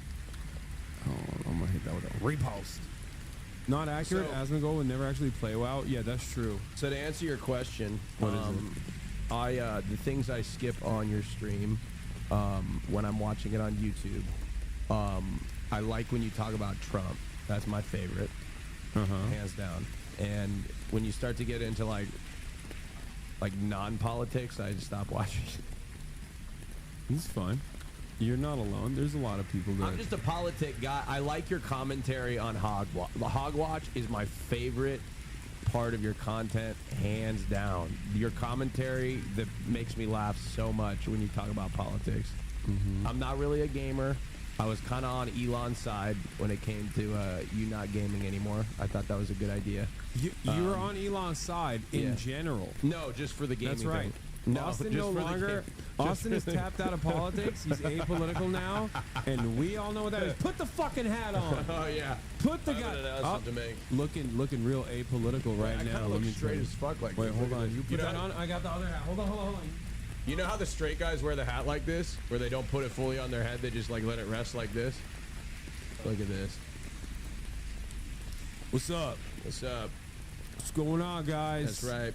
Next right wing podcast. Yeah, hell yeah. Today we're gonna talk about freaking gay shit. Yeah. Ew, we Whoa. hate it. That's right. And how Yeah. they keep putting gay men in sports. Yeah. We don't want gay men in sports. Yeah, we want them in my bedroom. Yeah, What? wait. I mean, fuck. I meant like, yeah, keep them out of sports and out of my TV. Yeah. Looking hot. The Jelk Yeah. Boys. Get this. We're the Jelk Boys. Yeah, what's up? Yeah. Quit putting gay men near me. I feel like I want to. I got the suck it. Zin, and more importantly than that, I got the W. Jake Paul candy for children. Wait, is it really? It's a Zin candy No for kids. way. Is it? That's right. This product contains Yeah. wins.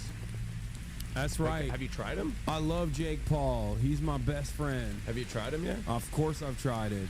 A lot. I try everything. Why is except for gay sex. I hate them. Man. No, don't take it off. We're doing it. Oh, This we're is doing it? This is our new Okay. pivot, bro. Come on. All right, yo. Let's, ADINROSS on ban. Asmongold popping off. We gotta fucking get it on the market. What else? What's Trump is doing so good. Well, like, you know what I love about Trump? Yeah, That, what- like, people dude, that everything. people don't understand is Everything. like he just says what's on his mind. Like we're all thinking it. Bro, yeah, I'm thinking slurs too, but he's Yeah. not saying that. Yeah, like we're all thinking it. Oh. Like seriously, as a white straight man, I feel like my opportunities are getting taken away. Dude, I know, dude, by women. Yeah, by women. Like, Yeah. like, Yuck. would they understand that, like, when they mean equal rights, they mean less rights for white people? That's what For they white really men mean. in particular, White men though. in particular. Because like white women also Yes. kind of lame Yes. Yes. they won't have sex with me. Whenever Yes. I tell them like, Yeah. "Where's my hug at?" Yeah. and they're like, "Ew, get away from me, creeper." I'm like, "Why?" Yeah, yeah, no, and like DEI, diversity Equals die. Yeah, yeah, I hate DEI, diversity. Like when they hire pilots, it's Yeah. diversity means unqualified. Yeah, they're like, always. there was definitely a white guy that could have had that job. Yeah. And definitely the person got hired because of their race, and Yeah. not the fact that they were absolutely Yeah, qualified. my and had uncle's all the my credentials. uncle's nephew, he's a white guy, wanted to be a pilot his whole life. They were Yeah. like, "We can't give you a job because a black person needs to Yeah, take it." That's absolutely right. And that's fucked up. That's right. And you know what? All of this is going to make my grocery prices lower. I like that even straight Jelk Boys Austin still somehow talks about airplanes, by the way. Like, you had to fucking bring, yeah, what's the deal with these fucking, what's the deal with these airplanes, man? Yeah, I hate how gay they are. Yeah. It's like you're Oh, man. getting on a plane, it looks like a penis. Yeah. Yeah. Man, the stock market doing bad, but it's good. Yeah. That's what I was thinking You know what I too. mean? Like it's good. Like it's actually good.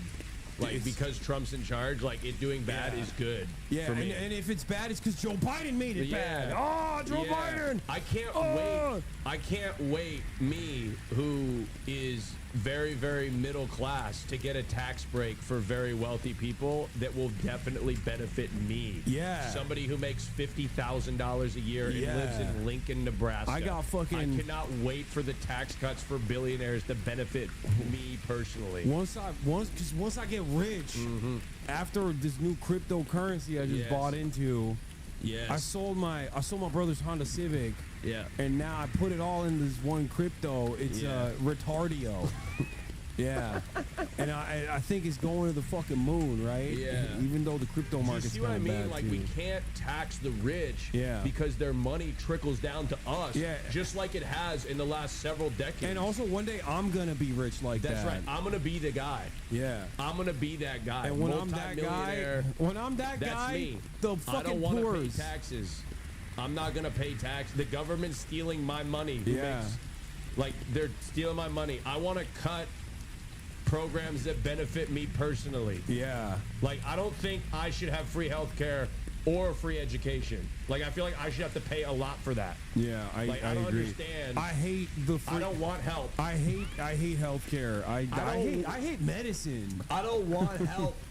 Like I don't want help, but I don't understand like why doctors like need to tell me what to do. Like what like who told who Dude, who they're all just trying to get rich. Who made you the authority, huh? Yeah. Everybody knows education is gay. That's why I dropped out of 3rd grade. No, exactly. It is so gay. And it's like the more educated you are, the gayer you are. And doctors have to go to school extra time. You know what, Hassan? You know what I heard, which I'm so happy for, Yeah. which is going to improve the quality of my life. Yeah. What? Is they are changing Pride Month into Support Our Troop Month. Oh, fuck yeah, but not the gay ones. Veterans But not Day the Month. gay Yeah, ones. exactly, because we can't have gay troops, but like Yeah. Veterans Month in June, like finally, like other than November, we have a month to dedicate to our veterans. That's right. Like the people that have sacrificed our lives. You know, right. like the I ones. I was gonna be a troop, but then you know, the DEI, dude. Yeah. I went to the ROTC and they were like, "You have a 4th grader's reading level," and I thought to myself, "I can pass the ASVAB. It's Yeah. fine. Give it to me. It's common sense." But they were like, "Nah, you're not gay, nor are you brown or black or a woman." It's just so refreshing to have billionaires fighting for my rights. Hell as yeah. somebody in the low to middle class. Like I feel like they Hell have yeah. all of my all my needs. I feel like they understand me. I feel like me they get and Elon, we're both like this. Like we have the Yeah. same interests in the world, Yeah, you know? the common man Elon Musk. Yeah. He just gets it. When he took out the Consumer Financial Protection Bureau, I thought to myself, that's for me. That's so sick. I love when banks give me overdraft fees. It makes me grind harder. Yeah. It makes Hell me yeah. fucking grind harder, dude. Yeah. That's right. Yeah. Anyway, I don't know what else to be mad about, so let's talk about trans people. Yeah. No. Guatemalans. Why aren't we Bro, deporting more of them? Like I never met a trans person, but they piss me off, bro. Yeah. Like what the fuck? Like Oh, you quit said trans person. Quit- Oh, I'm quit getting trying to- mad. I'm Quit getting trying mad. to fucking put them in my sports. Yeah. No, we don't want trans people in the NFL. Yeah, if you also watch women's sports, you're gay. But Yeah. also, for the sake of this exact Yeah. argument, for this very specific moment, I'm the #1 champion of women's Yeah. rights. That's right. And then also, fuck all of the women. Yeah. Fuck women's sports unless they're hot. And Yeah, then, actually, I heard Donald Trump's gonna ban women's sports Yeah. altogether, Yeah. dog. Fuck yeah, they're not profitable. I hate them. And fuck pronouns. How about they do sporting goods in the kitchen, Like, dude? when will they understand that I don't have pronouns? Yeah. He doesn't have pronouns. Yeah. She doesn't have pronouns. Exactly. They don't have pronouns. Oh, don't Nobody even say has they. pronouns. Don't even say they. Shit, you're right. No you're more right, they, you're right. them. If Yeah. I want to, if I want to describe a She group and of he people, don't I'll have say it. pronouns. Yeah. Like they're trying to make everything political. Right. Like Trump is making the English language great again, dude. Yeah. This is awesome, dude. It's so much fun being a hog. Like, it's just fucking awesome. Oh man. Yeah. This is so. No wonder. No wonder people so fall. profitable. Holy no wonder. shit. No wonder people fall into this drift. They just start memeing, and then they're like, before you know, they're like, no, I actually sincerely believe this now. You know. What's my hog name? Austin. Yeah. What do you mean, bro? I don't have like a. There's a lot of Austins that probably think like this. Yeah. You know, my name is a city in Texas. You know, well, gay one though. Oh, it's a gay. The wokes ruined it's it, the bro. woke one. Maybe I'll be instead of Austin, I'll be like Amarillo or something. Yeah. No, that sounds too Mexican. Okay, we don't like you're that right, either. You're right. Keith. No, that's too British. No, Keith's fine. I think. Keith. Dustin. Someone said Andy. Dustin's good. Dustin's undefeated. Yeah, Dustin. You say your name is Dustin, ain't nobody thinks you're woke, okay? Yeah. Amarillo show. Yeah, hell yeah, dude. I'm glad that we got some patriotism out here for a little Can we bit. do a little hog watch? I do. Let me see. Let me see if there's any like actual hogwash that we can. Dustin show. Yeah. Reacting to senators saying men and women are equals. Questions raised by false deportations and arrests of pro-Palestine protesters. Oh wait, this is gonna be Joe being woke because he has the. Oh, actually, never mind.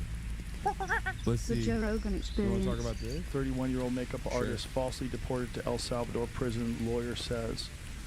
Immigration attorney say a gay Venezuelan makeup artist seeking asylum in the U.S. was wrongly detained as a gang member and deported to El Salvador. The case becoming a flashpoint in the debate over the Trump administration's deportation of hundreds of migrants to a notoriously inhumane El Salvador mega prison. So again, it's hard to know it's hard to know what's real and what's not real. But if it is real, this is fucking hard. Wait, hold on. Dude, this is so funny. It's always hard to know if new information that's coming my way is challenging my pre-established biases of Trump always being in the right and saving America. It's hard to know. Yeah. No, if anytime the information is credible from a credible source, from an accredited source. Yeah, I didn't see this on a Facebook. I didn't see this on a Facebook post. So. If it's like some sort of obscure, deep, like random ass article from some like fringe website that has no credibility whatsoever, that's the thing that you follow. I just can't understand this idea that like for some reason those are the things that are correct and those are the things you should listen to, and you should throw out anything that's accredited or you know it has been it's just backed by confirmation research bias. or it's confirmation or bias. He's just education like, or anything like in that. his mind, he thinks everything Trump's doing is good. So obviously, this doesn't make him feel good because, like, deep down inside, there's still a human being down there that's going, hey, it's kind of fucked up that we're just like randomly sending people over to this like slave labor camp in El Salvador, which is totally illegal, by the way. You know, but I've become less angry at hogs and more angry at Democrats. You're okay. Well, that's the welcome. Well, no, because it's like because Democrats know better. Because yes, or they're supposed to know better. Yes. Well, the thing is like I'm so angry because it's like, look. Like, I feel bad for a lot of these people are fucking disenfranchised and they can't afford to feed their families. And there have been multiple different Democratic administrations over the last several generations, and the wealth inequality gap has only gotten larger. So if you are desperate and you live in middle America and you can't fucking feed your family and grocery prices are high and your wages stagnated and you can't afford a house and education is through the roof, you're fucking desperate and you're more vulnerable to start to you're susceptible to believe these crazy batshit ideas because at the very least the Republicans are good at messaging and connecting to their base by appealing to their anger. Yeah, they identify that people are angry. They then take that anger and move it in a direction that suits their purposes. The Democrats, on the other hand, are like, why are you angry? Everything's great, you know? And that's what's making people even angrier in general. Yeah, and they just never fucking learn. Yeah. Horrible. But if you think about it, Joe, like I say, if you're rounding up hundreds of people, mistakes are going to get made because everyone's human. 100%. And you then have to have a system. First of all, I mean, if we're deporting people, like, what's this guy doing? You know what I mean? Well, how come this guy doesn't get deported? Okay. What the fuck's that about? I think, that allows you to amend and make adjustments for that. Yeah, absolutely. And it can't be bury your head in the sand and No. pretend it didn't happen. No. Yeah. And this is the trouble with government. The incentive structure is all wrong. Like, to admit that.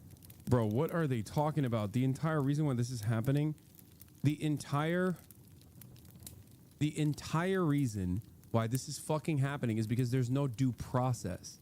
That is his government that he endorsed.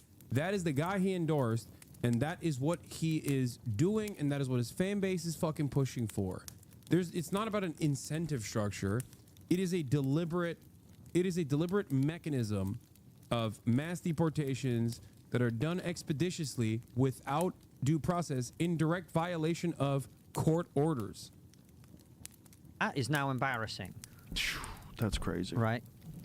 And it's scary. We have the same problem in the UK in terms of the illegal immigration. And if we ever get a government that's going to deal with that, we're also going to have to remove a lot of people who are there illegally. They shouldn't be there. A lot of them are. And, you know, like I said, we had a report that shows they're way more likely to commit sexual crimes, way more likely to commit violent crimes, they're way more likely to commit all sorts of crimes.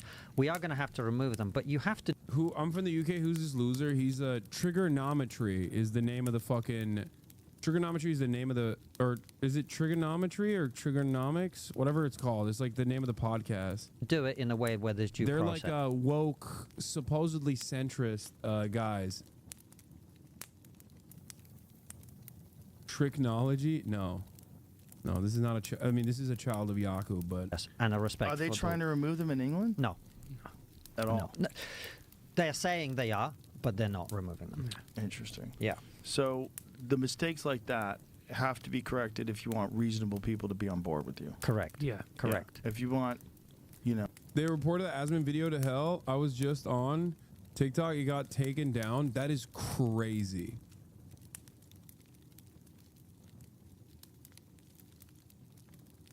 Compassionate people to be on board with you. You can't deport gay hairdressers seeking asylum. That's fucking crazy. And then throw them in an El Salvador prison. That's not even his country. Right. You deport people back to their country. Right.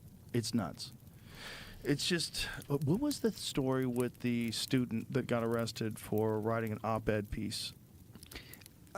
Is that the Khalil guy or No, the woman. Is that the girl from the Korean girl from? Is that the Korean girl from? No, it's not the Korean girl. Why don't you guys just like Google this? What's going on? What is happening here?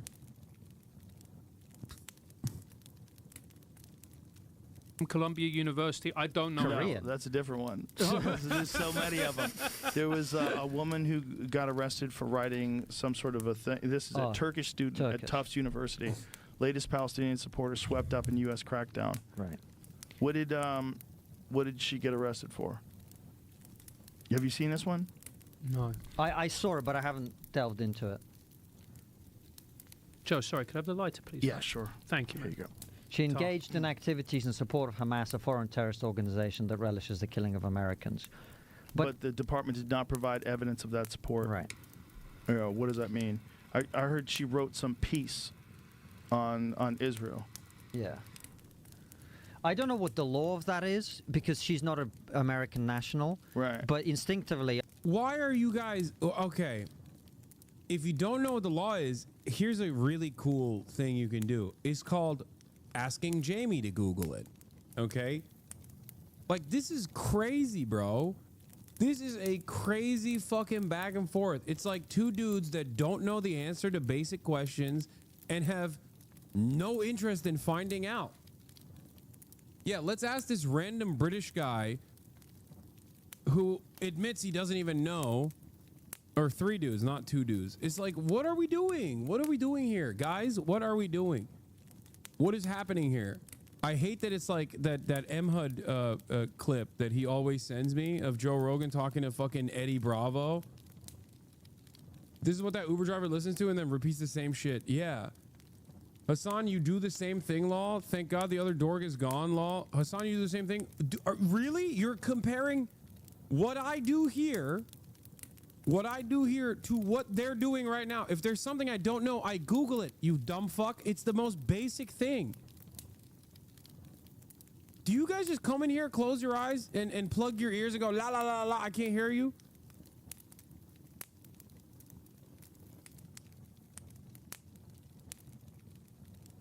The fuck is this?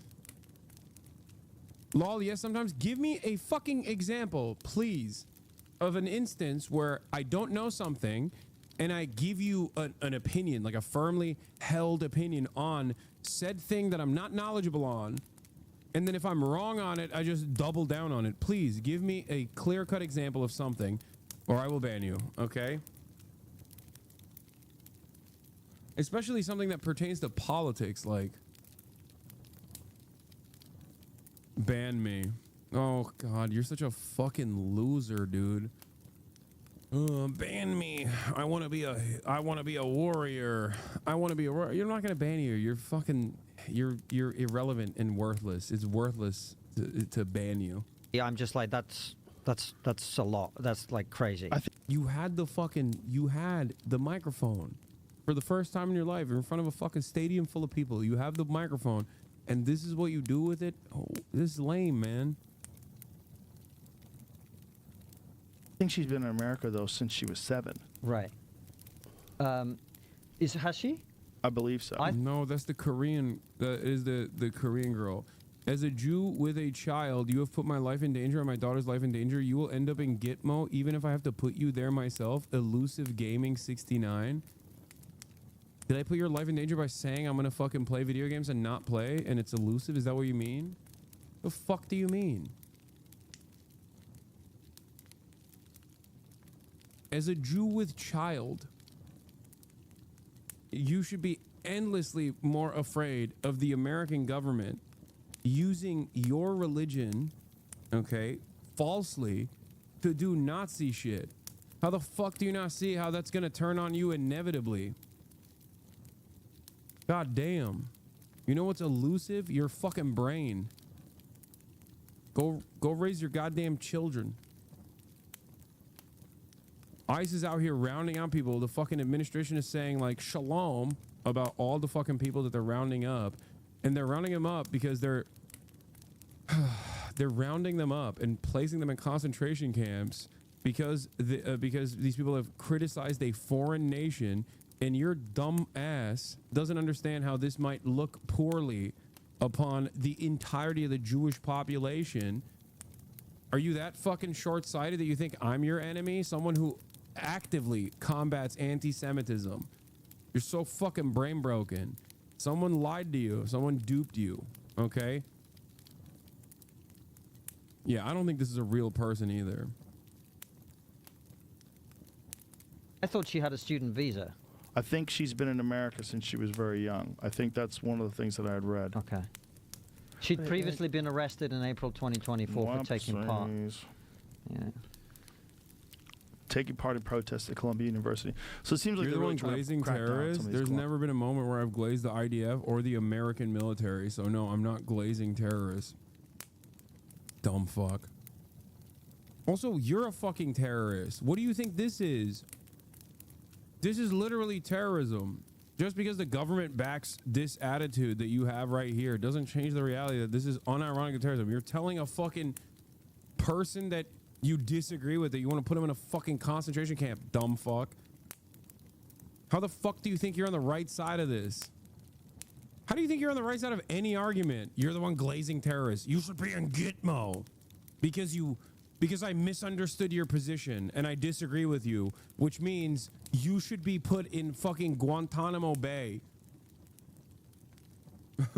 I'm the good guy. I think you should be extrajudicially locked up in a concentration camp. I'm the good guy, by the way.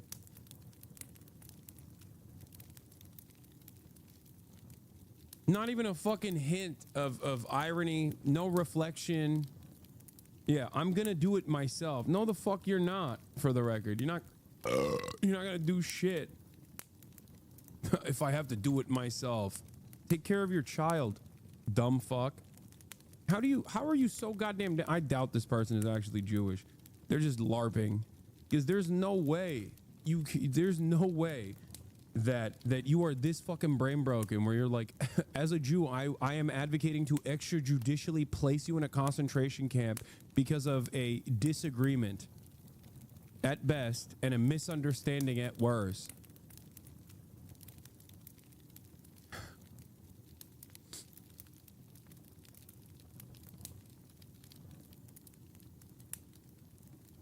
God damn. Columbia protests, Yeah. right? And I'm in two minds about that because I think on a free speech basis, unless I don't know the law. Just for clarity, that was a second person. Second person. Oh, this is a second person that was arrested? Second arrest. Oh, second pro-Palestinian Columbia University protester. Okay, so this second person has been arrested before. Yeah. Okay. Let's see. Yeah. Yeah. It's like, are we really arresting people for protesting, or are they protesting and also causing vandalism and violence? Like, what are we saying? We don't know, right? All right. But I think there's the legal thing from what I've read is very complicated because if someone is not a U.S. national, right, they may be subject. I bet you he did not read shit. Okay, he did not, because if he did any reading whatsoever on this matter.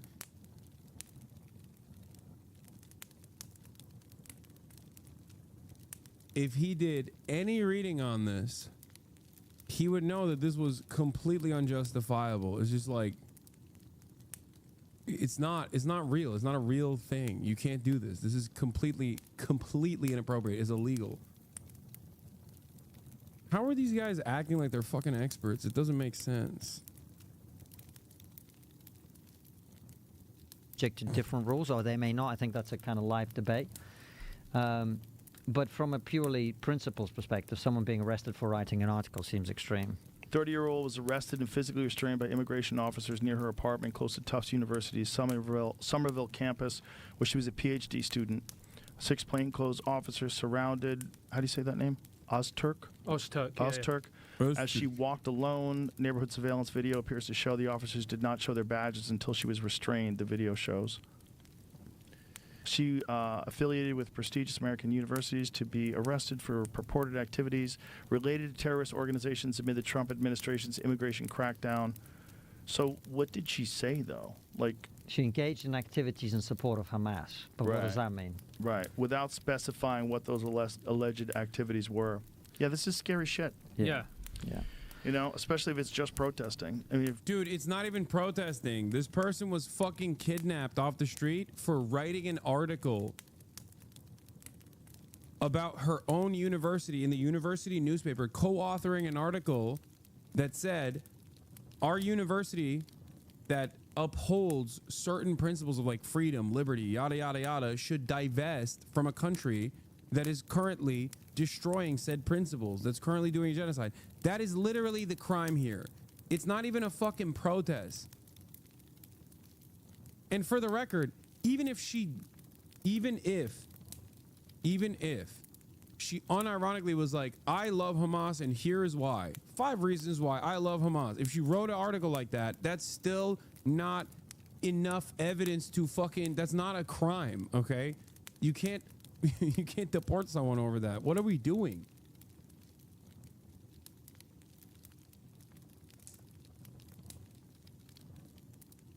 What a ridiculous precedent, dude. What is happening right now?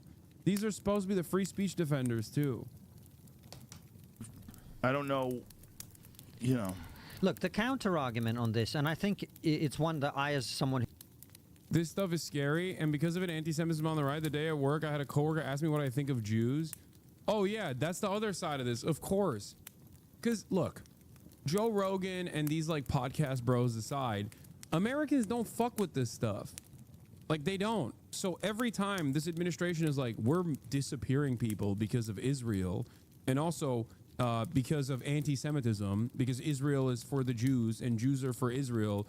Jews only care about Israel is the thing that people are going to take away from this. Okay? And they're not going to like it. Yeah, sure, you're, shipping off brown people for the time being, But like even then, Americans are like, what do you mean? What do you mean we're deporting people that are here for the Jews? That's the takeaway from the average person. This is what I've been screaming about this whole fucking time. Oh my God, the toothpaste is out of the tube. By the way, there's no. I don't even know if they're ever going to be able to turn around and like fix the situation. Who visits the United States also feel is like, I don't think the United States would have given this person a visa if she had told them this is what she plans to do in America, right? So that's their argument. That's the argument that Marco Rubio is making, which is if we'd known you were going to do this, we were never going to give you a visa. Right. I don't think this is the one that I'm thinking about that was here since she was 7. No, that's a Korean girl at Columbia University, Joe. Oh, okay. And they're talking about deporting her, right? Yes, they're talking about deporting her, but I don't know enough about that. And what had she done? Had she committed vandalism or... I don't know enough about it. Jamie, if you get it up, then we can have a look at it. But that's the one you're thinking of. The girl who's been here since she was 7 is a Columbia student. This girl also went to Columbia. So she got a master's degree at Columbia. Yeah. Interesting. So Columbia is the hotbed. Seems like that. Yeah. I wonder why. Why particularly Columbia? Well, there have been a lot of protests, pro-Palestine protests in Columbia. There she is. Yeah. Yeah. Yeah, that's the girl. You know, it's kind of wild that these guys, every single person on this podcast has made a living talking about woke and cancel culture and freedom of speech. Every single person. Joe Rogan has done tens of thousands of hours at this point just on woke, free speech, and cancel culture. Okay? The trigonometry guys have done thousands of hours on woke, cancel culture, and free speech. Thousands. This is a direct, real threat to free speech. This is an actual existing, living, breathing, real world example of a violation of the First Amendment. And these guys are like, well, I haven't done a lot of reading. Okay, then do the reading right now. Do the fucking reading right now. And then make up your mind afterwards. How the fuck are you oblivious to this as someone who is a cancel culture warrior? These people are fucking cowards. I know their conscience here says something different, but their careers force them to not say what they truly mean. And that can go in either direction, by the way. Ultimately, it could go in either direction. They could be like, nah, it's actually awesome that they're doing this, but they're too afraid to say it out loud because they recognize what that sounds like. Or they're thinking, yeah, this is a little bit fucked up, but I can't say it because I have to be pro-Trump.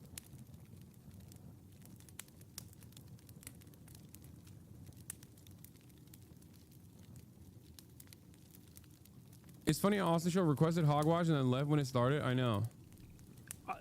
We're rapidly approaching the time where America and the UK is going to have a pretty uncomfortable debate as to what is acceptable and what is unacceptable when it comes to dealing with people who come here illegally, people who commit crime, or even if they attend protests. Yeah. Where is the line? Because we're going to have to make a decision. Because until we do that and we start to actually apply the law as it's meant to be applied and put certain laws in place, then these type of things are just going to continue to happen. Yeah, 100%, especially if someone wants them to happen. Because that's my fear, is that a lot of these things are paid for and organized, including a lot of these protests at universities. I think they're doing it on purpose.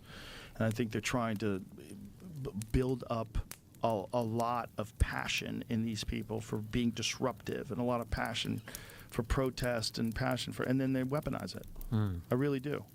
I believe that's exactly what they did with the Tesla buildings, with all the Tesla dealerships being light on fire. They weaponized it, and it's a good test run. You know, if they can weaponize it against Tesla, they can do that with a lot of other things and justify that kind of vandalism and fire and arson and all the chaos and property destruction. I went to UCLA campus. This was May last year, and I went to a pro-Palestine demonstration, and I just went around just interviewing people, talking to students, and both on pro-Palestine and the other side. And one thing one of the kids said to me was, as he was trying to get into the library, he was like, you know, most of the people who are doing this, they're not from UCLA. They're not from this college campus. Right. What are they doing here? Right. He goes, look. Wait, is he talking about the counter protesters? Because I was there. The protesters were absolutely UCLA students. The counter protesters were not UCLA students. So the idea that the college campus protesters were actually not UCLA students is a fucking abject lie. Is he just flipping the truth? Is that what's going on? But fair enough. If you want to protest and you go to UCLA. Oh my God, he literally is lying. He's saying the exact opposite of what happened. Oh my God. Oh my fucking God. It is insane. It is insane. He said May last year. Yeah, at the time I went there, for the record. Like when I went to the UCLA campus protest, I guess he was there too. And he's claiming that the campus student protesters were not actually students, but the counter protesters, I guess, implied is they were. And the exact opposite is the truth, for the record. LA, that's all cool, whatever. Number one, don't stop me from getting an education when my parents have paid X amount for it. But number two, like, he pointed at one of the dudes. He was like, that guy's about 42. I know he doesn't go to my college. Right. Why is he here protesting? He's being paid. I can't tell if is he still talking about the counter? It feels like he's talking about the counter protesters. You aren't at Columbia, bro. No, he's talking about UCLA. They're talking about you?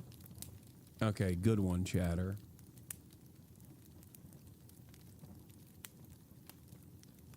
God damn, what a bunch of fucking soulless monsters. Reacting to Senator saying men and women are equal in sports. Men and women. I'm gonna send you this, Jamie, because it's so kooky. You're like, come Doctor on. Who?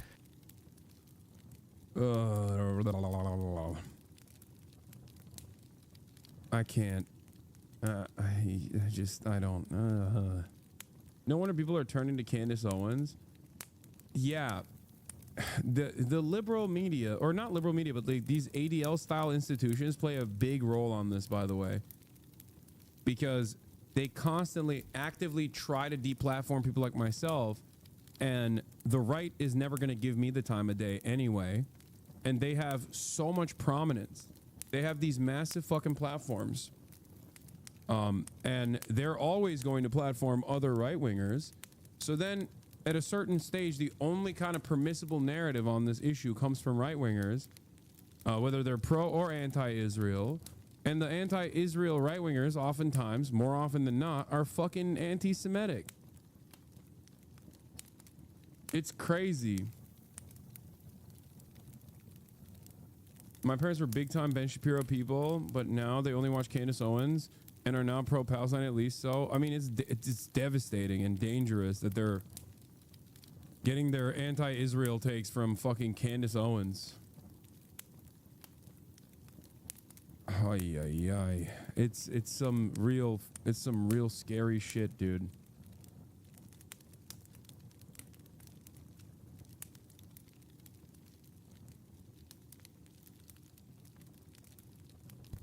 Joe knows who you are. Yes. For sure. He's not a fan. You should watch this TikTok. What is this? Hasan. Okay, it's not. This person is not. Someone said that this person got their TikTok taken down. It's not true. See, it's still here.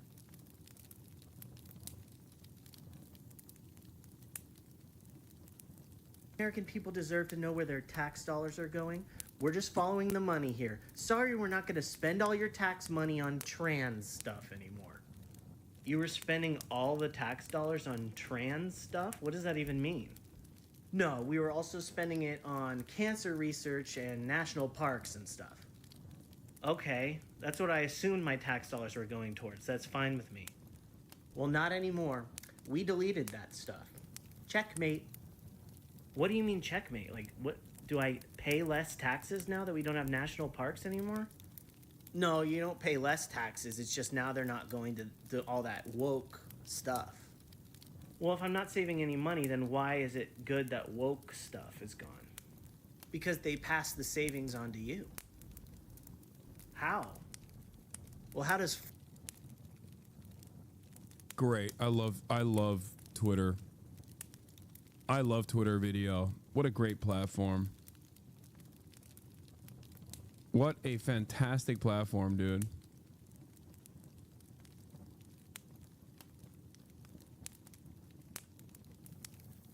Fucking Elon Musk. American people... How hilarious that a video about Elon Musk's incompetence on Elon Musk's platform is busted. Any money, then why is it good that woke stuff is gone? Because they pass the savings on to you. How? Well, how does... That's crazy. Okay, I'm done. I'm not watching this. Fuck this. Fuck this. New Times of India got the email that was sent to hundreds of foreign students, stripping them of visas for pro-Palestinian social media posts and advocacy. Chillingly, the Trump admin threatens to deport students to places like El Salvador if they don't leave immediately. I'm not gonna watch the original TikTok either. I'm done. I'm so mad. I'm mad, and now I'm not even gonna watch it.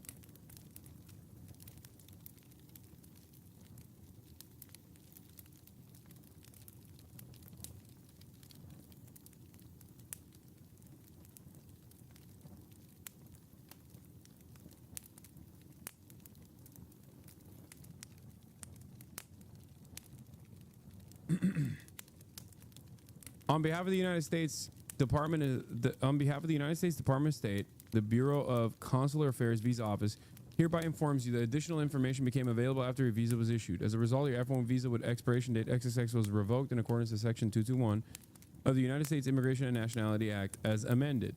The Bureau of Consular Affairs Visa Office has alerted the DHS, Immigration and Customs Enforcement, ICE, which manages the Student Exchange Visitor Program and is responsible for removal of proceedings.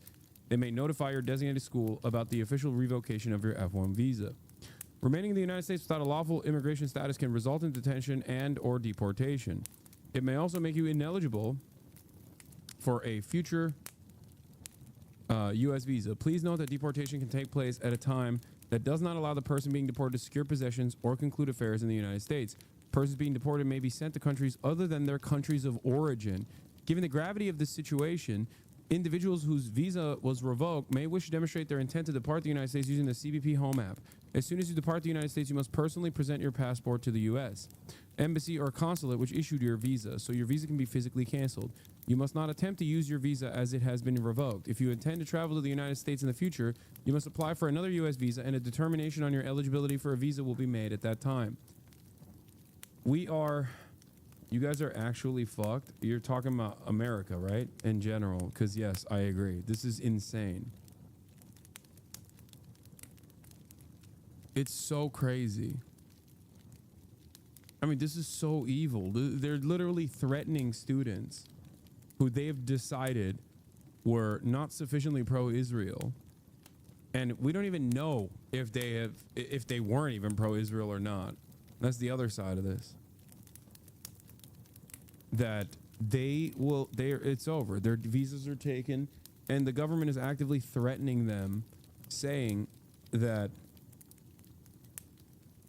saying that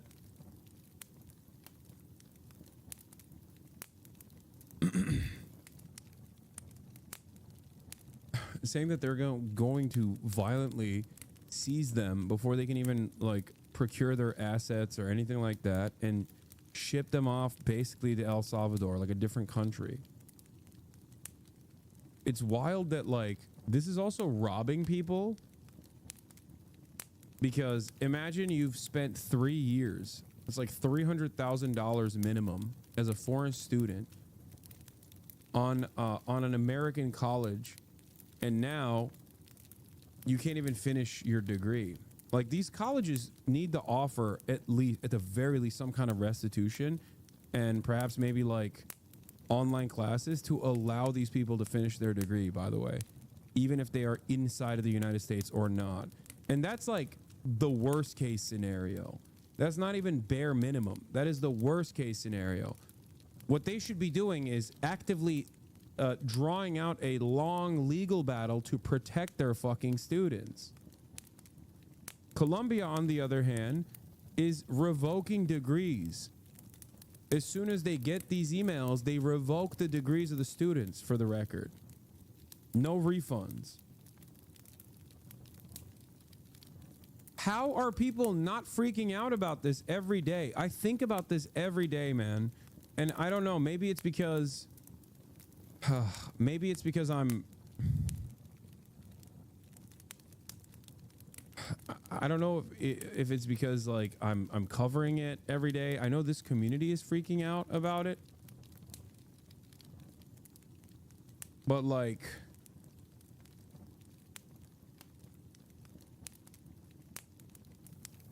this is truly heinous shit. That we'll revoke the visas of whoever it is that fits within the category of what it is we're deciding is going to get your visa revoked, which is illegal activity, essentially. I do know that from our own conversations here, that, here we go, the department, I can say this specifically, revokes visas every day in order to secure America's borders and keep our communities safe, and will continue to do so.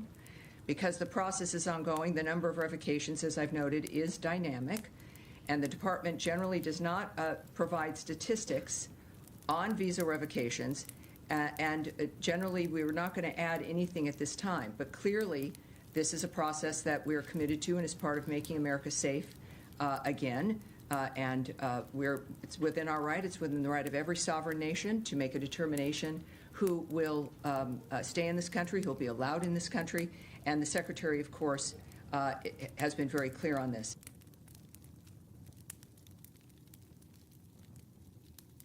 Oh.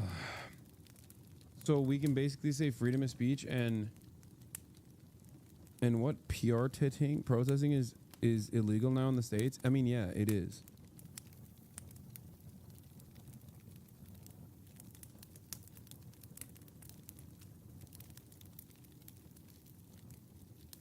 I don't know how to penetrate public consciousness with what is going on here. Like, I truly, I don't know.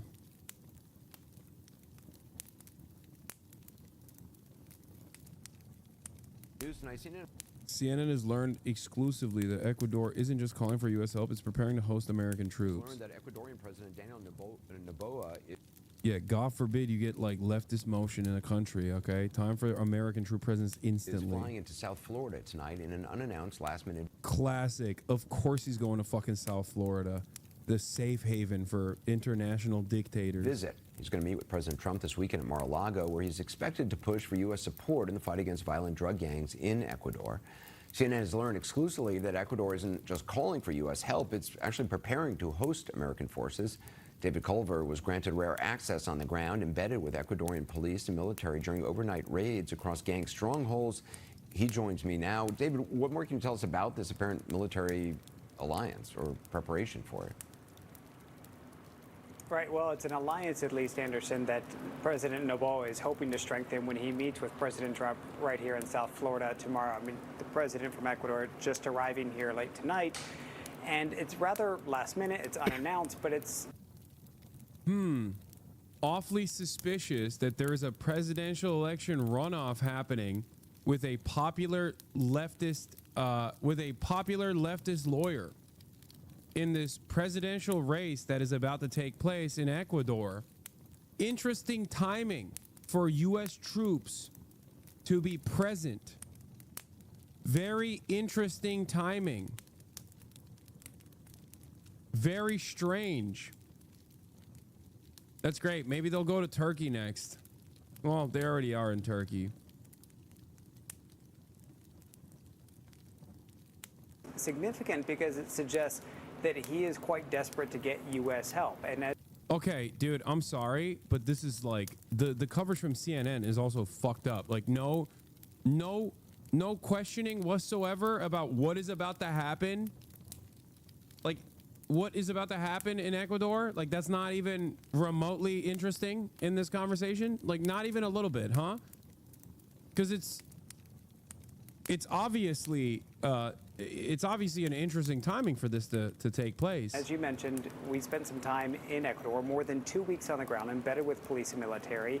They are urgent in their request right now. It is a situation that is increasingly dire. They consider it a war against the gangs, and they say they're losing. So not only are they asking the U.S. for help, but right now, as we are now reporting for the first time, they're gearing up for that help. Yeah, Noboa is the incumbent. Okay, he's conservative, and this is Ecuador's right-wing president, Daniel Noboa. He's a U.S. citizen from Miami, Florida, and he is the failed son of Ecuador's richest billionaire oligarch who's linked to organized crime. Noboa allowed the U.S. to open a military base in Galapagos Island, and he approved the law that lets the U.S. military enter Ecuadorian territory any time for any reason without oversight by the Ecuadorian government.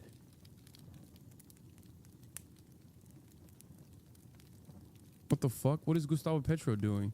La isla Galápagos, en las islas, por lo que significa. En un momento. Why is... What the fuck is Gustavo Petro doing with the dude?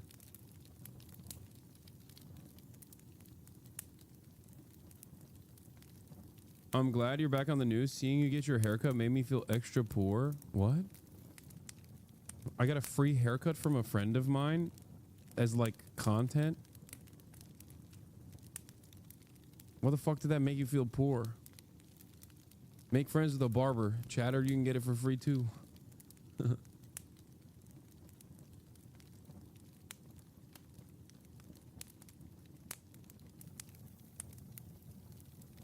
Oh, is there any way to feel less hopeless and less powerless about this?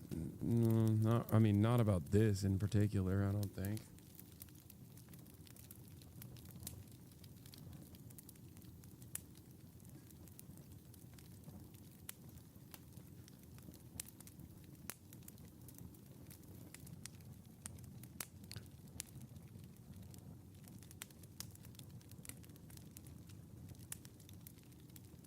Anyway.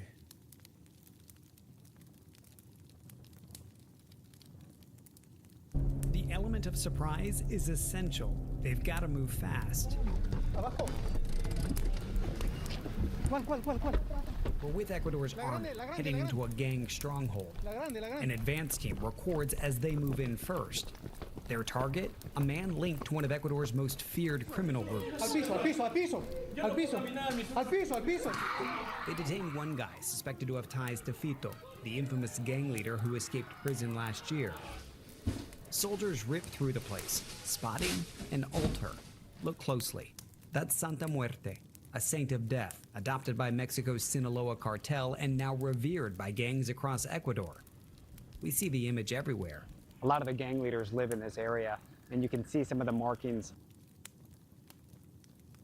U.S. troop presence in Ecuador right before the runoff presidential election, considering that the previous one was like a super slim marginal victory for this guy with a popular leftist opposition figure, is awfully suspicious timing. And any institution, any outlet that doesn't cover it, that does not talk about it on those terms, is abdicating their responsibility. Like the fact that they're only talking about, the fact that the rest of this coverage centers itself around like drug violence, like criminal elements in Ecuador, is only manufacturing consent for U.S. troop presence in Ecuador. That's precisely what they're doing here. Please, oh my God. Of ADINROSS, which is one of the big gangs here in Ecuador, if not the biggest. And this is the... Bro, there wasn't enough pro-military, pro-police propaganda they could do in America. We've decided to do it. Oh, God.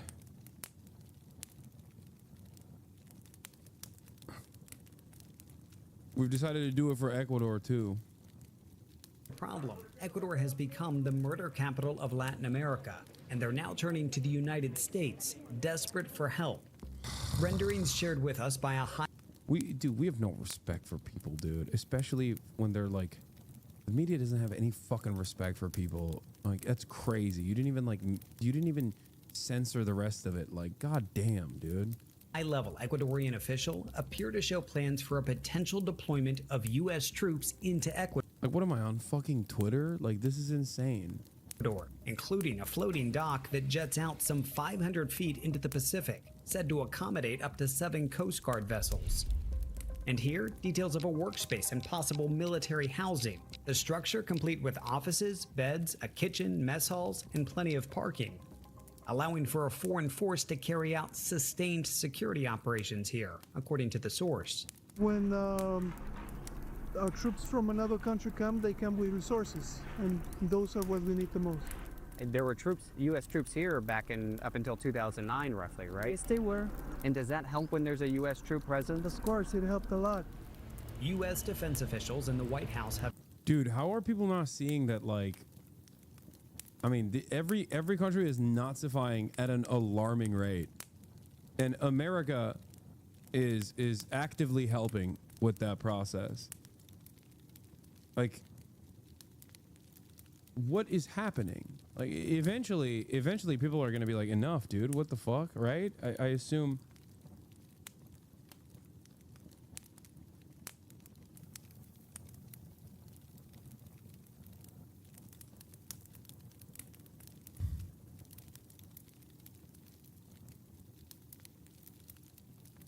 Like,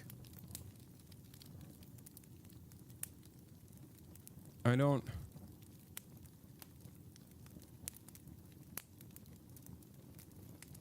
have not confirmed any such deployment, but Ecuador's officials are hopeful.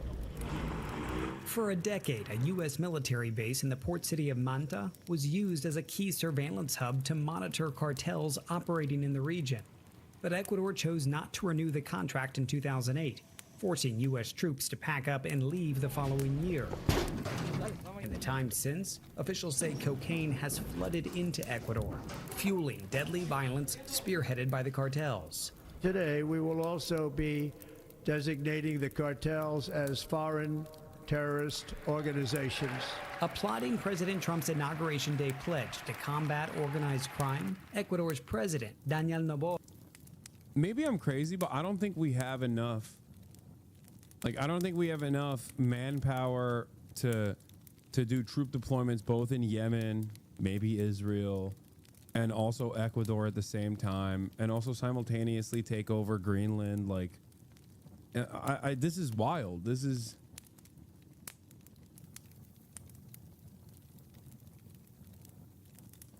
fucking insane stuff, man. I mean, this is... Well, oh, you're muted. Hold on. Are you kidding me, Hassan? What happened? We've got the greatest fighting force that God has ever created. Yeah, we could take over the world if we want to. For sure. Come on, Hassan. We can do this. Trump the peaceful We can do this. I've always wanted Greenland. I don't even know where it is on a map, but I want it. Yeah, it's also cold as shit. Yeah. I love Greenland. It's got a lot of grass and green. Yeah, it's in the name, brother. Yeah, brother. You're coping. I'm coping. No, this is an overextension, chatter. I'm serious. I'm coping. Look at Iraq and Afghanistan. What are you talking about? Yeah. They're talking about sending troops to Ecuador. For what?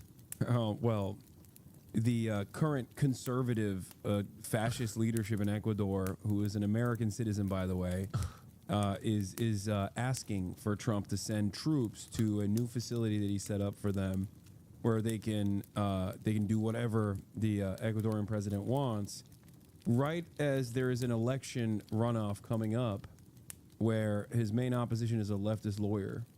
Oh, interesting. How convenient. Suspicious timing, which the CNN reporting on the matter does not talk about at all. Yeah. The entire CNN report, this is 5 minutes, we watched 4 minutes of it, and it's talked about how dangerous drug violence is in Ecuador. That's all they've talked about, as in to confirm that the right wing... Wait, is CNN doing this thing? So Noboa is not conservative, he's center-left, not defending it, just getting facts straight.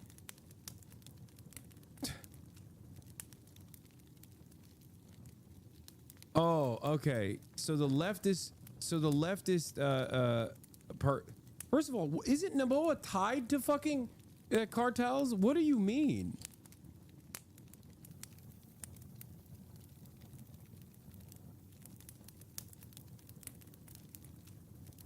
So, is CNN doing this where they frame stories like this to make it seem like a reasonable thing to do? As in, like, if you're not tapped in, you read this storyline and you're like, oh, of course we don't like violent drug gangs. Of course. Why? Of course we would do that. So they leave out they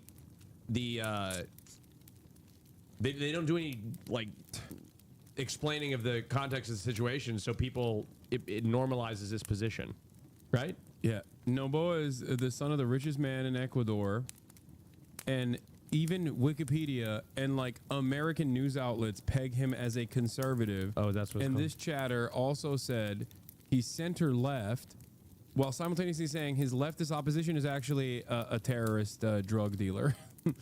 Seems to me like you might be a little bit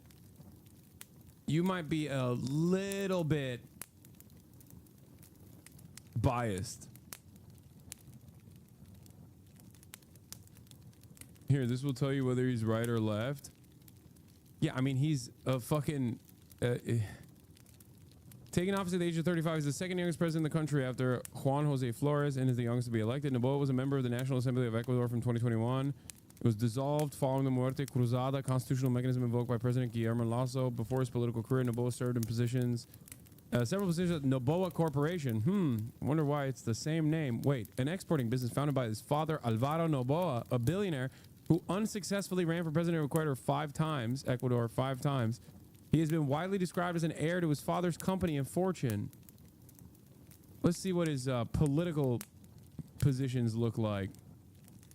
Noboa has rejected the identification with both the left and the right of the political... Oh, he's a centrist. Broadly describing his political alignment as center-left. Some news outlets have described him as having conservative view on financial issues and liberal view on social issues. He has been described as a centrist. According to Konstantin Grohl, head of the Friedrich Ebert Stiftung's office in Ecuador, Noboa stands for business-friendly politics and conservative values. It could be classified as belonging to the right-wing camp. In an interview with Diario Expreso, Daniel Noboa, when questioned about some criticism for his lack of defined political views, he referred to the media outlet to the political history of his father, Alvaro Noboa, mentioning that he ran for left-wing socialist and indigenous parties against the right. What is my ideology? Center-left. Daniel Noboa. Noboa supports LGBTQ rights and denounced discrimination. Oh, okay. I guess he's not right-wing. My bad. Noboa is a fascist right-wing extremist. His military killed 4 children recently. He sold our biggest oil deposit to the USA. Also, his family are managing every sector of my country. Ecuadorian here. So are we trying to take Ecuador too? Ecuador enlists founder of Blackwater Private Army as ally on the war on crime. That's a normal center-left position, to hire private mercenaries, dude. Right. Yeah. Hire private mercenaries and ask for America to stage troops in the country. Yes. Clown. No, I want to see what... Oh, come on. What this guy's going to say. Come on. No, I don't think he's calling me a clown. I think he's calling the other chatter a clown. No, he tagged you directly. He added me because he's... Chatter, are you calling Hasan a clown or some... Yeah. Oh. He's been following since 2021. So previously subscribed for 1 month. Yeah, no, he's a Hasanabi. He's this guy's center left. And dude. his wife, front and center, as Trump took the oath of office. That's our center left right here at the front and center of the Trump inauguration. In January. Back home in Ecuador, Noboa finds himself in the midst of a tight runoff election. He's calling the where chatter clown, security yeah. is the #1 issue. But from I don't support either side. Ecuadorians are desperate to be safe from narcos, of course. Yeah, it doesn't seem like you support. Born and raised Ecuadorian, was a child during Rafael Correa. He fucked us over bad. Okay, but you're saying that, one, Trump, get your hands off my country. Then you're claiming that Noboa is not a conservative. He's center-left, not defending it, just getting the facts right. And then you said Luisa Gonzalez is a marionette for narco-terrorism. So the leftist opposition is a marionette, a puppet, or a puppeteer of narco-terrorism. So obviously, we just have to go with the center-left guy who wants American troops.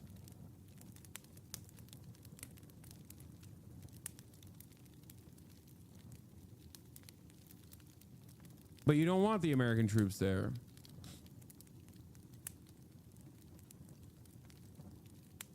For many, it's too late. Grief is sweeping across Latin America's so-called island of peace. Gang violence constantly claiming lives. It's become so common here, and yet locals, as though in disbelief, tell us over and over, Ecuador was never like this before. David, is it clear what the U.S. military presence in Ecuador would actually look like? I mean, how would U.S. troops be utilized there? Right now, they're keeping tight-lipped about the exact branch or units that might come down. But sure we they're know chatting President about it in Noboa some wants sort of special group forces. chat. Bro, listen to me. Noboa and Gonzalez are neck and neck in the first round of the 2025 elections. Noboa is at 44.17, Gonzalez at 43.97. It's a total of 19,756 votes. The very fact that there is a runoff happening and there is a popular enough leftist opposition candidate that this man is asking the American government to send military right as this fucking election is happening, if that doesn't ring alarm bells in your mind, you do not care about the sovereignty of your country. Okay? If you're Ecuadorian and you don't see what is fucking happening here, you don't want sovereignty. You want a right-wing dictator to rule the fucking country with the American mandate that he got. Not the mandate from the population, but instead a straight-up exported coup.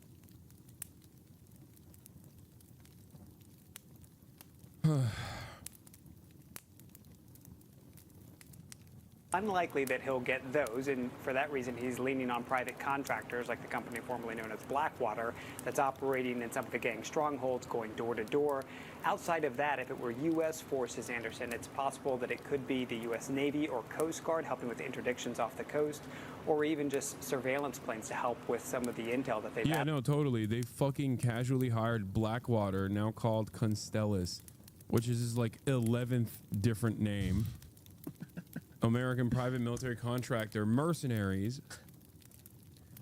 with Eric Prince leading the charge. Yeah, this doesn't seem. Yeah, this seems perfectly normal. And he's not using gang violence and drug violence as a way to solidify power at all. You know. It's crazy.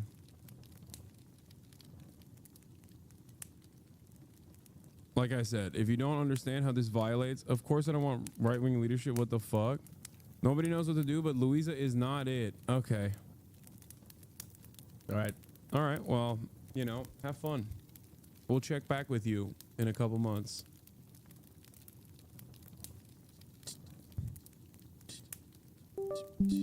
Oh, what the fuck? Wait. Anyway, I have to go because I have a podcast. Yeah, I have a podcast to attend. The fuck?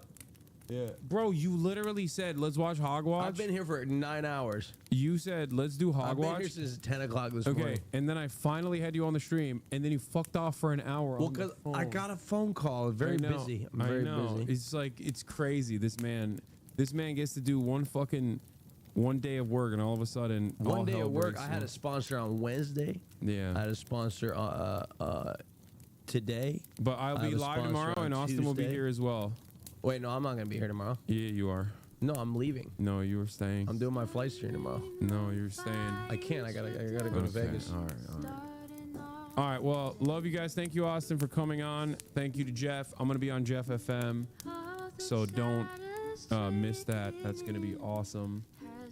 But yeah, I gotta go shower and get ready to go on this broadcast. So love you guys. I will see you tomorrow. I'm streaming tomorrow. Don't worry. I'll be here. And I'm gonna hit up Phineas to see if we can go get some spud bros Spot bros. Later. Tomorrow, maybe. Who knows? Fucking hell. All right. Cheerio. See you tomorrow. Peace out, lads. There is